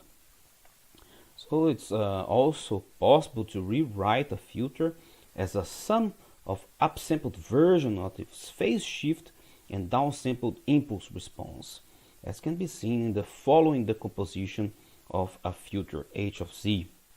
So in this way we can make out of our previous useless filter, so we will make it a useful filter when we combine several of our upsampled versions into a new usable filter.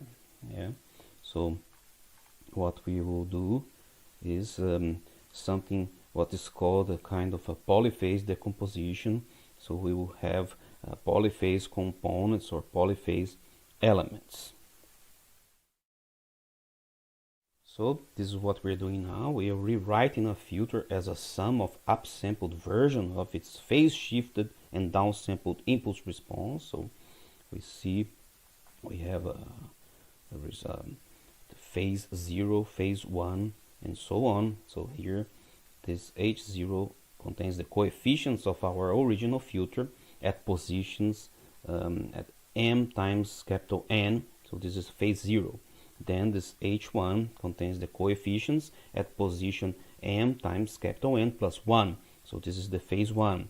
And in general we will have the H of I, z to the power of n, which will contain the coefficients at position m times capital N plus 1 at phase I plus I at phase I. So this means that the H of I of z is the z transform of the impulse response of m times capital N plus y I. So this is h of n is the impulse response of our original filter. So this is some kind of a polyphase decomposition that we are rewriting a filter as a sum of upsampled versions of its phase shifted and downsampled impulse response. So it can be seen that there are many phases of our impulse response. So the components, each of these components are called polyphase components. So this is just to illustrate, as an illustration, we see a simple time sequence, and then the sequence for a sampling factor of n equals to 3 that will be decomposed into 3 upsampled polyphase components. So first we're taking 1, 4, 7, 1, 4, 7, and we have zeros in between.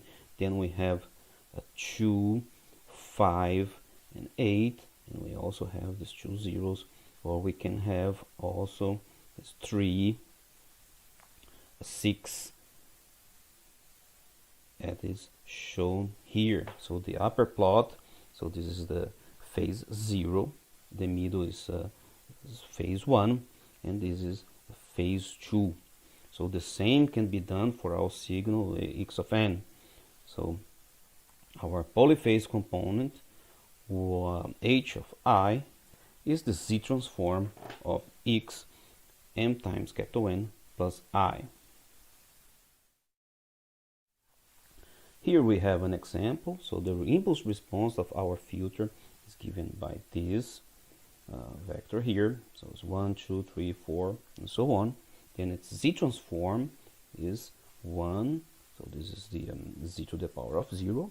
Then we have 2. This is z to the power of minus 1. 3 times z to the power of minus 2. 4 times z to the power minus 3, and so on. So when we assume a sampling factor n equals to 2, we can obtain its upsampled polyphase components given by this. So here is phase 0, and here phase 1, for example. So we have 1, 3, 5, and so on. And with phase 1 is 2, 4, 6, and so on. And we can combine these two, giving exactly this. So if we add the phase 0 component with phase 1 component, we will end up, and all the components we will end up with the frequency response, the z transform. So the general case is illustrated in the following block diagram that consists of a delay chain on the left to implement the different delays, z to the power of minus I, and the polyphase components. So here we have the polyphase components, here we have our delays, here we have our input, this is the filter output, this is a downsampling, and here we have our output. So this could be a system for downsampling rate conversion, where we first low pass filter the signal X to avoid aliasing, and then we downsample it.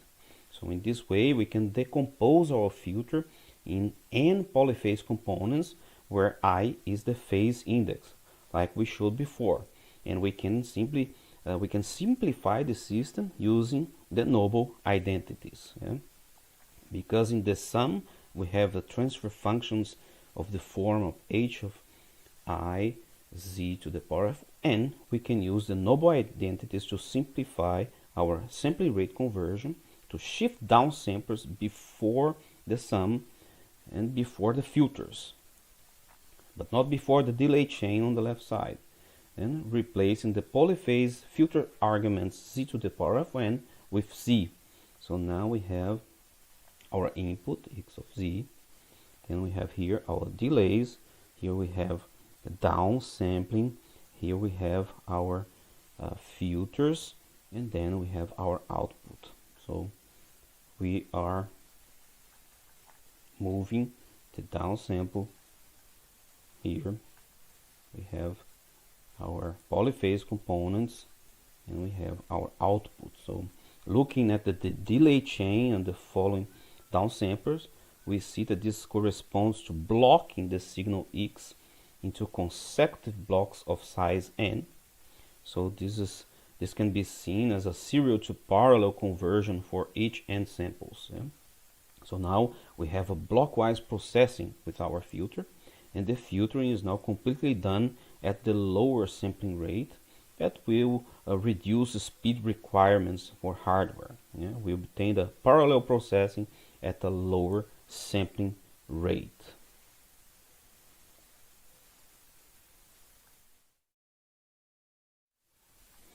Since we have n polyphase components in parallel, we can also represent them as polyphase vectors and obtain a vector multiplication for the filtering at the lower sampling rate. So is what we have here is if we have more than one filter, also we can collect the polyphase vectors into polyphase matrices. Yeah? Observe that this is a very convenient description because it includes sampling as part of this simple vector multiplication.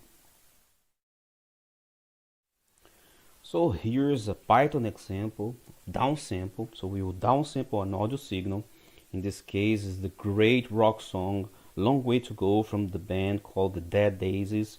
And what we're doing is we are using a librosa to load this mp3 file into this variable x, and then we are playing using the IPython display, and we're playing just 10 seconds of the song shifted at 10 seconds from the beginning.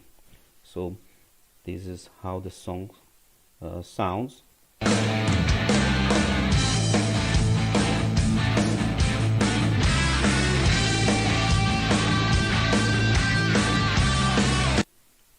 So we will take a low pass filter with the impulse response given by this right here, and we will use a downsampling factor of n equals to 2.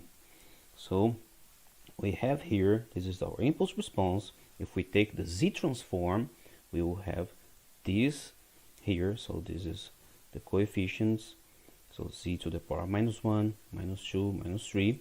And then we can have the polyphase components starting at phase 0. So we have these two coefficients, and for phase 1 we have these two coefficients. So we can use this Python indexing to conveniently have this polyphase components. So from here we go to H0 and H1, and we can do the same thing. So we will have the downsampled input signal X. So we have our original signal here, and we'll just use this indexing to get the X0 and X1. So then if we remember that the multiplication in the Z domain is a convolution in the time domain, so then the filtered and downsampled output will be given by this. We can use the SciPy signal L filter. So here we are filtering X0 with H0 plus filtering X1 with H1. So let's do this. We have our impulse response here. We're defining it here. Here we are having our polyphase components for the impulse response.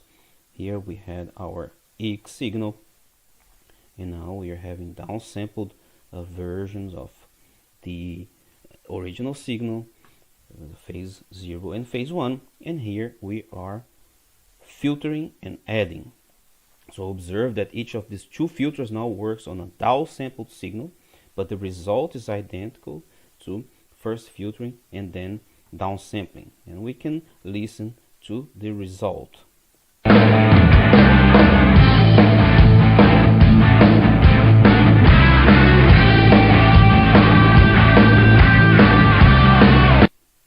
So we see that the sampling rate now is half of what it used to be, and we also have this filtering. So corresponding upsamplers can also be obtained with filters operating on the lower sampling rate. So we are making use of our noble identities to have filters operating on the lower sampling rate. So we have this, they are linear time invariant, and we can exchange their ordering.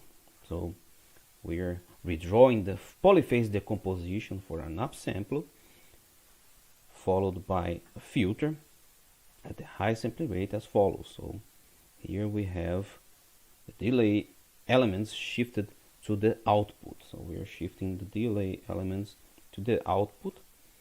So we have upsampling followed by a low pass filter just here. So using the noble identities, we can now shift the upsampler to the right behind the polyphase filters with changing their arguments from z to the power of capital N to z, and before the delay chain. So we have polyphase components given by this diagram here. So this is a picture 2. So again, this leads to a parallel processing with n filters working in parallel at the lower sampling rate. We have n filters in parallel at the lower sampling rate. So the structure on the right with the upsampler and the delay chain can be seen as a deblocking operation. So each time the upsampler let a complete block through, it is given to the delay chain. So in the next time steps, the upsampler is stopping letting through, and the block is shifted through the delay chain as a sequence of samples. So this can also be seen as a parallel to serial conversion. So with the polyphase elements y of I of z, the processing at the lower sampling rate can also be written in terms of the polyphase vectors. So observe that if we have more than one filter, we can collect the polyphase vectors into polyphase matrices.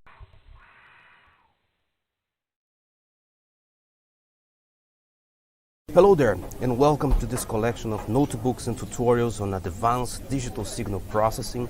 This is a course offered by Professor Schuller at the Ilmenau University of Technology. I am Renato, and this notebook is about Allpass filters. Let's get started. So far, we just paid attention to the magnitude of our frequency response, and we didn't care much about the phase. For Allpass filters, it's basically the other way around. In the beginning of filter design, we saw that we can write a transfer function with this equation here. So here we specify, or rather alter the phase, and keep the magnitude of our frequency response at a constant 1. So that means that this is equal to 1. Hence, we would like to have a filter with a transfer function h of magnitude constant 1. So the magnitude of the transfer function is equal to 1. This also means that the magnitude of our z-transform is 1 on the unit circle in the complex z-plane. We can use such an Allpass filter to implement, for example, a fractional delay d, where d is a real number, for example 0.5, which we want to delay a signal by half a sample. So in this case, we cannot simply use a memory element, as in the case of integer delays. In Lecture 8, we saw already that our ideal frequency response in the DTFT domain, the discrete time Fourier transform, is given by this equation here. To obtain its ideal impulse response, we can apply the inverse DTFT. We also saw this in Lecture 8, but here, so what we're doing, we are applying the inverse DTFT to our ideal frequency response. So after all these mathematical manipulations here, important to remember also this exponential and trigonometry properties here, and when we replace things, we find out that the ideal impulse response is a sinc function shifted by d. So for the case of an integer delay d, this degenerates to a 1 at the dth position of our impulse response and zeros elsewhere. So we need to make this an FIR filter, and for that we will apply a window function. This is also described in the lecture Multirate Signal Processing.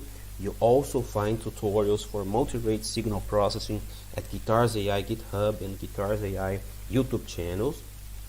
So in this case here, we will use a sine window. So for this example, we will apply a sine window to the sinc function. So here is the equation for the sine window, where L is the length of the window and then n goes from 0 to L minus 1. So what we're doing is that this avoids having sudden and ends of the impulse response. Yeah?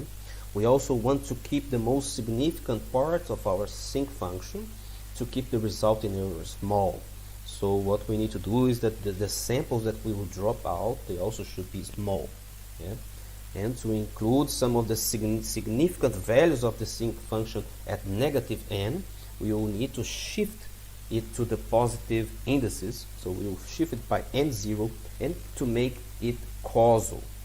So in this way, we will obtain the following impulse response. So it's our sinc function shifted by n0, and then we will apply a window, is a sine window, so it's a multiplication in the time domain. We can have here a Python example where we will have our window length equals to 10. We will give this shift of n0 equals to 4. So we will import NumPy, we will import matplotlib to plot. We are defining our length equals to 10. We are defining our n0 here, this is 4. So here we have our window function, the sine window. So it's given by this equation here. And then we are applying the windows, we are multiplying our window times our sinc function, and this is our resulting impulse response. And this is what we're plotting. So we're plotting here the sine window, we're plotting our sinc in orange, and we are plotting the window sinc function green here in this plot. So we will use this window sinc function and we will filter test signal using this window sinc function. So this is our next step here. Now we are importing SciPy to use this L filter, and we are filtering our test signal by the impulse response that we obtain here by applying a window, a sine window to a sinc function, and then we will plot here. So this is the original signal in blue, and this is the output of our filter, and we can see some errors. We can see that there is a delay, but we also see that our filter is very short. So what we can do, we can also test with a longer filter to reduce these errors. So this is what we're doing the next step. So instead of using a window length of 10, we'll use a window length of 20. So again, our sine window here, but with the new length, our sinc function here, and now we need to, instead of 4, we need to give a shift of 9, and this is what we're doing here. So this is our resulting impulse response. We're multiplying our window by our sinc function, and we are plotting now. So this is our test signal, and now we are shifting it by 9.5 samples. So it's just 9 from this n0, and 0.5 is the d, our delay. And now we see that we have shorter errors here. So the longer we make the filter, keeping the main lobe of the sinc function in the center, the smaller the resulting error for the shifted signal x. Yeah, but we have the height of the ripples, they remain similar. Yeah. So this is what we can see.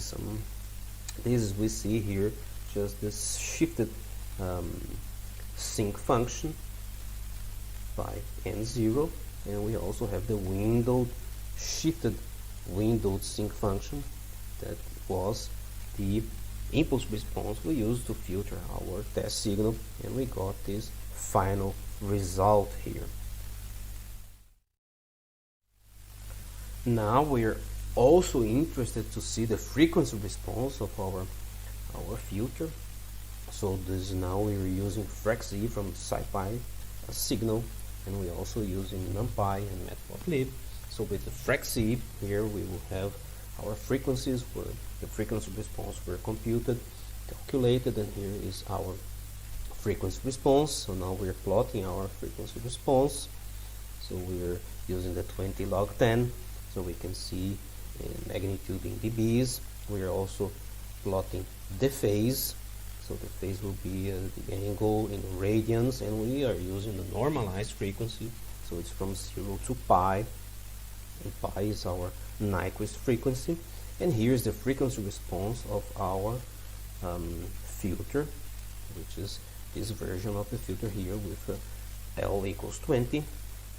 And we see here the phase plot also is at normalized frequency. We remember that minus d omega, so for a delete d, so the d is equal to minus the angle divided by omega, the negative slope. And we also observe the magnitude deviates from 0 dB at high frequencies at about the normalized frequency 2.8, so around here. So we are all in 0 dB, but then it deviates here. So to estimate the obtained delay for verification, we can also use this Python formula here.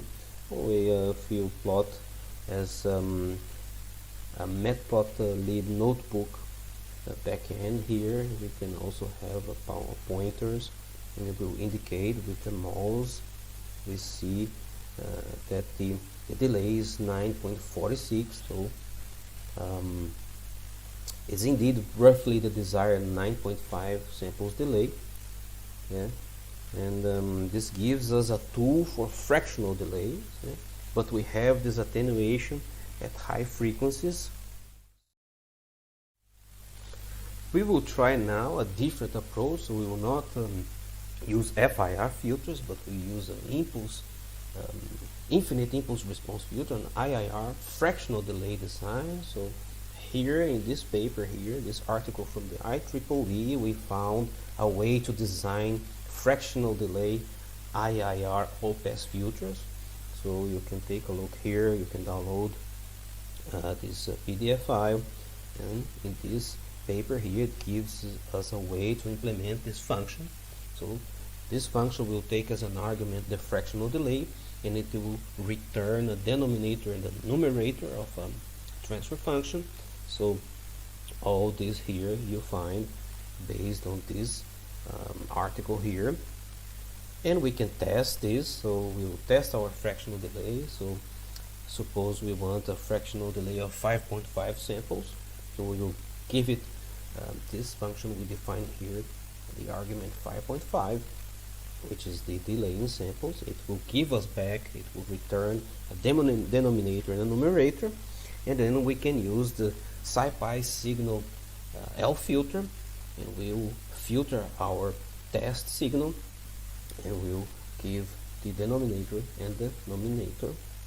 And here we have our test signal, and then the output of the filter, which is a delay of 5.5 samples.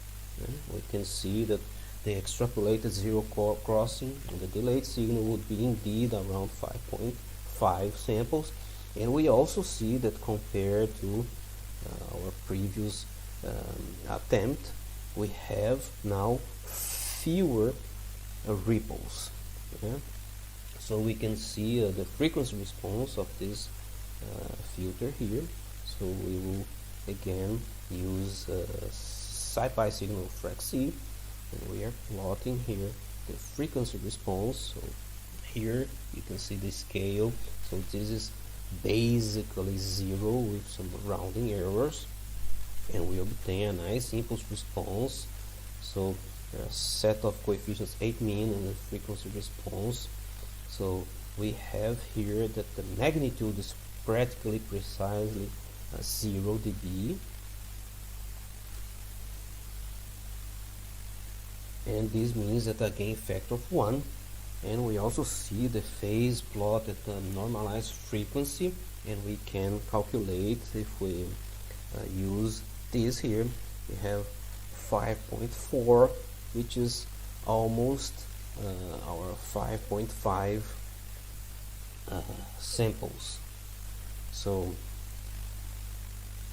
this is another approach. So this time we are using IIR, Allpass Filters.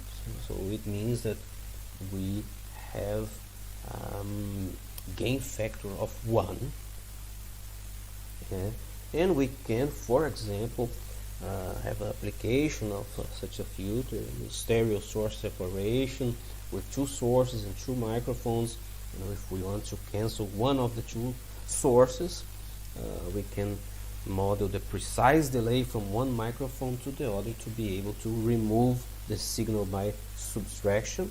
And you'll find this application by Professor Schuller, the first time domain stereo audio source separation using fractional delay filters.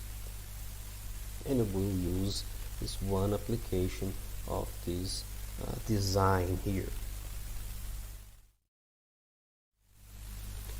But we can also have a simpler all-pass filter that will have 1 pole and 1 zero in the Z domain for the transfer function.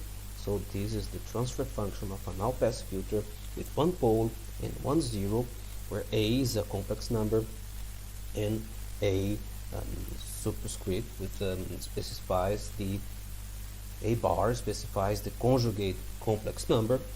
And we observe here that we have a 0 at Z equals to 1 divided by A, and a pole at 0 equals to A. So the pole and the 0 are at conjugate reverse locations. So it's easier to visualize this if we have an example, and we can use Python. So here we will set A equals to 0.5, and we want to obtain pole 0 plot. So here we are defining a function to plot poles and zeros. So it will display a nice plot like this.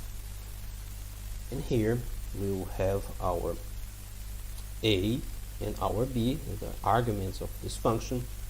So we have A is equal to A and B is equal to 1 divided by A conjugate. A is equals to 0.5, and then when we plot, we see here a pole at 0.5 and a 0 at 2.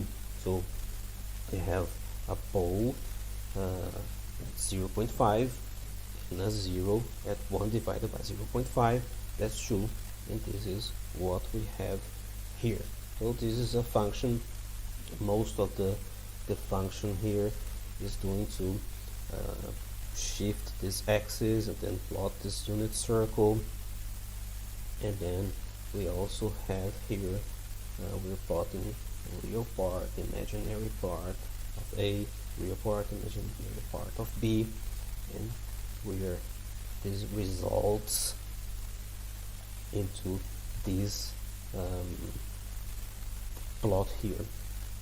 So how can we see that the magnitude of the frequency response is equal to 1? So how can we see that indeed this is an all-pass filter, that the magnitude of this transfer function is 1?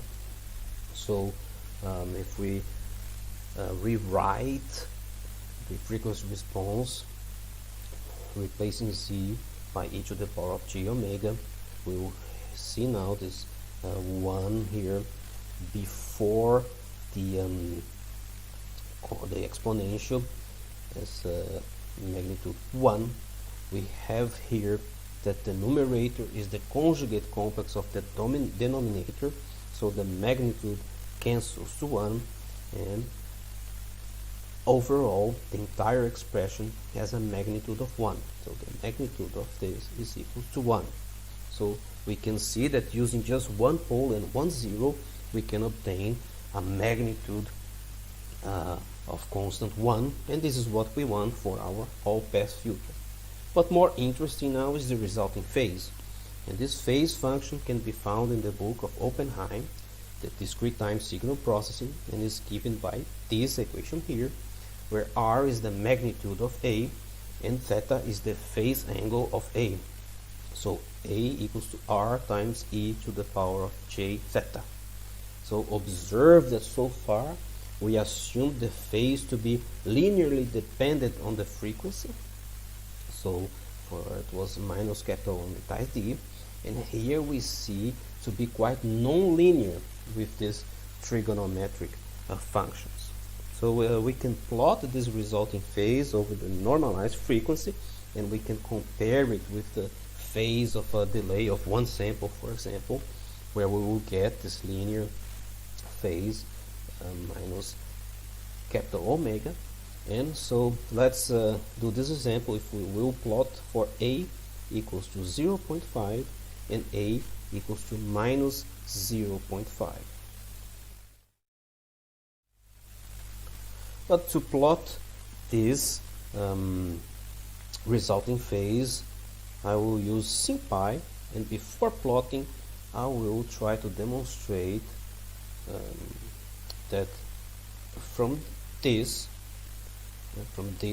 equation here we will get indeed the magnitude equals to 1 and the phase equals to this very complicated equation.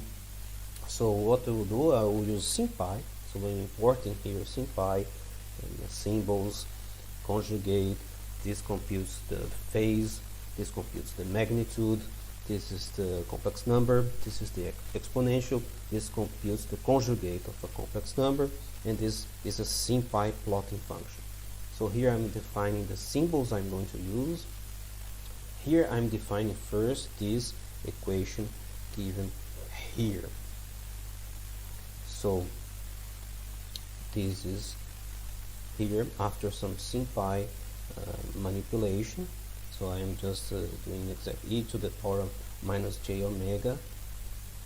So e to the power of minus j omega minus a conjugate divided by 1 minus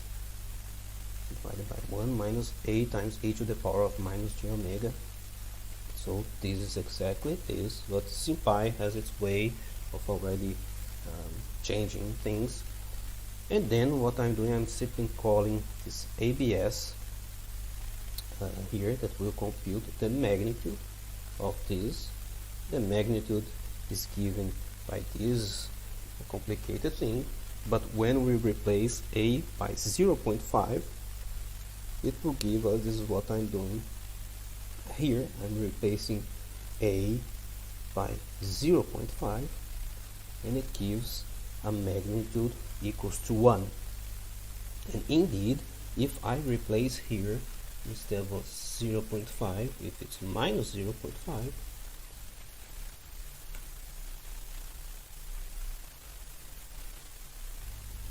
and SimPy is taking some time to compute, but in fact it's also 1. So this is what I'm doing here. I'm replacing a by minus 0.5 from this equation here, and I am calculating the phase. So this is exactly what here. Here I'm using a equals to 0 and a equals to 0.5. So from omega going from 0 to pi, and this is the plot what we have here. So going back and recapitulating, I had this transfer function here with one pole and one zero. I wanted to see that the magnitude is equal to 1, so I define this in SimPy. Then I call this ABS, which gives us the magnitude, and it gives magnitude equals to 1. So no matter what a we replace here, we will end up with the magnitude equals to 1. And I wanted to see this phase here. So what I do is I use this arg here. So if I apply arg to this transfer function here, and I replace a by, for example, minus 0.5, 0, and 0.5, we will get this plot here. And here we see the blue line is an all-pass phase for 0 equals to 0.5, the green line for 0 for a equals to minus 0.5, and the red line is for a equals to 0. And the phase is a pure one sample delay z minus 1 for when a equals to 0. So here we can be seeing that the beginning and the end of the curves are identical, at frequency 0 at frequency pi, but only in between the all-pass phase deviates from the one sample delay.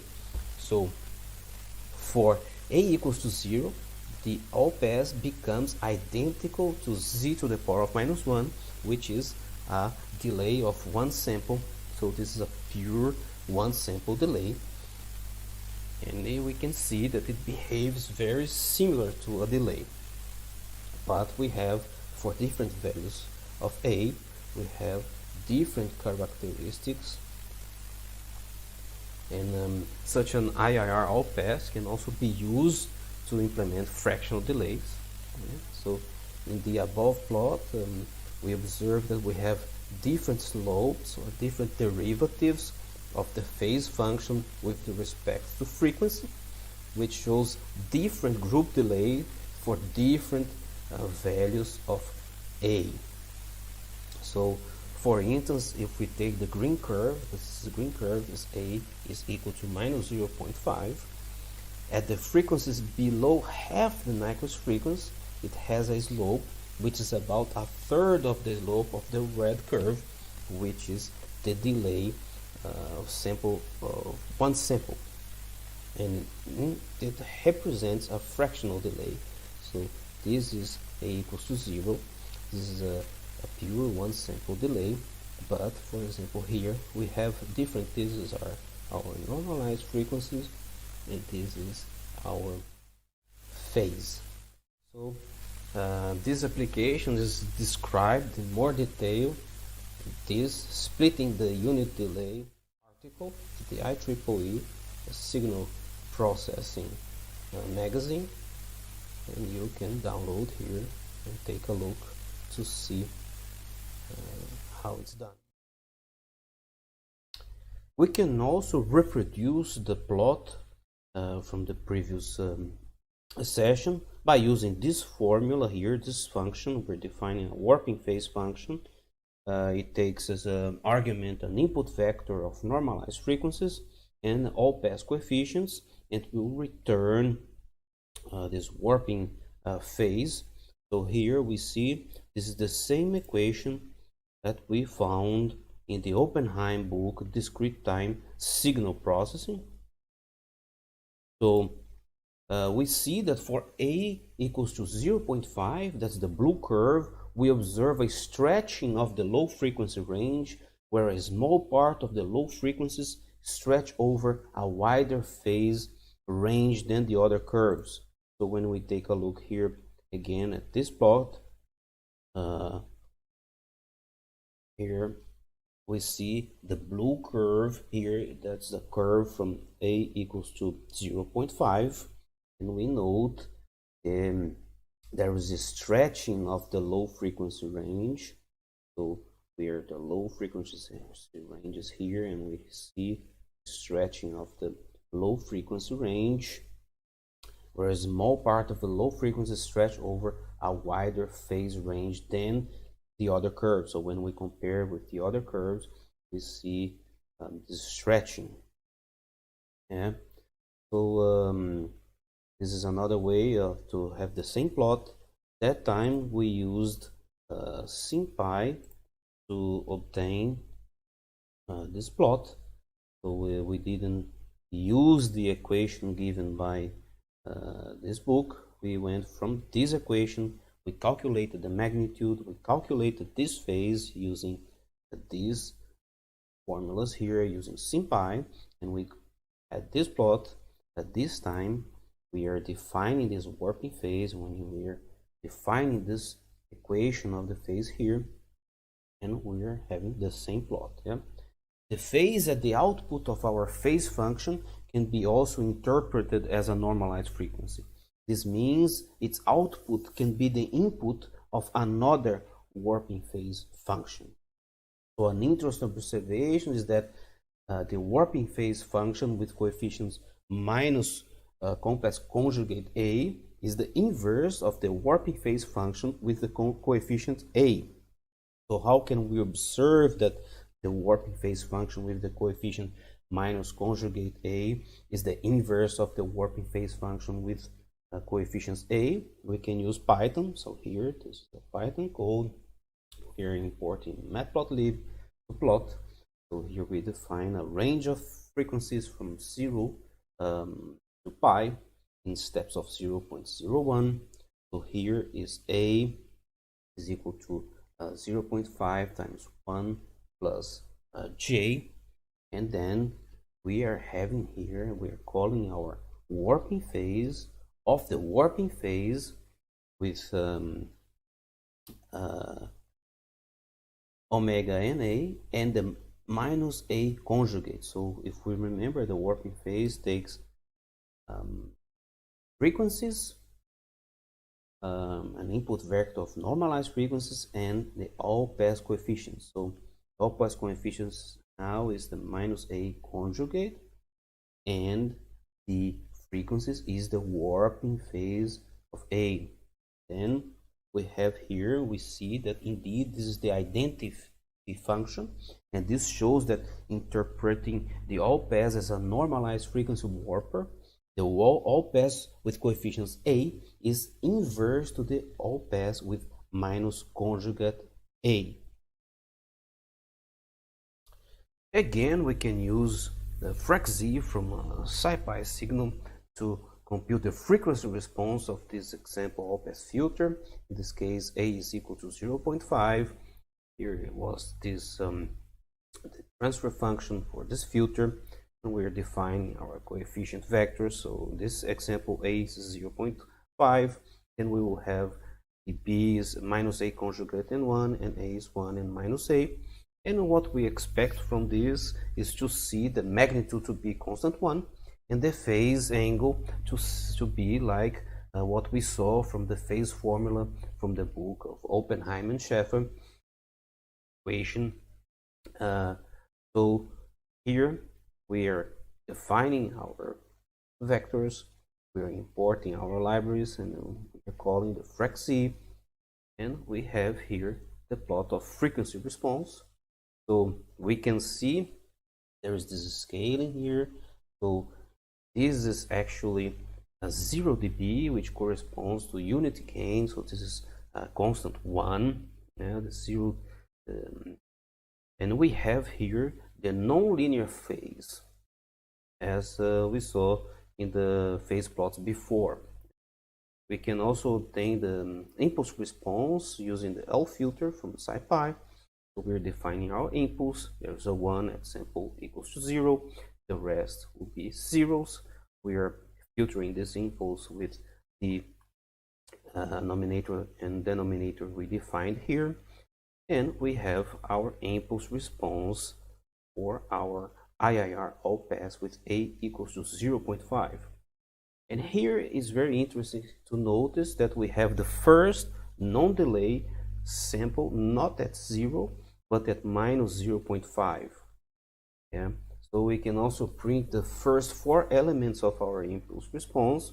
We have here, so the second element corresponds to the delay of sample of one sample. So this is the z to the power of minus 1, and it has a factor of 0.75.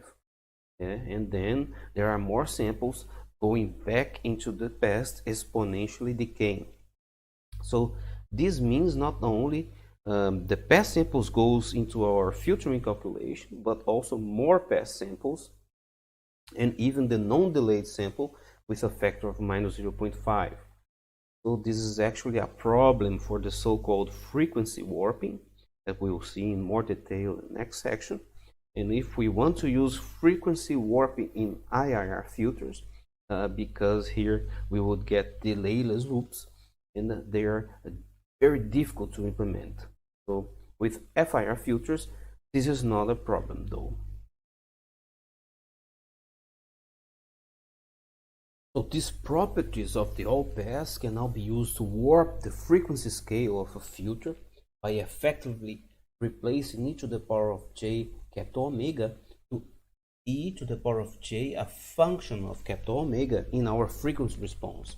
So for instance, we can map it according to the so-called Park scale that is widely used in psychoacoustics. So a common approximation of the Bark scale is given by this equation here. We have these arctons here, numbers. So this F is the frequency in hertz. So the Bark scale can be seen as an approximation of the changing frequency resolution over frequency of the inner ear filters of the human ear's cochlea. So because of the structure of our cochlea, the ear has different sensitivities for different frequencies and different signals.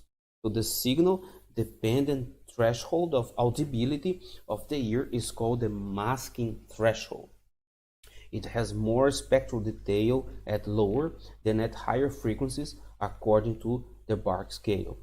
So we can plot this Bark formula in Python. So here we are defining some linear space from 0 to 20,000 in steps of 1,000, and we are computing this Zwickers Bark approximation formula. So we're defining this formula here in Python, and then we're plotting Bark over hertz. So here we have the frequency in hertz, and here we have the equivalent of frequencies in Bark.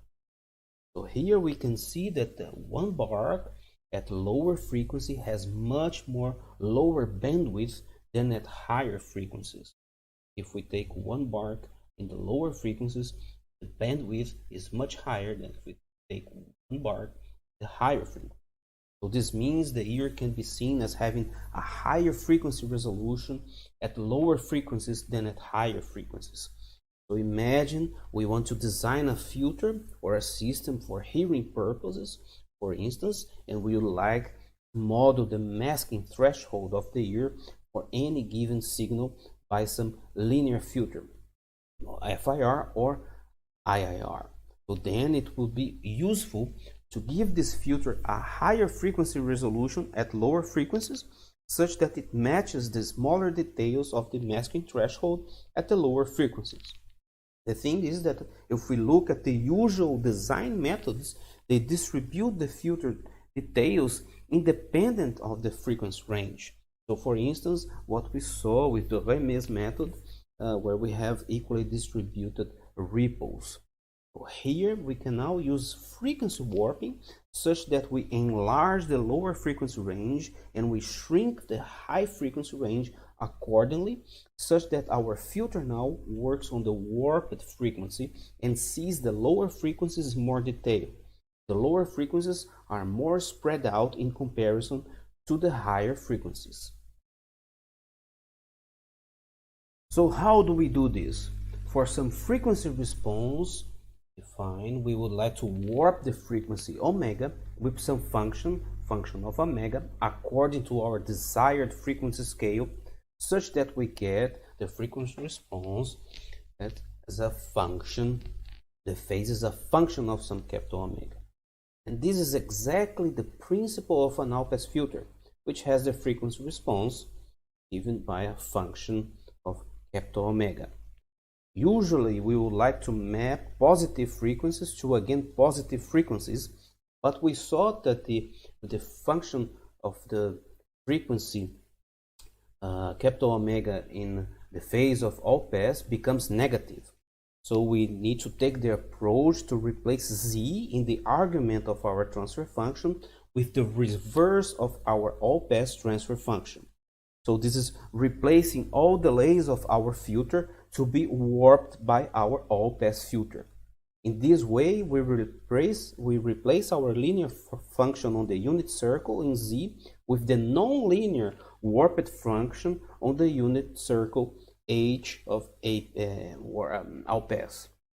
Hence, we get the warped transfer function like this. And the resulting frequency response becomes this h warped, where we have here the phase as a function Allpass of capital omega. So here we can also see that we obtain the desired frequency warping. So what does this mean for the filter implementation? Yeah? We know that our FIR filters always consist of many delay elements, z to the power of -1. So let's take a look at an example.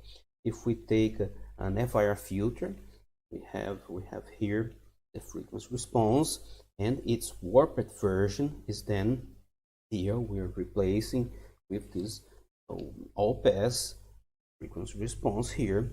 And to obtain a desired filter, we now first have to warp our desired filter and then design our filter in the warp domain.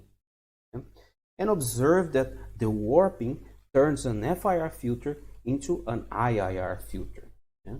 An example of this kind of design can be seen here, and here we have a 12 order filter approximated here. So we have the desired here.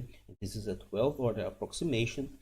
Here is the same desired, but a 12 order approximation with warping approach to the bark scale. And you can see there are more information about this in these two papers. One is the bark and the ERB bilinear transforms, Julius and Jonathan Smith and Jonathan Abel, and also with Schuler, Kramer, and Wapnick and Hirschfeld, frequency warping in low delay audio encoding from the IEEE International Conference on Acoustics, Speech, and Signal Processing.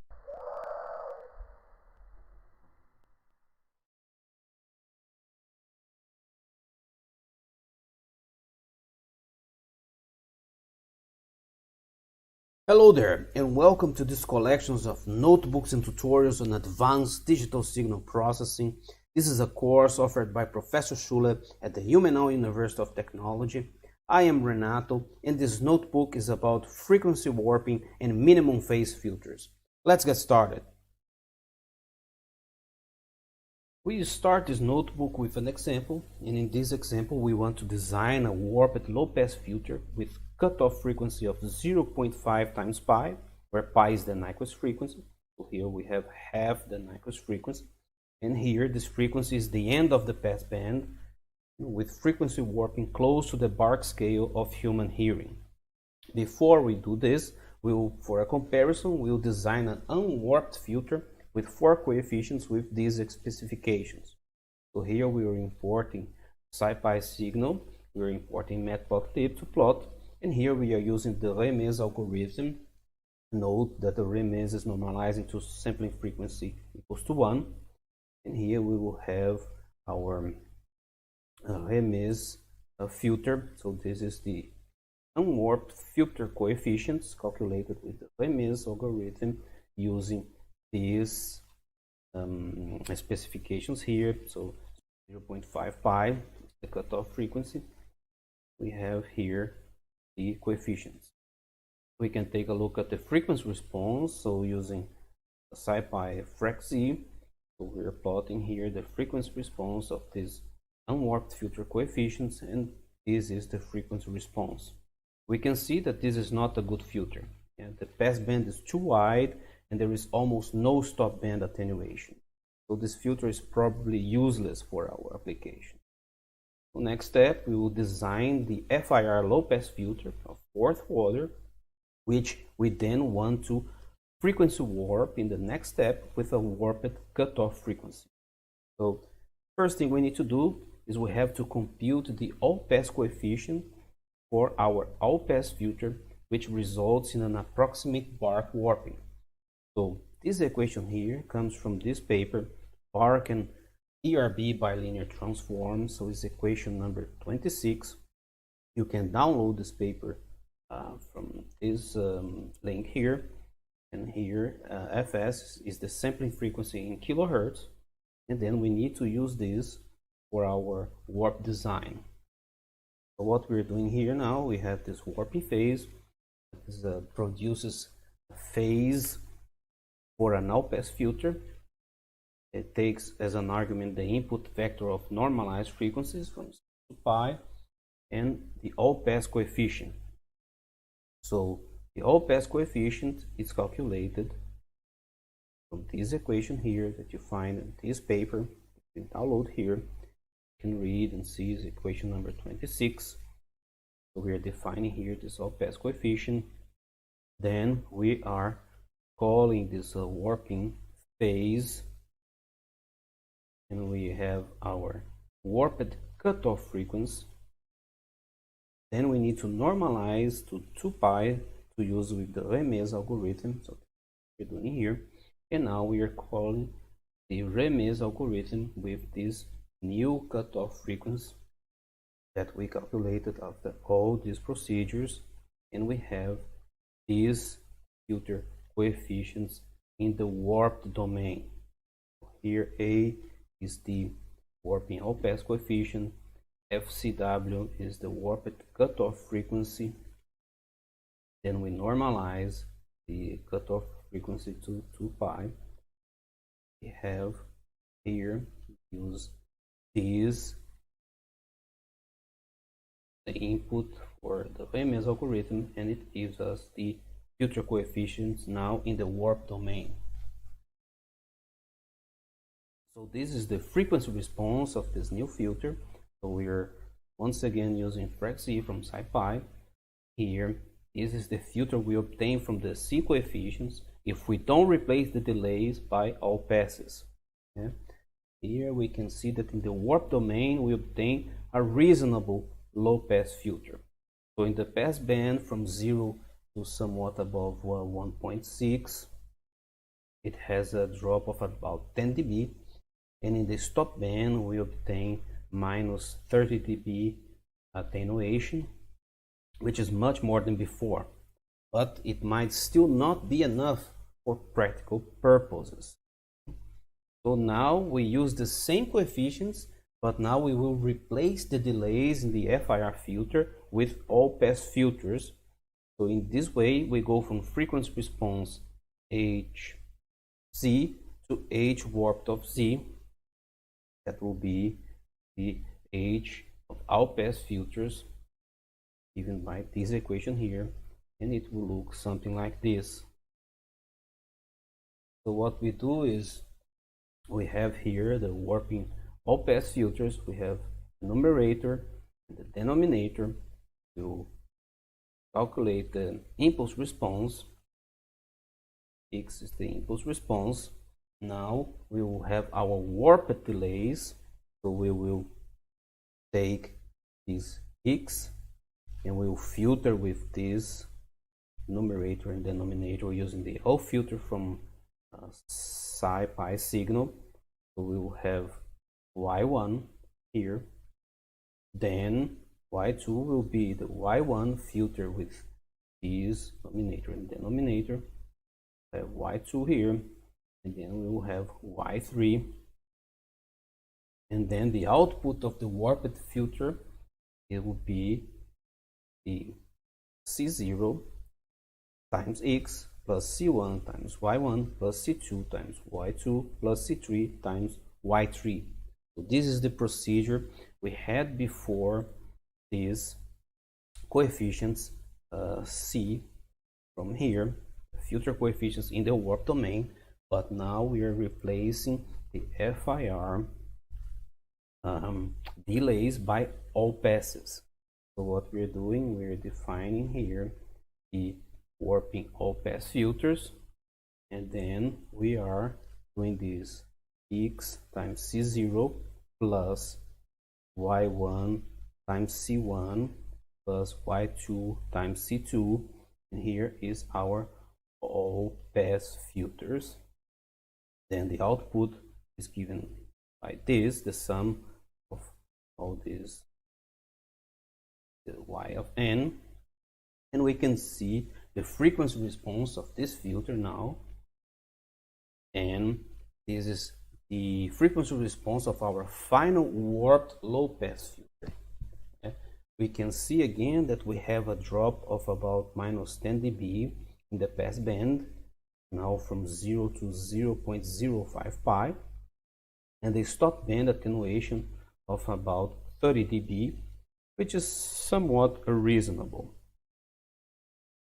We can see the impulse response of this filter here if we plot the Y out.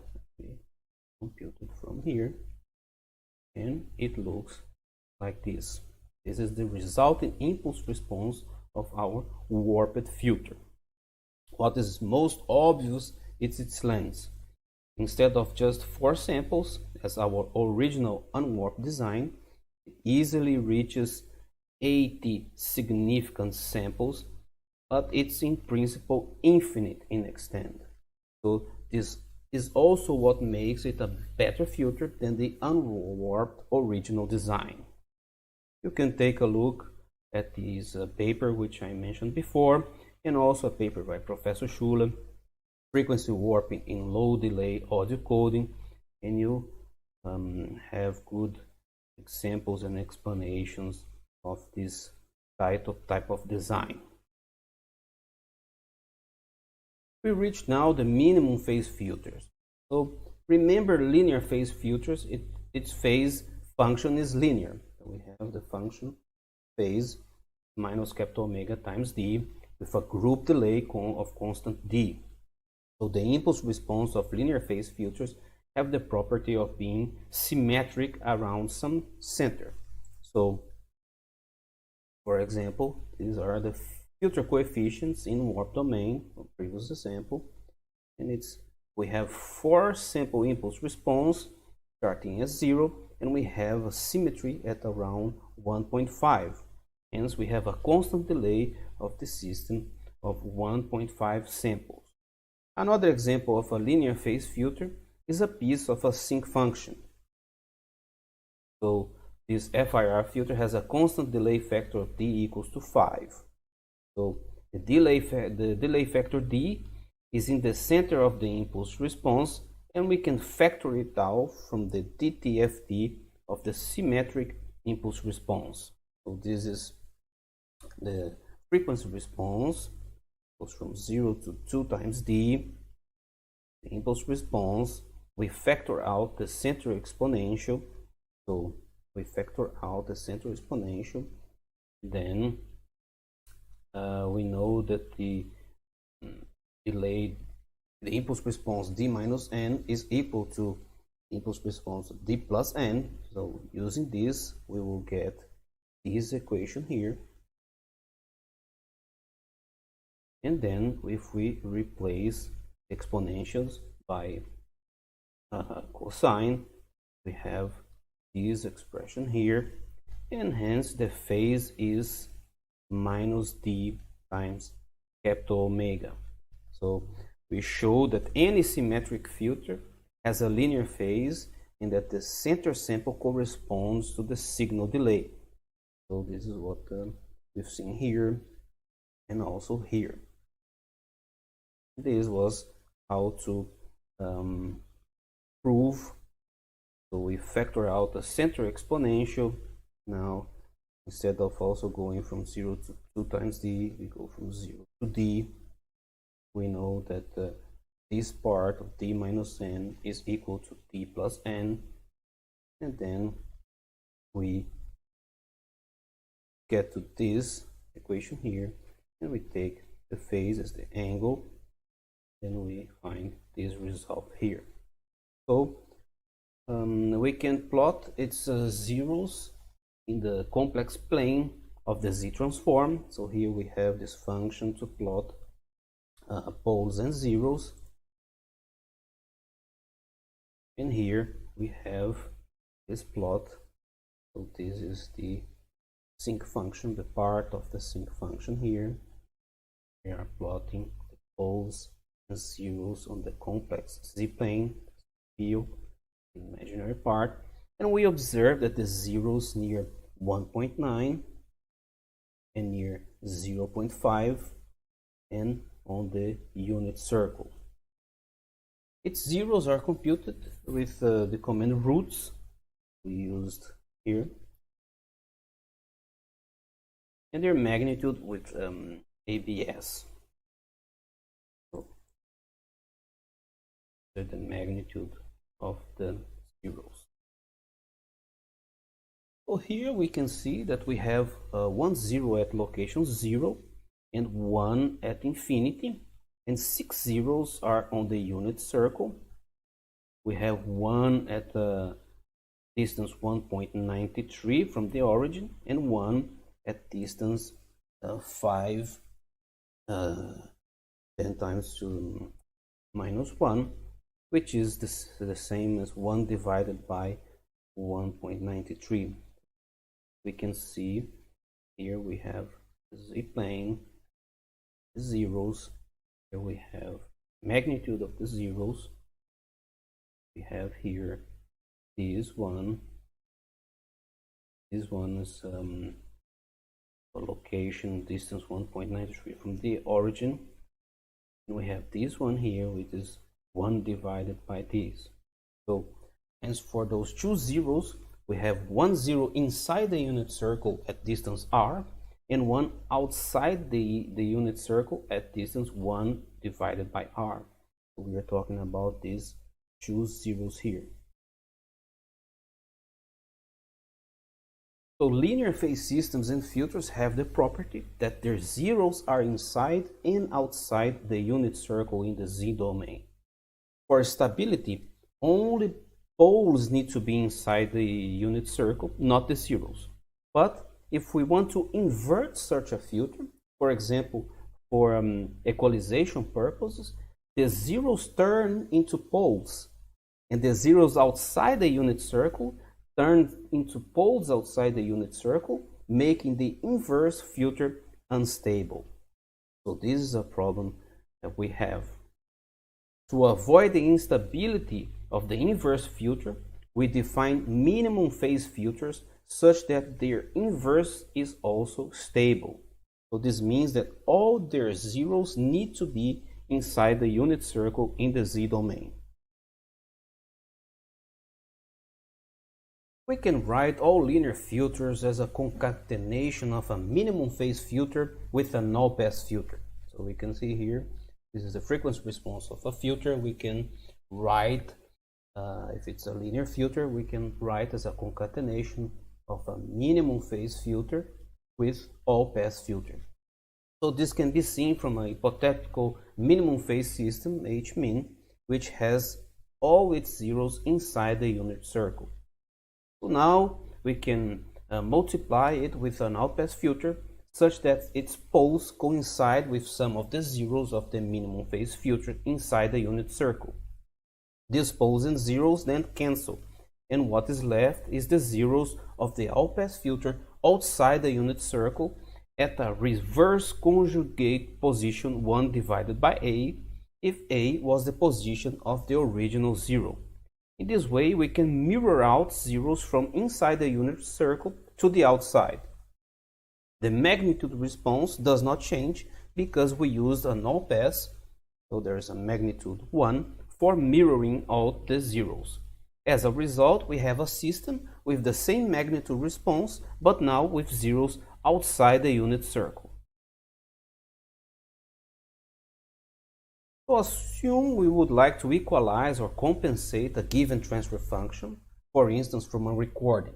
As we saw above, this transfer function can be written as the product of minimum phase filter and all-pass filter. So only the minimum phase filter has a stable inverse. Hence, we design our compensation filter as 1 divided by the frequency response of the minimum phase filter.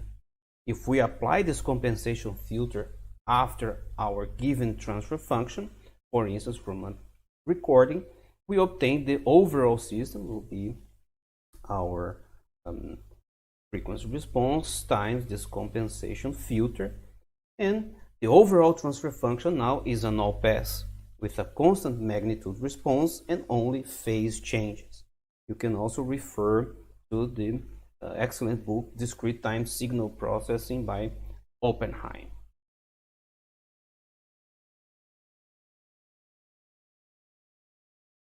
How can we obtain a minimum phase version from a given filter? We basically mirror in the zeros from outside the unit circle. So take our above example of the piece of the sinc function filter. So we see the zero at 1.93, which we need to mirror in. So we neglect the zero at infinity, which comes from starting with a zero sample. To achieve this, we first take the z-domain polynomial of the impulse response and cancel that zero by dividing by the polynomial with only that zero. 1 minus 1.93 times e to the power of minus 1. Fortunately, we have the function deconvolve, which is identical to polynomial division. So to do this, we are importing SciPy signal. We are using the deconvolve function, and it will return B and R. So R is the remainder. In our case, it's practically 0, which means we can indeed divide our polynomial without any remainder, which we expect since the 0 we divide by was in the polynomial, so that we can always factor it out. After that, we can multiply the obtained polynomial B with the 0 inside the unit circle at position 1 divided by 1.93 by multiplying it with the polynomial with only that 0. So 1 minus 1 divided 1.93 times z to the power of minus 1. So here now we are using this convolve. B comes from here, and then we have here the HSync C MP is now our minimum phase version of the filter. So this is what we did. We had here the roots, and then we use the deconvolve HSync 1 and minus RT1. So this here, it will give us the polynomial B and remainder R, and then we are multiplying, convolving the B with 1 and 1 minus 1 divided by RT1 conjugate, which is this part here, and we get our minimum phase version of our filter. So we can take a look at the impulse response. It looks like impulse response of the minimum phase filter, and observe that our filter now became non-symmetric with the main peak at the beginning of the impulse response. The resulting frequency response is obtained with the frac C. So we're plotting the frequency response from the impulse response we obtain here for the minimum phase filter, and this is the frequency response of the minimum phase filter. Now if we compare the above frequency response of the minimum phase with the linear phase plotted here, we can see that the magnitude is about the same, except from an offset of about 5 dB, which is not so important because it's a constant gain factor. But looking at the phase, we see that the minimum phase has less phase lag. This is the minimum phase, and this is the linear phase. So looking at normalized frequency 1.5, we see that the linear phase filter has a phase lag of about -7 rad. So at 1.5, so no, this is the linear phase, so 0 -7. Whereas the minimum phase has a reduced phase lag of about -5 rad. So 3 -2, so -5 rads. If we take the derivative of the phase function to obtain the group delay, we will get corresponding lower values, which means that the minimum phase filter will have less group delay than the linear phase filter. In fact, it has the lowest possible delay for the given magnitude response of the filter. So if you have a given magnitude filter design and you want to obtain the lowest possible delay, you have to take minimum phase filters. Also observe the phase drop around points. They are not always at plus or minus pi, but in other cases where the magnitude has zero crossing, where the phase is not well defined. So a convenient SciPy function to obtain a minimum phase filter with a similar, not exactly the same magnitude frequency response of a linear phase filter is this SciPy signal minimum phase.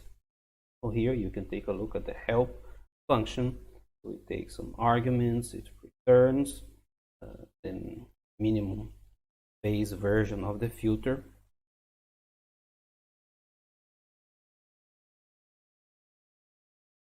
And as an input, it expects a filter with the square desired frequency response, which we can obtain by convolving the linear phase filter coefficients with itself. So in our example, an approximate linear filter is obtained by if we convolve H-sync with itself, and then we get this, we call this minimum phase function from SciPy with this squared, so it's this convolved by itself. And when we plot the frequency response, we have here the magnitude looks the same, but the phase looks different because it starts at 0 instead of pi as before. And this is because the filter coefficients here have a switch sign, and this is no problem because we can always change the sign by multiplying the filter or its output by -1. So when we compare the coefficients by looking at them, we see that the coefficients are similar but have indeed opposite signs.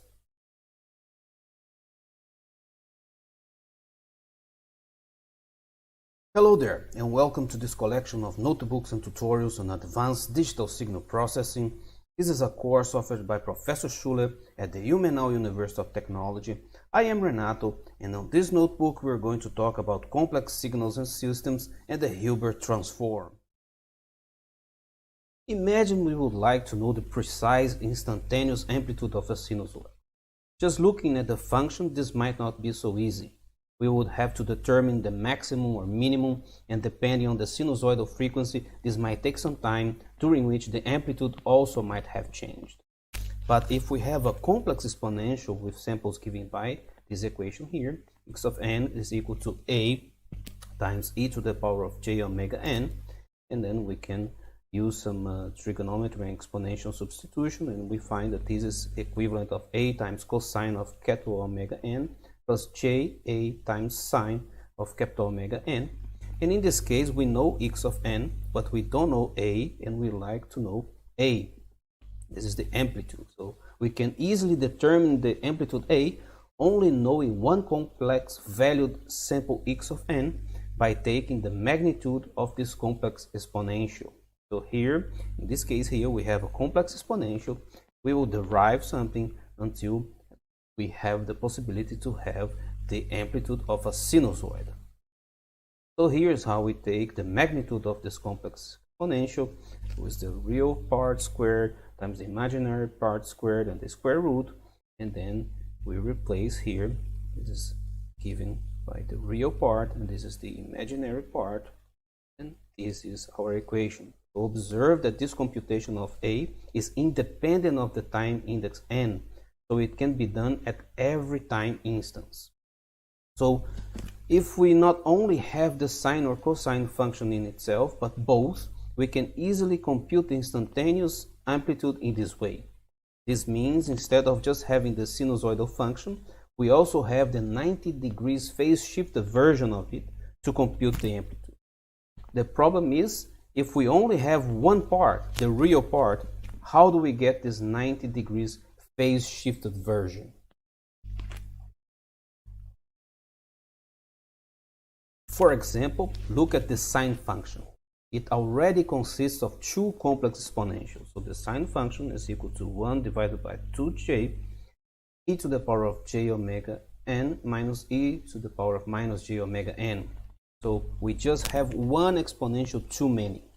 If we look at it in the Fourier domain, we see that one exponential is at positive frequencies and the other is at negative frequencies. If we could remove one of the two exponentials, for instance at the negative frequencies, we would have reached our goal of obtaining a complex exponential for amplitude computations. So what we need is a filter which attenuates the negative frequencies and leaves the positive frequencies unchanged.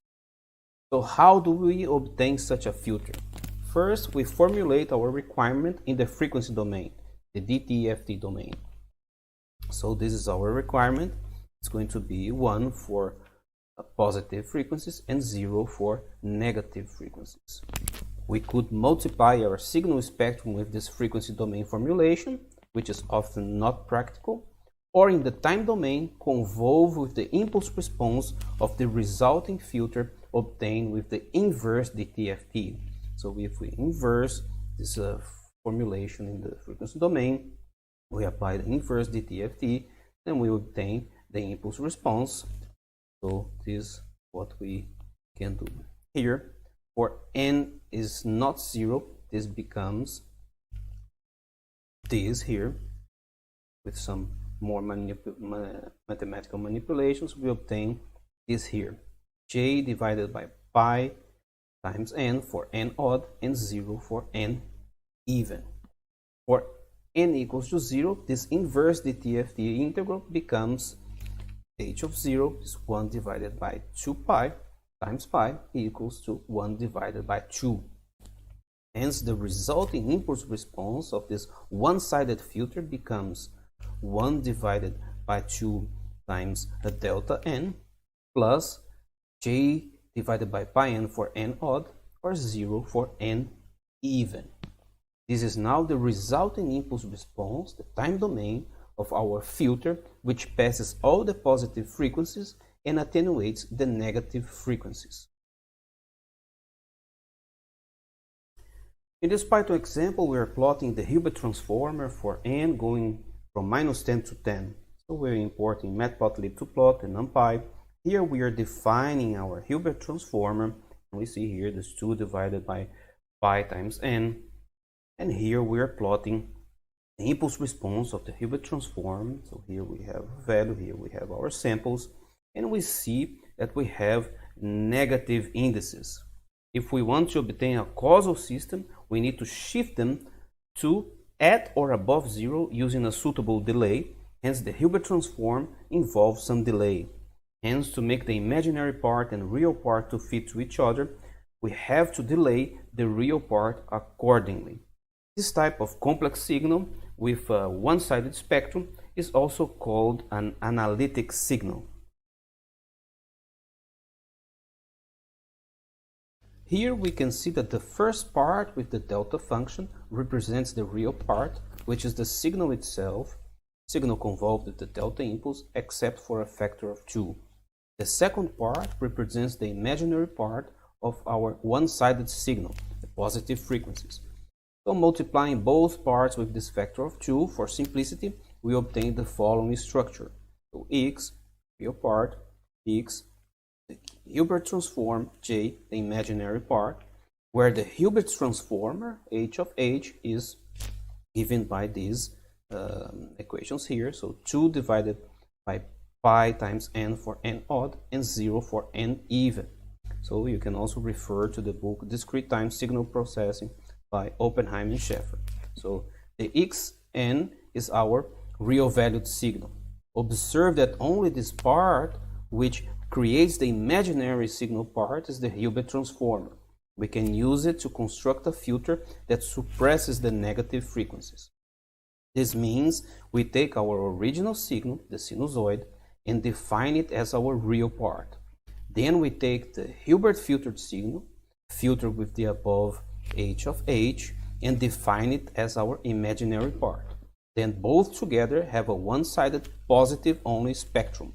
That also means our Hilbert transform filter is our 90 degrees phase shifter that we were looking for. You can also imagine that if the real part is a cosine signal, then the Hilbert transform generates the j times sine part. Since we have included a delay, our phase should be our 90 degrees, the pi divided by 2, right, phase shift, plus the linear phase from the delay. Hence, our phase curve should hit the phase axis at frequency 0 at pi divided by 2, for which we would like to zoom into this part. So we're again using fracz from SciPy signal and matplotlib to plot and numpy, and we're calling fracz. And here is our frequency response. We have the magnitude, we have the phase, and here we can see that the phase curve indeed would hit the pi divided by 2 rad 90 degree mark at the phase axis. We see that the magnitude plot only reaches at about 0 dB attenuation at about frequency 0.08 pi and reaches higher attenuations at frequencies below about 0.05 pi and above about 0.95 pi. Hence, it is only a working Hilbert transformer within this range. If we want to plot the frequency response of our entire filter, not just the Hilbert transform part, which passes only the positive frequencies, we first need to construct our resulting complex filter and then plot the frequency response on the whole frequency circle. First, we need to create the corresponding delay unit pulse as the real part. So here we construct a delayed impulse to implement the delay for the real part. So we have the zeros, this one here, and then we add our imaginary part as a Hilbert transform to obtain our complex filter. So here we have this part here, which is the delayed impulse.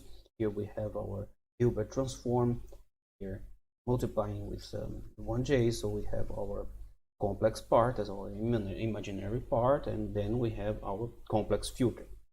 So observe that this is our first complex value filter. We can calculate its frequency response, including the negative frequencies above pi. So we use in frac this argument whole equals to true. So we can include the negative parts above pi, and this is the frequency response of the complex filter. So here we can see that we have indeed a passband at the positive frequencies between 0 and pi, and observe that the passband is at about 60 dB, 6 dB above 0 dB, because we multiplied our filter by a factor of 2 to make it simpler. The negative frequencies appear between pi and 2 pi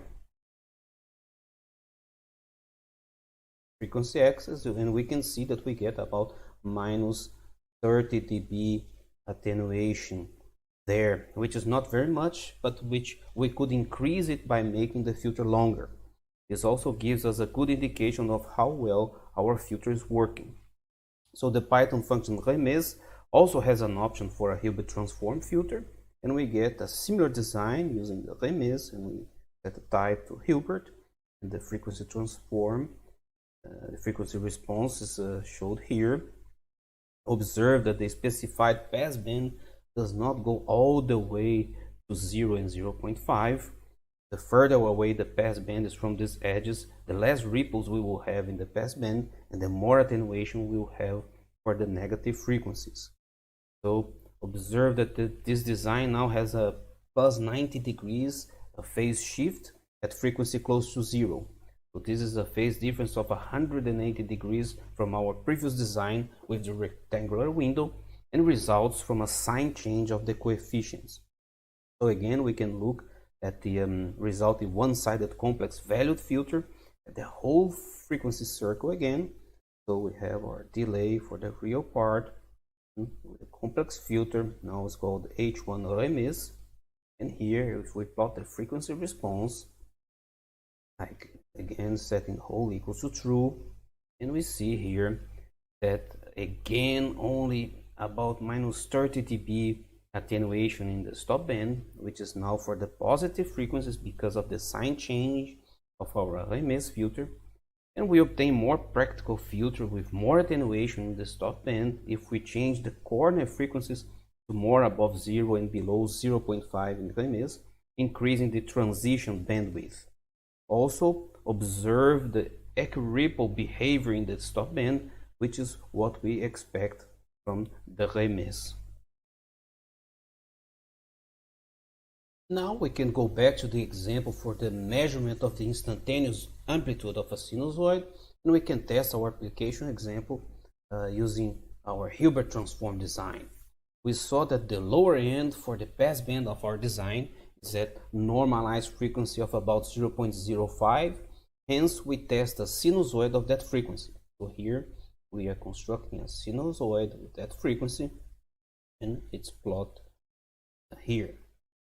Now we can filter it with our filter, which passes only positive frequencies, H1, and creates a complex value signal XH1. So this is we're convolving our signal with the H1, and then we're plotting the real part and the imaginary part. And here we can see that we get indeed a 90-degree phase shifted version, the red curve, about between sample 15 and 45. Now we can compute the magnitude of this complex signal h1 to obtain the amplitude of our sinusoidal signal. So here ABS of xh1, and we have here, we see that about sample 15 and 45 we obtain the amplitude of our sinusoidal signal with about 10% accuracy, which roughly corresponds to the minus 20 dB attenuation, corresponds to an attenuation factor of 0.1 that our filter H1 provides. This also hints at the fact that we can improve the magnitude estimation by having a filter with a higher attenuation at negative frequencies. But also observe that this only works for sinusoids inside our pass band.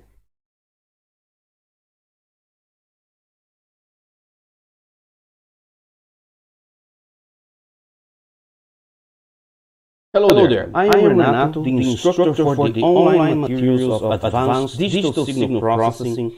This is a course offered by Professor Linde at the Ilmenau University of Technology, and on this tutorial we will talk about Wiener Filters. So Wiener filters are filters to reduce the influence of noise or distortions, and on this notebook the highlight will be when we will have a Python example using made and the number of the beast intro. This is very classic speech, and we're going to implement a Wiener filter using a sci-fi signal, and there's all this example. So let's get started. Wiener filters are filters to reduce the influence of noise and distortion. So let's assume we have x of n, that is the original signal, and we have y of n, which is our distorted signal. So here we have that y of n is equal to x of n plus v of n, where v of n is assumed to be independent white noise. So Wiener filter will have this hw of n, will convolve hw of n with our distorted signal, and we'll get back our x of n, our original signal. So that's the idea what we want to achieve. So signal fidelity, so the reconstruction is close to the original. For instance, for denoising an image or audio signal, where the audio signal does not need to be deterministic. The goal here is an approximation of the original signal in the least mean square sense. So meaning we would like to minimize the mean quadratic error between the filtered and the original signal. So if we have a filter system with Wiener filter h of w, we have here x of n is equal to y of n convolved with h of w. So this is our Wiener filter, this is our distorted signal, and this is what we want to get back as our original signal, or an approximation of the original signal, meaning that we filter our distorted signal y with our still unknown filter hw of n. So the convolution of hw of n, so this is filter length L with y of n, can be written as a matrix multiplication. So alternatively, we can run the sum in the other direction. So this is property of convolutions. So now let's define two vectors. The first vector of the past L samples of our noisy signal y up to the present sample at time n. So both phases here are indicating that it's a vector. So this is, we're defining here our vector. So past L samples of our noisy signal up to y of n. So the next vector contains the time reversed impulse response h of w. So this is, using those two vectors, we can rewrite our convolution equation, this one or this one, as a vector multiplication. So this x of n is equal to y of n, this vector we constructed here, multiplied by this vector. This is the time reversed impulse response here. So observe that h of w has no time index because it already contains all the samples of the time reversed impulse response, and it's constant. So we can now also put the output x of n into a row vector. So we are transforming our signals into vectors. To obtain this column vector, we simply assemble all the row vectors of our noisy signal y of n into a matrix. So we have this matrix with our y of n, And with this matrix, we obtain the result of our convolution at all time steps. So this matrix times h of w is equal to x of w. So we're implementing a convolution, but as matrices and vectors multiplication. So this is just another way of writing our convolution. So for example, if we have a filter of length 2, and this is h of w, so we have here our matrices of the distorted signal. We will multiply with this filter h of w, and we will get our x. Observe again that the vector h of w in this equation is the time reversed impulse response of our filter. This is now the matrix multiplication formulation of our convolution. We can now obtain the minimum mean squared error solution of this matrix multiplication using the so-called Moore-Penrose pseudo-inverse. So here in Wikipedia you can read about the Moore-Penrose inverse, so you can understand what's going on. Because this pseudo-inverse finds the column vector h of t transposed, which minimizes the distance to a given x with the matrix A, which contains our signal to be filtered. So A times h of w transposed to imply to x of t transpose. So matrix A and vector x are known. This is done in a training phase to obtain the Wiener filter coefficients from noisy signals in matrix A and clean signals in vector x. And vector h of w is unknown at the moment. After the training phase, the filter can also be applied to similar signals. So this problem can be solved exactly if the matrix A is a square and invertible. Just multiplying the equation with a to the power of minus 1 from the left would give us the solution. So now we have here the h of w is equal to a inverse times x of t. This cannot be done if A is non-square. For instance, if it has more rows than columns. In this case, we don't have an exact solution, but many solutions that come close to x. We would like to obtain the solution which comes closest to x in a mean squared error distance sense. So this is also called the Euclidean distance. So this solution is derived using the pseudo-inverse. So we have A transpose times A times h of w transposed equals to a transposed of times x transpose. So here a transpose times a is now a square matrix and usually invertible, such that we obtain our solution h w transpose is equal to a transpose times a to the power of minus 1 times a transpose times x transpose. So this h of w is now the solution we were looking for. And this solution has the minimum square distance to the unnoisy version of all solutions. It's always good to try out and to understand better this a bit complicated theoretical mathematical formulations using a Python example. So here we're having a Python example for denoising speech. So the first part here, we're importing our Python libraries. We are going to use a SciPy signal and NumPy to handle calculations. We are going to use IPython display to listen to some sounds. We are going to use import to librosa and wave to load audio files, and we're going to use struct. So this is in conjunction with import a wave that is going to use here in this wave read functions we are defining. So librosa has this very convenient way of loading audio, but also is interesting to see this different approach using this wave library. So here we're defining this wave read. It takes as an argument sound file.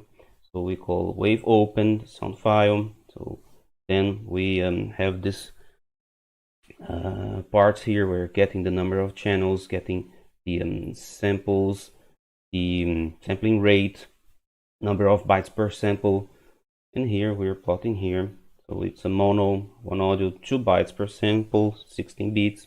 sampling rate is 32 kilohertz, and this is the length of our audio. So this is how now we're using this struct to unpack and transform it to shorts. And here we have our, so let's run the cells, and here we can listen to our audio. To administer medicine to animals is frequently a very difficult matter, and yet sometimes it's necessary to do so. So this is the speech we're going to work first. Later on we are using Iron which is much more exciting than this example here.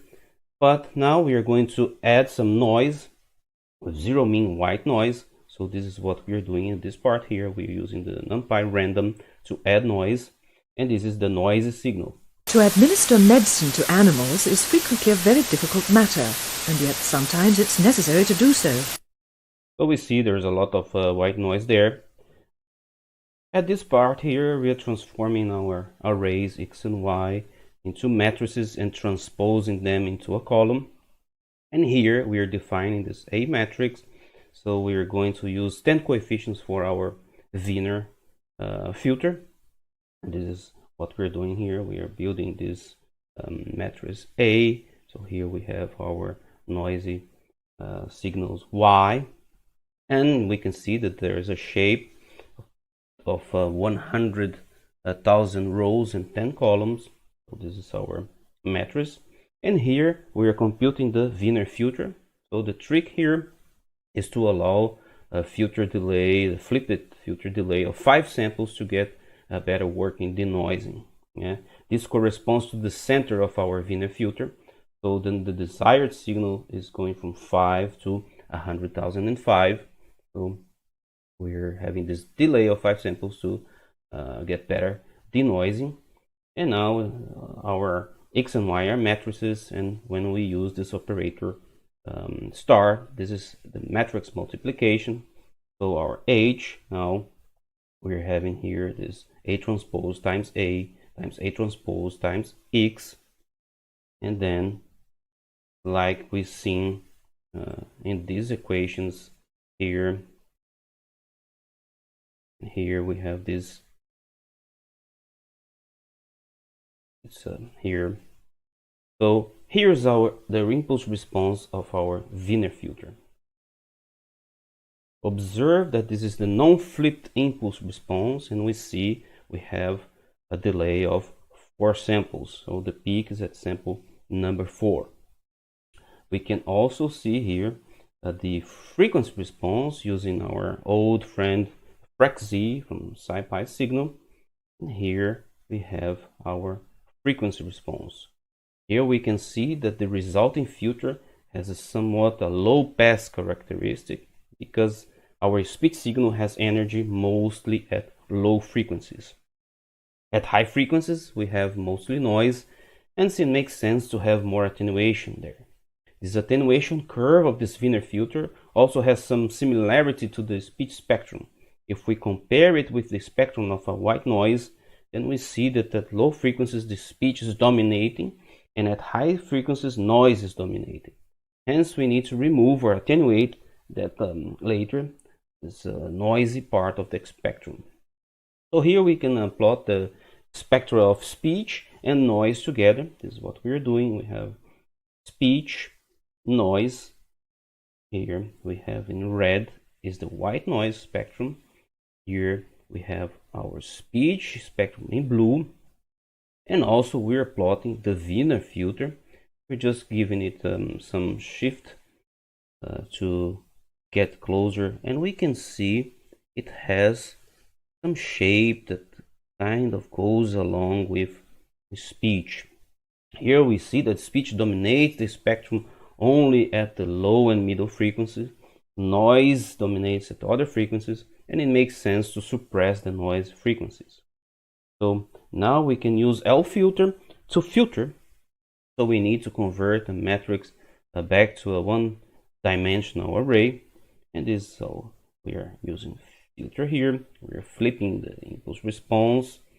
We are transforming it into an array. Also transform our Y back into an array.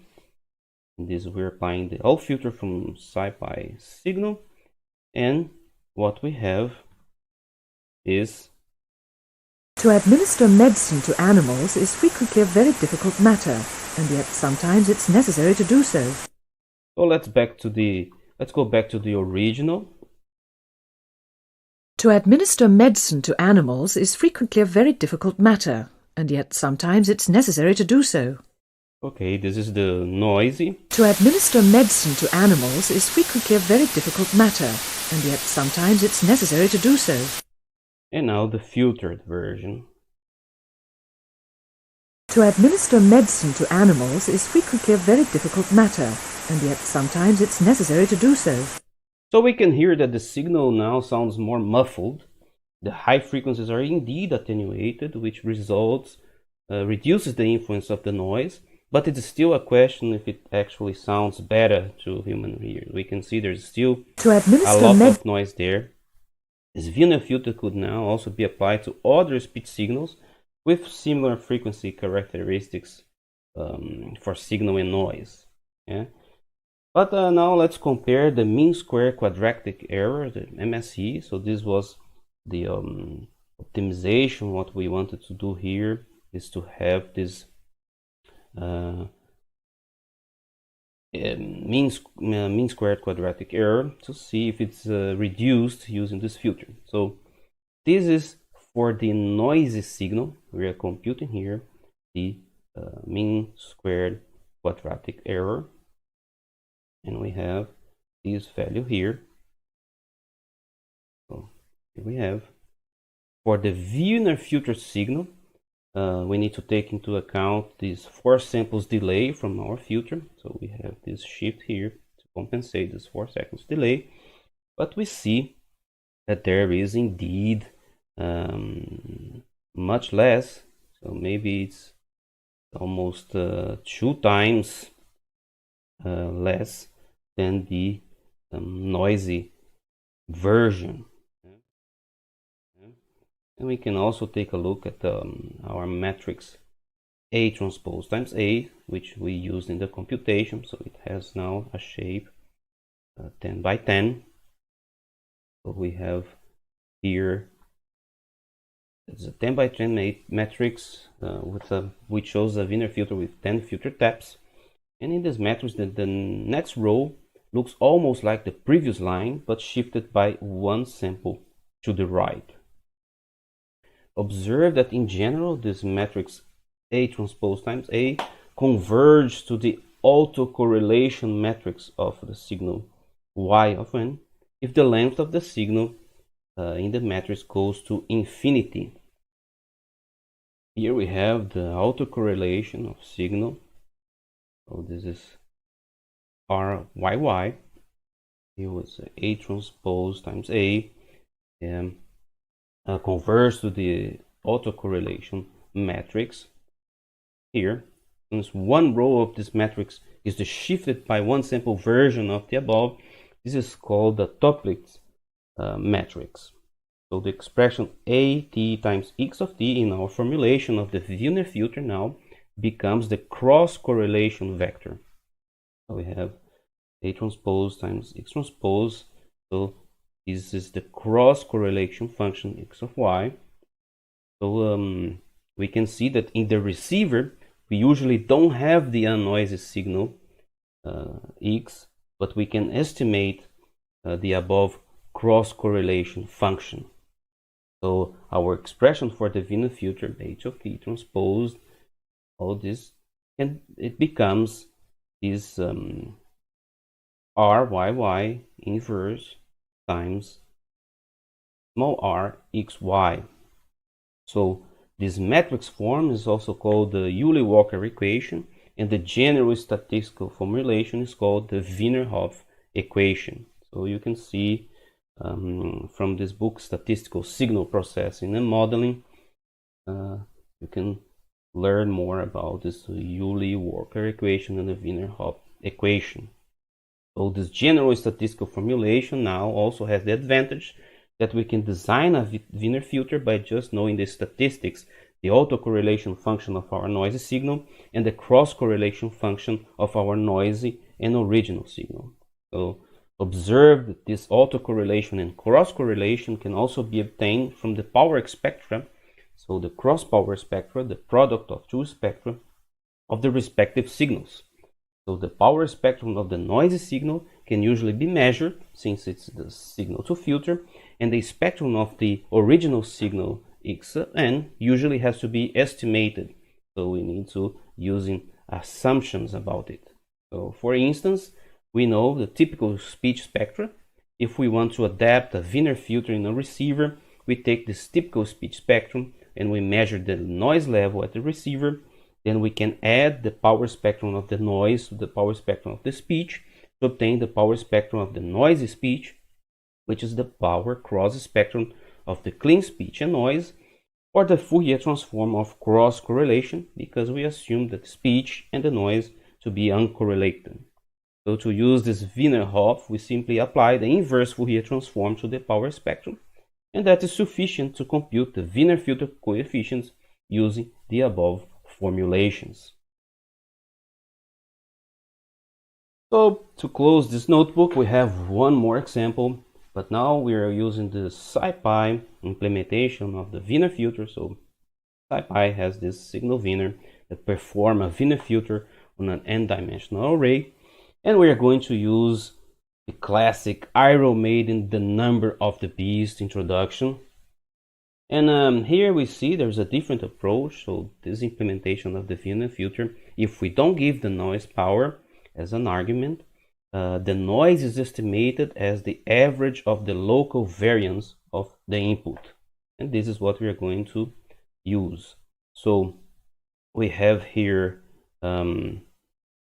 let's listen to the original signal. So this is Iron Maiden, the number of the beast.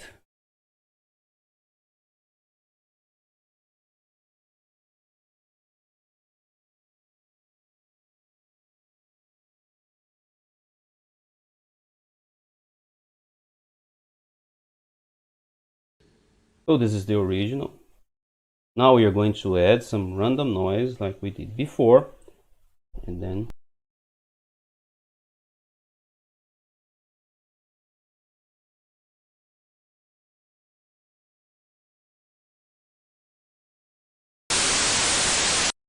so we see, we listen that there's a lot of noise there. Now we're going to use the SciPy Wiener filter. So we are not passing any noise power. We are going to use the noise estimated as the average of the local variance, and we are going to give it higher order. So we are going to go the filter size of 51 taps. So the size here should be odd, and we are using 51, and let's see what's happening. Let him who hath understanding reckon the number of the beast. For it means the truth.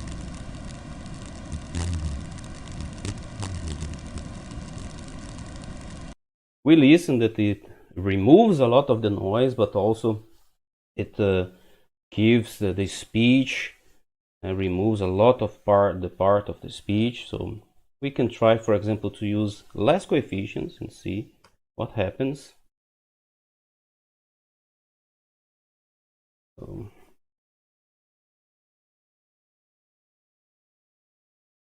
let him who hath understanding reckon the number of the beast.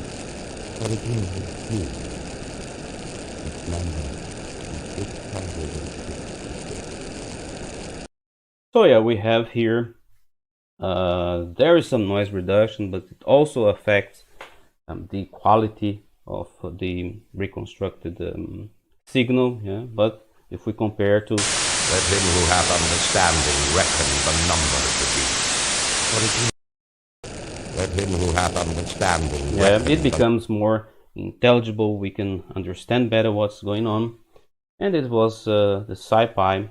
Now, if we also check the mean squared error, and we see that there is a very, very high reduction in the filter. So the Wiener filter is doing what it's supposed to be doing, and it's a matter of fine-tune it, choose number of taps to have a good estimation of the noise power. And that's it for today. See you next time.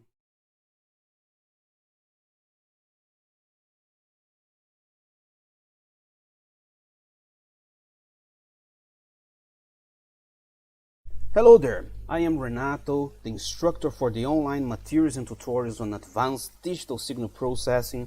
This is a course offered by Professor Schuller at the Ilmenau University of Technology to different master's degree level programs, and this notebook is about matched filters. So matched filters are used to reduce the influence of noise, usually a deterministic signal. So there's no signal fidelity, it's just a high signal to noise ratio for detection. For example, in communication applications, when you'd like to detect a 0 or a 1 or any given known signal. So let's get started. The goal of the matched filter is to maximize the signal to noise ratio at the moment of detection. With our original signal X and noise V, so we have this expression here for signal to noise ratio. So we would like to maximize the signal to noise ratio at time of detection using HM. And to do that, first we assume V to be independent white noise. Then the denominator of the signal to noise ratio expression is just a scaled fixed power expression. So using our formulation of a matrix V for the noise signal and the row vector HM for our filter, so again it contains the time reversed impulse response, we obtain these equations here. So remember that the autocorrelation function of noise is a weighted delta function, since noise samples are uncorrelated to all their neighboring samples, and they are only correlated with themselves, and the correlation with itself is simply the noise power. So the autocorrelation matrix E, V transpose times V, has all zero entries except on the diagonal where is the noise power. So the noise power times the identity matrix. The last expression is simply the squared norm, so the sum of the squares of its coefficients of our vector of our filter coefficients H of M multiplied with the noise power. So keeping the above norm of our filter vector constant, we only need to maximize the numerator of our signal to noise ratio fraction, so part here, and we rewrite our numerator from here to here, analog to our matrix formulation, as a scalar vector multiplication with H of HM as our row vector of the time reversed matched filter impulse response, and now with only one row of the signal matrix A at a time for only one convolution sample at a time. So the signal row vector is given by this, where L is the size of our filter vector. We then apply the Cauchy-Schwarz inequality, which says for two column vectors A and B and their scalar product, we get this here. So this is also written with the norm A and the AB scalar product like this. This is equivalent to this. So we obtain equality if both vectors are collinear. So B is equals K times A with some scalar K. And this tells us how to solve the maximization task. We can now apply the Cauchy-Schwarz if we set A equals to X of N and B equals to HM. So we replace here A by X of N here and B by HM here. So we are getting this, and we get the equality, the maximum, if we set H of M equals to K times X of N, where we can choose the factor as K equals to 1. Since we have this inequality for all time steps N of our convolution, we choose N where the row vector X has the maximum energy. This is where we capture the entire non-zero waveform of our signal X of N with our filter. Since our filter vector HM contains the time reversed impulse response, we obtain the entire time reverse signal as our matched filter, assuming our signal to detect is located between 0 and L. Since we have a convolution of the signal with its time reverse version, we get a convolution length of 2 times L minus 1 samples with its maximum at the center when both waveforms completely overlap after L samples, which is exactly the signal length. Hence, we get the detection of our signal after we completely received it at the end of our signal. So observe that since we convolve the signal with the time reversed version of our pattern to be detected, this becomes identical to computing the correlation of the signal with the pattern to be detected. Also observe that the longer the signal is, the more energy is captured in it, and the higher the signal to noise ratio will be at the time of detection. And this is very important, for instance, for very weak signals, like in deep space communications.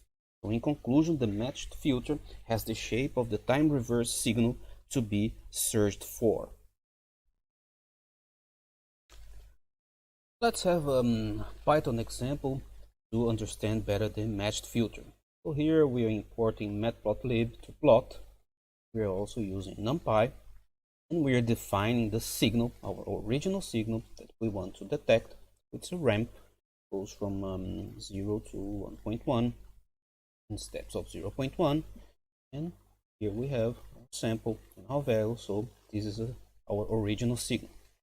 So now we will put this signal to detect at some point in time inside a longer signal. So this is what we are doing here.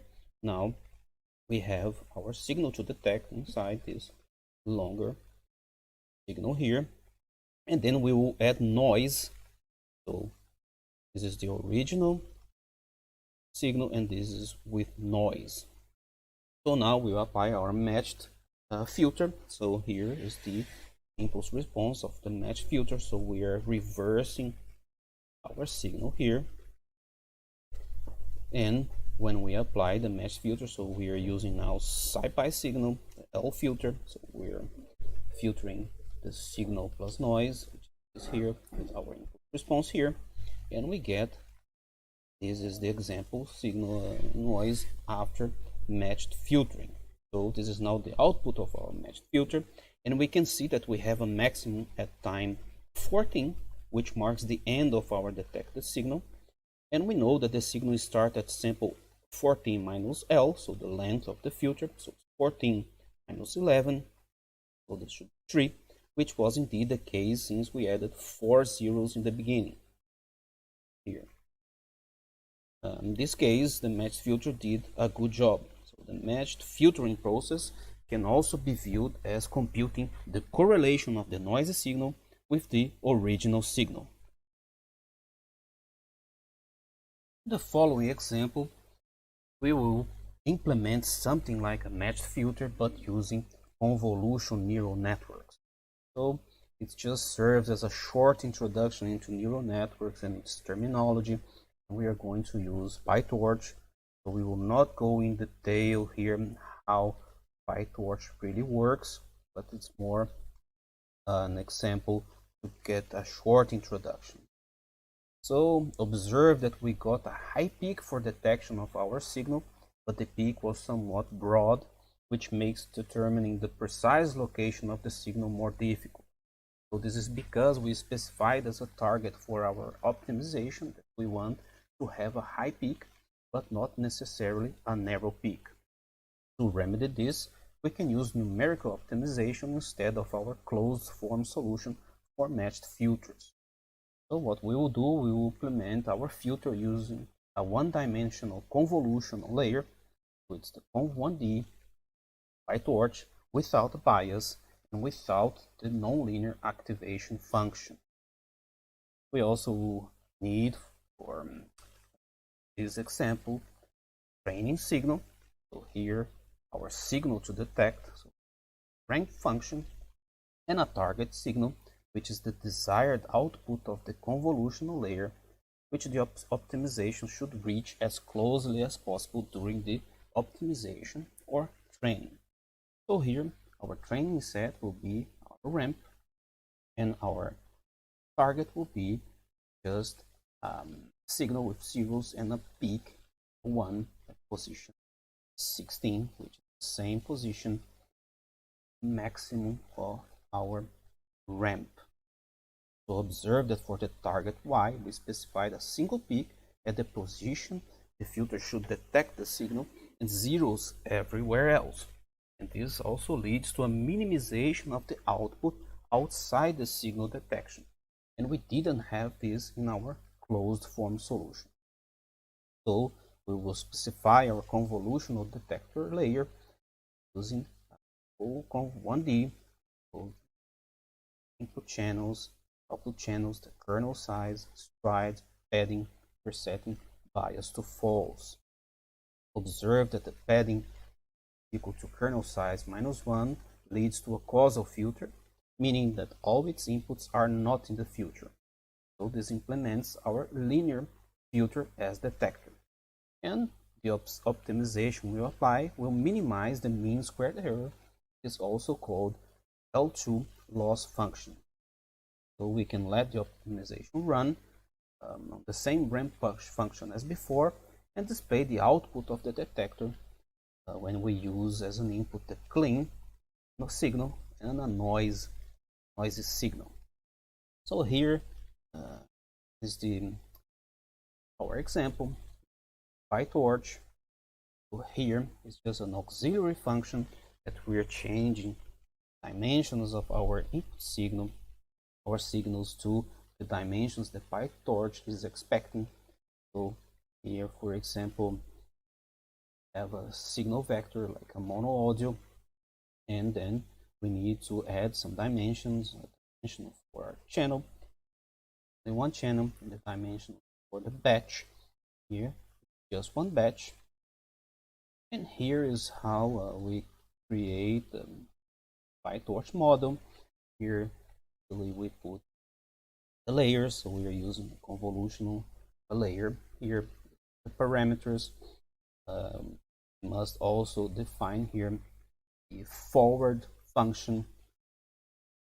Then here what we are doing is we having an input signal ramp, and we convert to the dimensions that are expected by PyTorch. Our target we also convert. We can see the shapes of our input signal or target. Then we generate our model here, so defined as a class here, CompNet, our model now, CompNet. We need also to define the loss function, mean square error. Also need to choose which kind of optimizer, so we have stochastic gradient descent, we have many different optimizers that are suitable for different things. And we also have to define how the experiment will go. So we have many epochs. Then we have here loss function. We need to also have these steps backward and the optimize step. Here we can save our model, and then here we are having, for example, when we have a noisy signal, so the ramp plus noise, and then restrained and prediction, give it an input to the model to see what goes the output. So here is how training goes. This step here is just that we don't want to print the loss every single epoch, but every 100 epochs. So epoch number, loss function, and then we have here, for example, when we have our ramp, the signal. Here is the noisy signal. So this is the weights PyTorch calculates after training. We see that we obtain these coefficients. So this is a time reversed impulse response, and we see it's a different impulse response than the matched filter. Also because this optimization is trying to minimize the output outside the detection point. We didn't have this in our matched filter. Matched filter was simply the time reverse ramp signal. So now, when we input clean input, should be here, clean input, the X here in blue, we have the output of our filter, this peak here. If we use a noisy signal, so this, the output of our filter in here in orange. So the result of the detection, clean and noisy signals. Observe the peak at the detection point is indeed much more narrow than when we used the matched filter.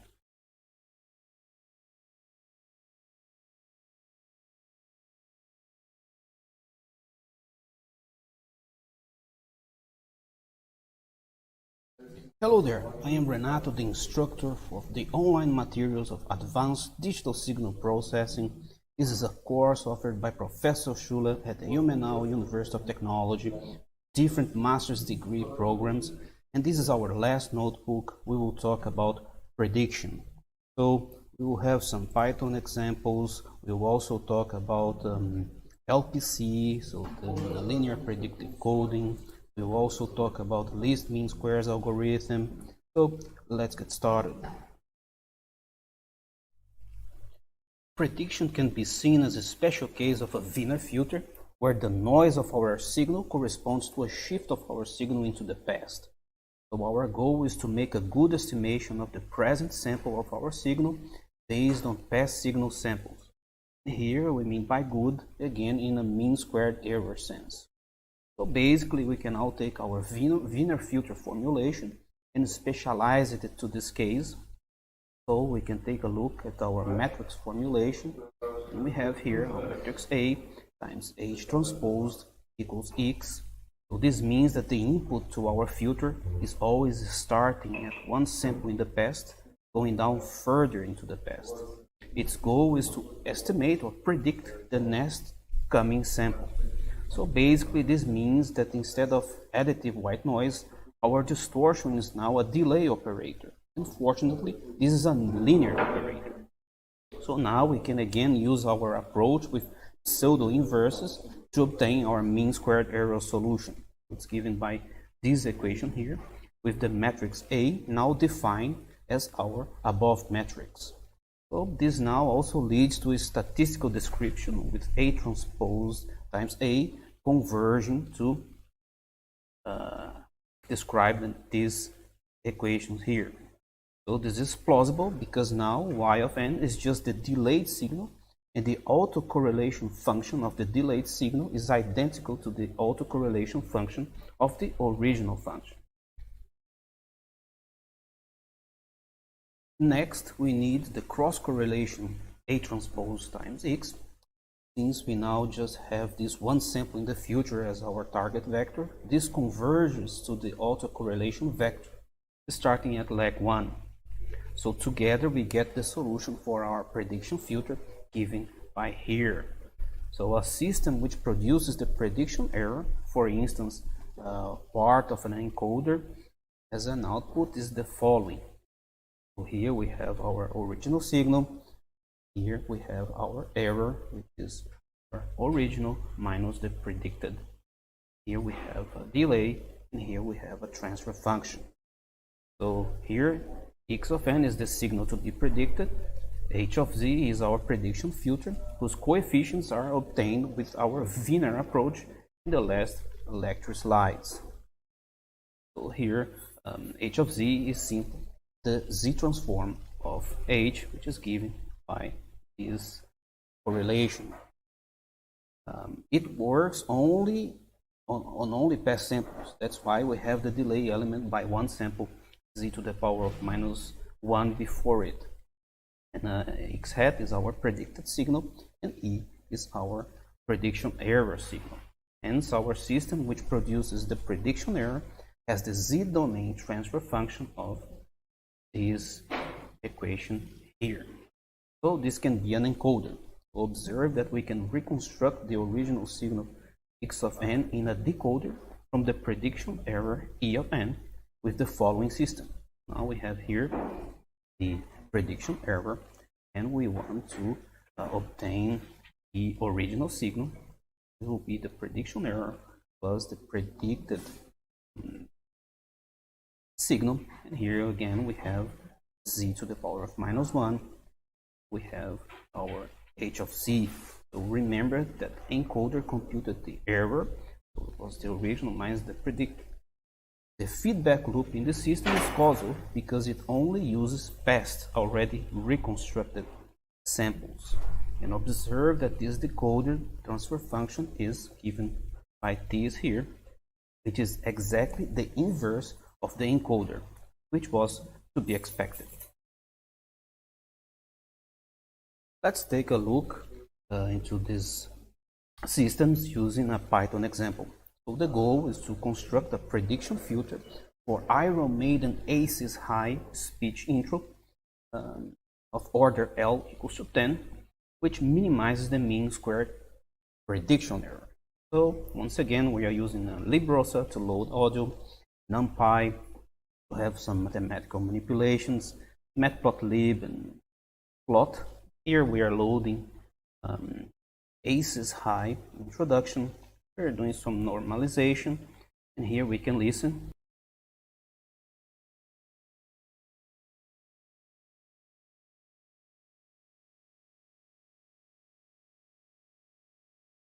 And here is how the waveform of this original signal looks like.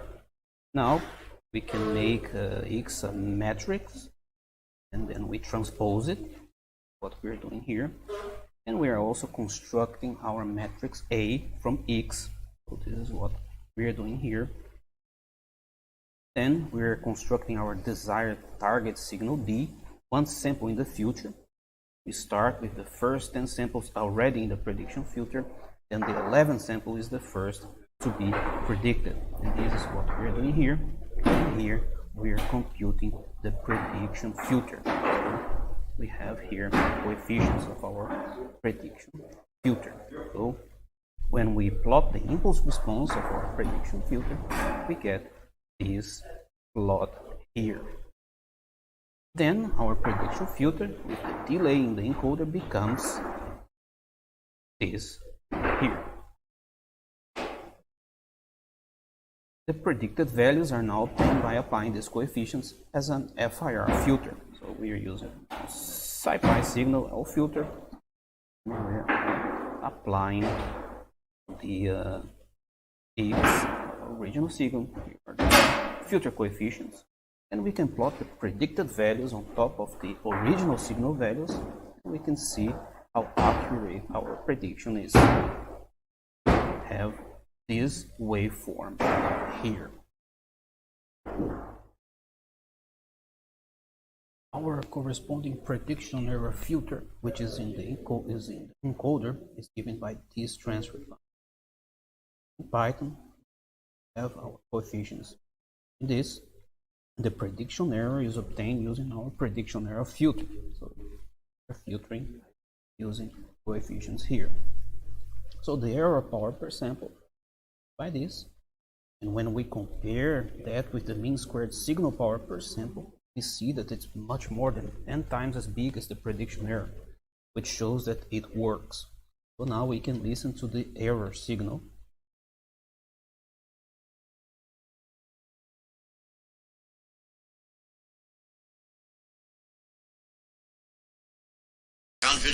And we can take a look at the signal in its prediction error. We see in this plot here, the original in blue and the prediction error in red.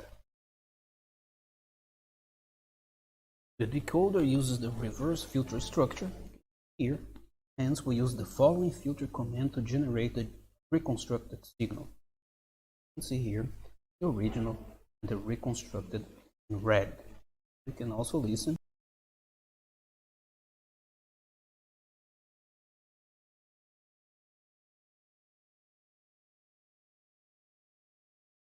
Observe that the coded and the reconstructed looks and sound identical to the original as expected. This means we can indeed use it in an encoder and decoder setting.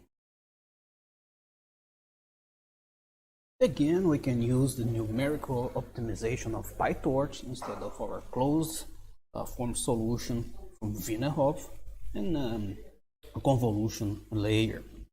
So we can use the mean squared error as a minimization criterion or the loss function. And in this case, it does not differ from the target of the closed form formulation, and hence we obtain very approximate solution. So here the desired target signal y is the audio input x, but one sample in the future. So we're doing here importing PyTorch. We're using a librosa to load audios, matplotlib plot. Here we are defining our filter length. Here we're using dilatations, upsampling the filter impulse response. The new filter length will be L minus 1 times dilatation plus 1. Here's a function to convert a vector like a mono audio signal into the shape that PyTorch expects. Here we are defining our model. We have a convolutional layer, one input channel, one output channel, kernel size equals to L, stride equals 1, and the dilatation equals to the dilatation that we define here is equals to 1, and the padding is the dilatation times L minus 1. We are not using any bias. And here we define our forward function. So then we are loading Iron Maiden, aces high, do some normalization, and we have here the audio signal to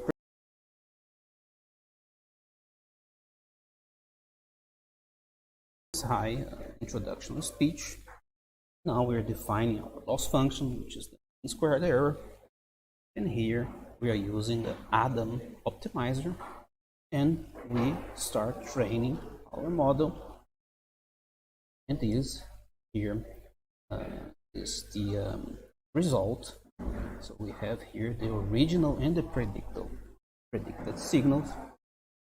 We have the original and the prediction error, and here we have the weights, and we see that it's very similar to what we obtained using the Wiener closed form solution.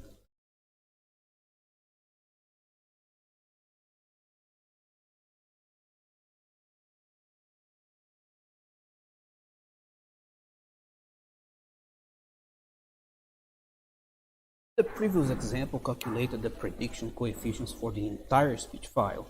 But when we look at the signal waveform, we see that its characteristics and its statistics changing. It's not stationary.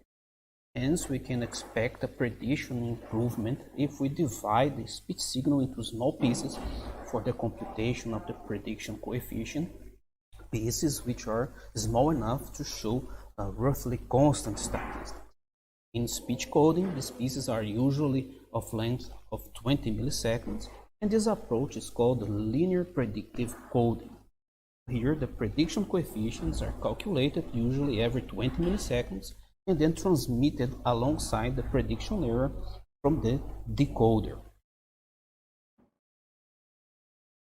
This also has the advantage that it needs no training set and computes the coefficients from the actual samples in the current block. Observe that this also needs a very fast optimization, and we will use our closed form solution. Here's our Python example for the LPC. So our speech signal will be sampled at 32 kHz, hence a block of 20 milliseconds has 640 samples. We will use SciPy signal to do filtering, matplotlib to plot, NumPy for other mathematical calculations. Once again, we use the same Iron Maiden aces high speech.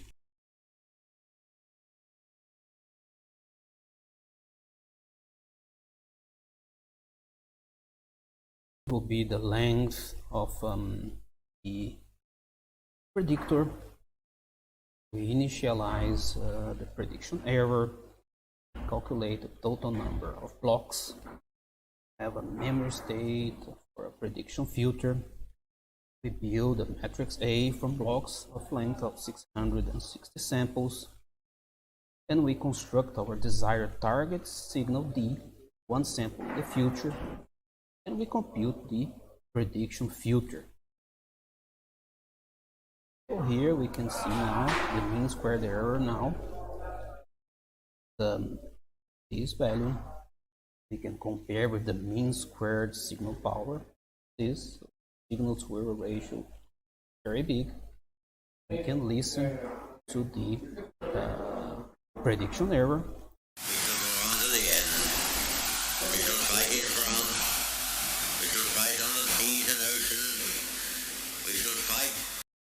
And here we have a plot of the original, the prediction error in red. Here it can be seen that the prediction error is even smaller than before. The decoder works the way as shown in the previous example, and the reconstructed speech can be heard in the end. So here's the decoder. We initialize the reconstructed signal memory. We initialize the memory state of the prediction filter. Here we have our coefficients of the prediction filter, and we have the predictive reconstruction filter from numerator to denominator, and we can listen to the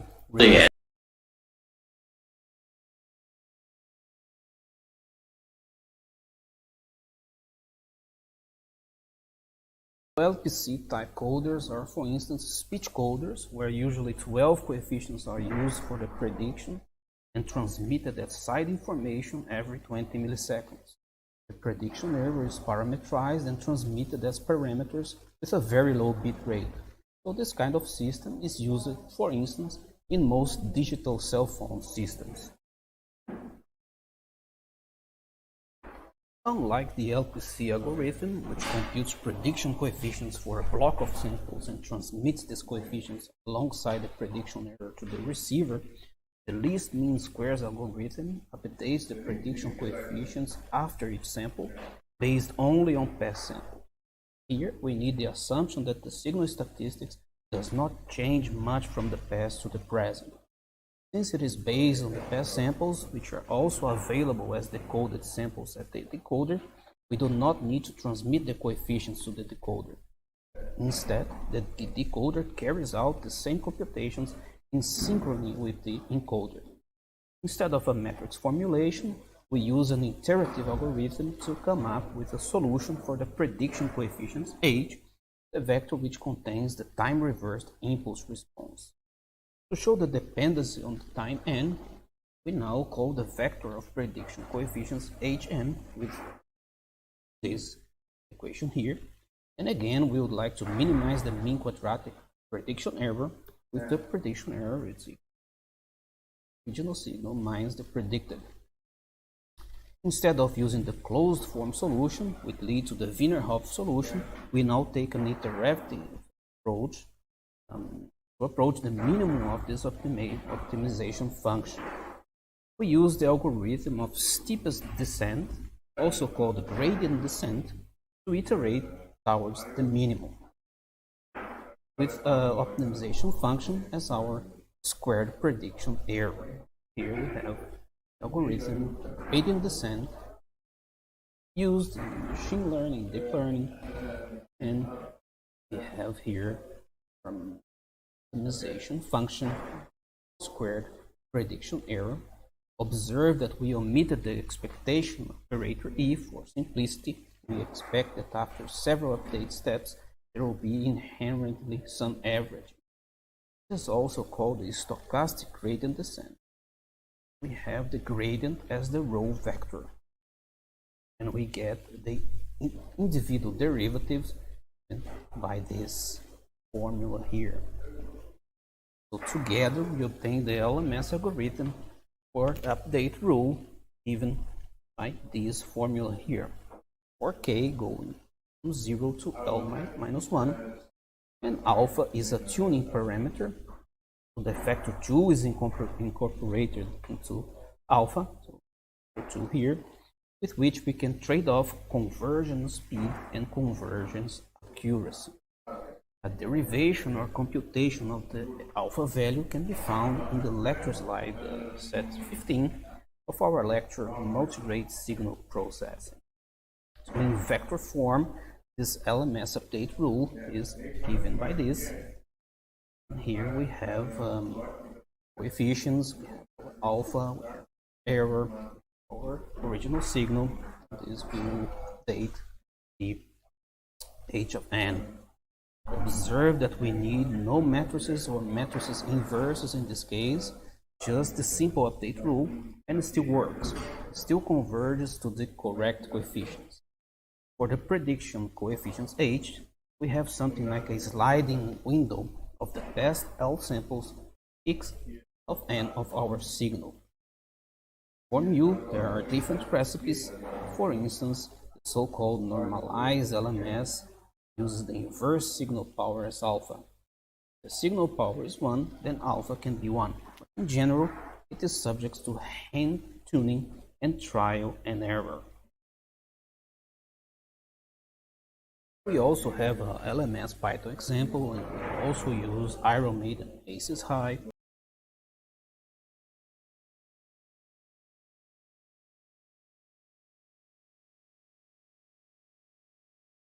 We initialize here with 0 error or h coefficients, and we have 0 starting values folder.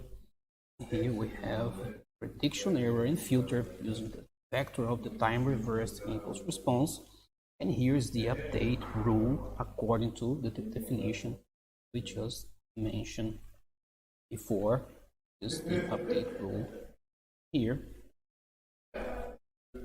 So then we have the mean squared prediction error.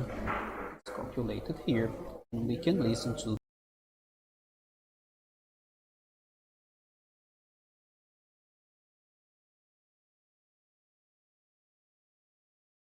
and here's the comparison plot of the original signal to the prediction error. No signal in blue, the prediction in red.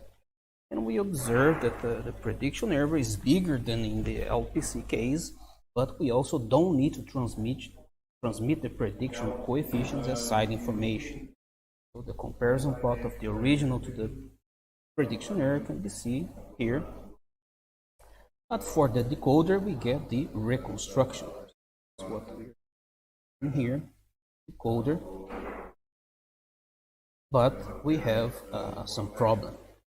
In the decoder, we need to pay attention to the sensitivity. So when we start here, there's the update rule. We initialize with zeros, but we find some minus infinity here, very big values. So this is the reconstructed signal.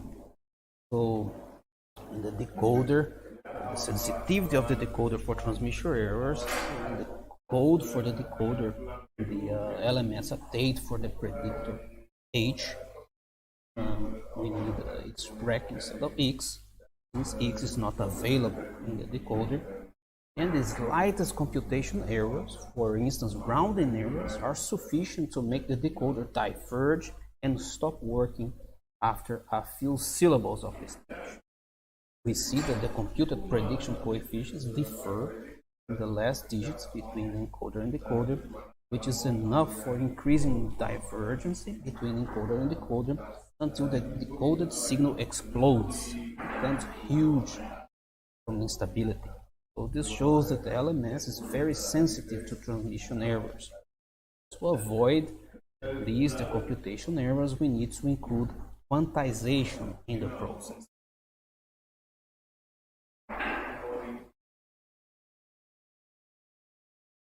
So in this step, we will try to avoid the sensitivity of the decoder using the predictive encoder with quantizer.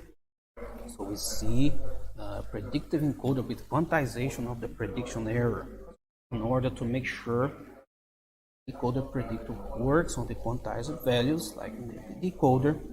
we use a decoder in the encoder structure, which produces the quantized reconstructed value t. The function q here include both quantizer and the dequantizer. The decoder stays the same except for the dequantization of the prediction error in the beginning. So observe that the reconstructed signal x of n is the same as for the encoder plus the quantization error from the quantizer. So here is the scheme, and we are introducing quantization, the prediction error. And here we have that the reconstructed signal x is the same for the encoder plus the quantization error from the quantizer. Here we will introduce this quantization in the previous example. So we have again our signal. I made an ACSI introduction. We have here our update rule, the LMS update rule, but also we here quantize and dequantize step size. So we use a mid-thread, step size of 0.05. So what we are doing here, and then we can compare the mean squared prediction error with the mean squared signal power. What we're doing in these steps here. Now we have here the original signal prediction error, and already see the quantization taking place.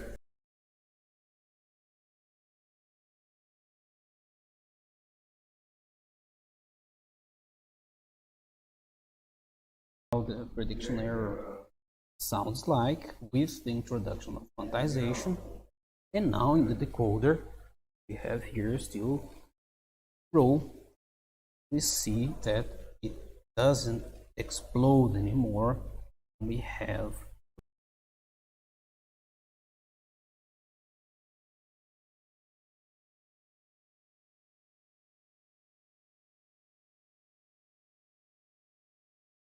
signal. Because of the quantization, the prediction error now clearly increased. The signal is now fully decoded, even with quantization at all, with a little noise. Was to be expected, but we can avoid the noise by reducing the quantization step size. Observe that this is structured for the decoder in the encoder also applies to other prediction methods. So we've seen here how we can introduce quantization with this scheme of a decoder in the encoder, and we can now fully get the reconstructed signal. And there's a trade-off. We have some quantization noise in the prediction error, and this is we can try to minimize this noise by reducing the quantization step. And that's it for the LMS with Quantizer using Python. We reach the end of our notebook and the end of this course. So there is still the multirate signal processing course. Will deal with many different aspects of multirate signal processing. A very good continuation on the studies of this world of signal processing. Thank you very much, and see you another time.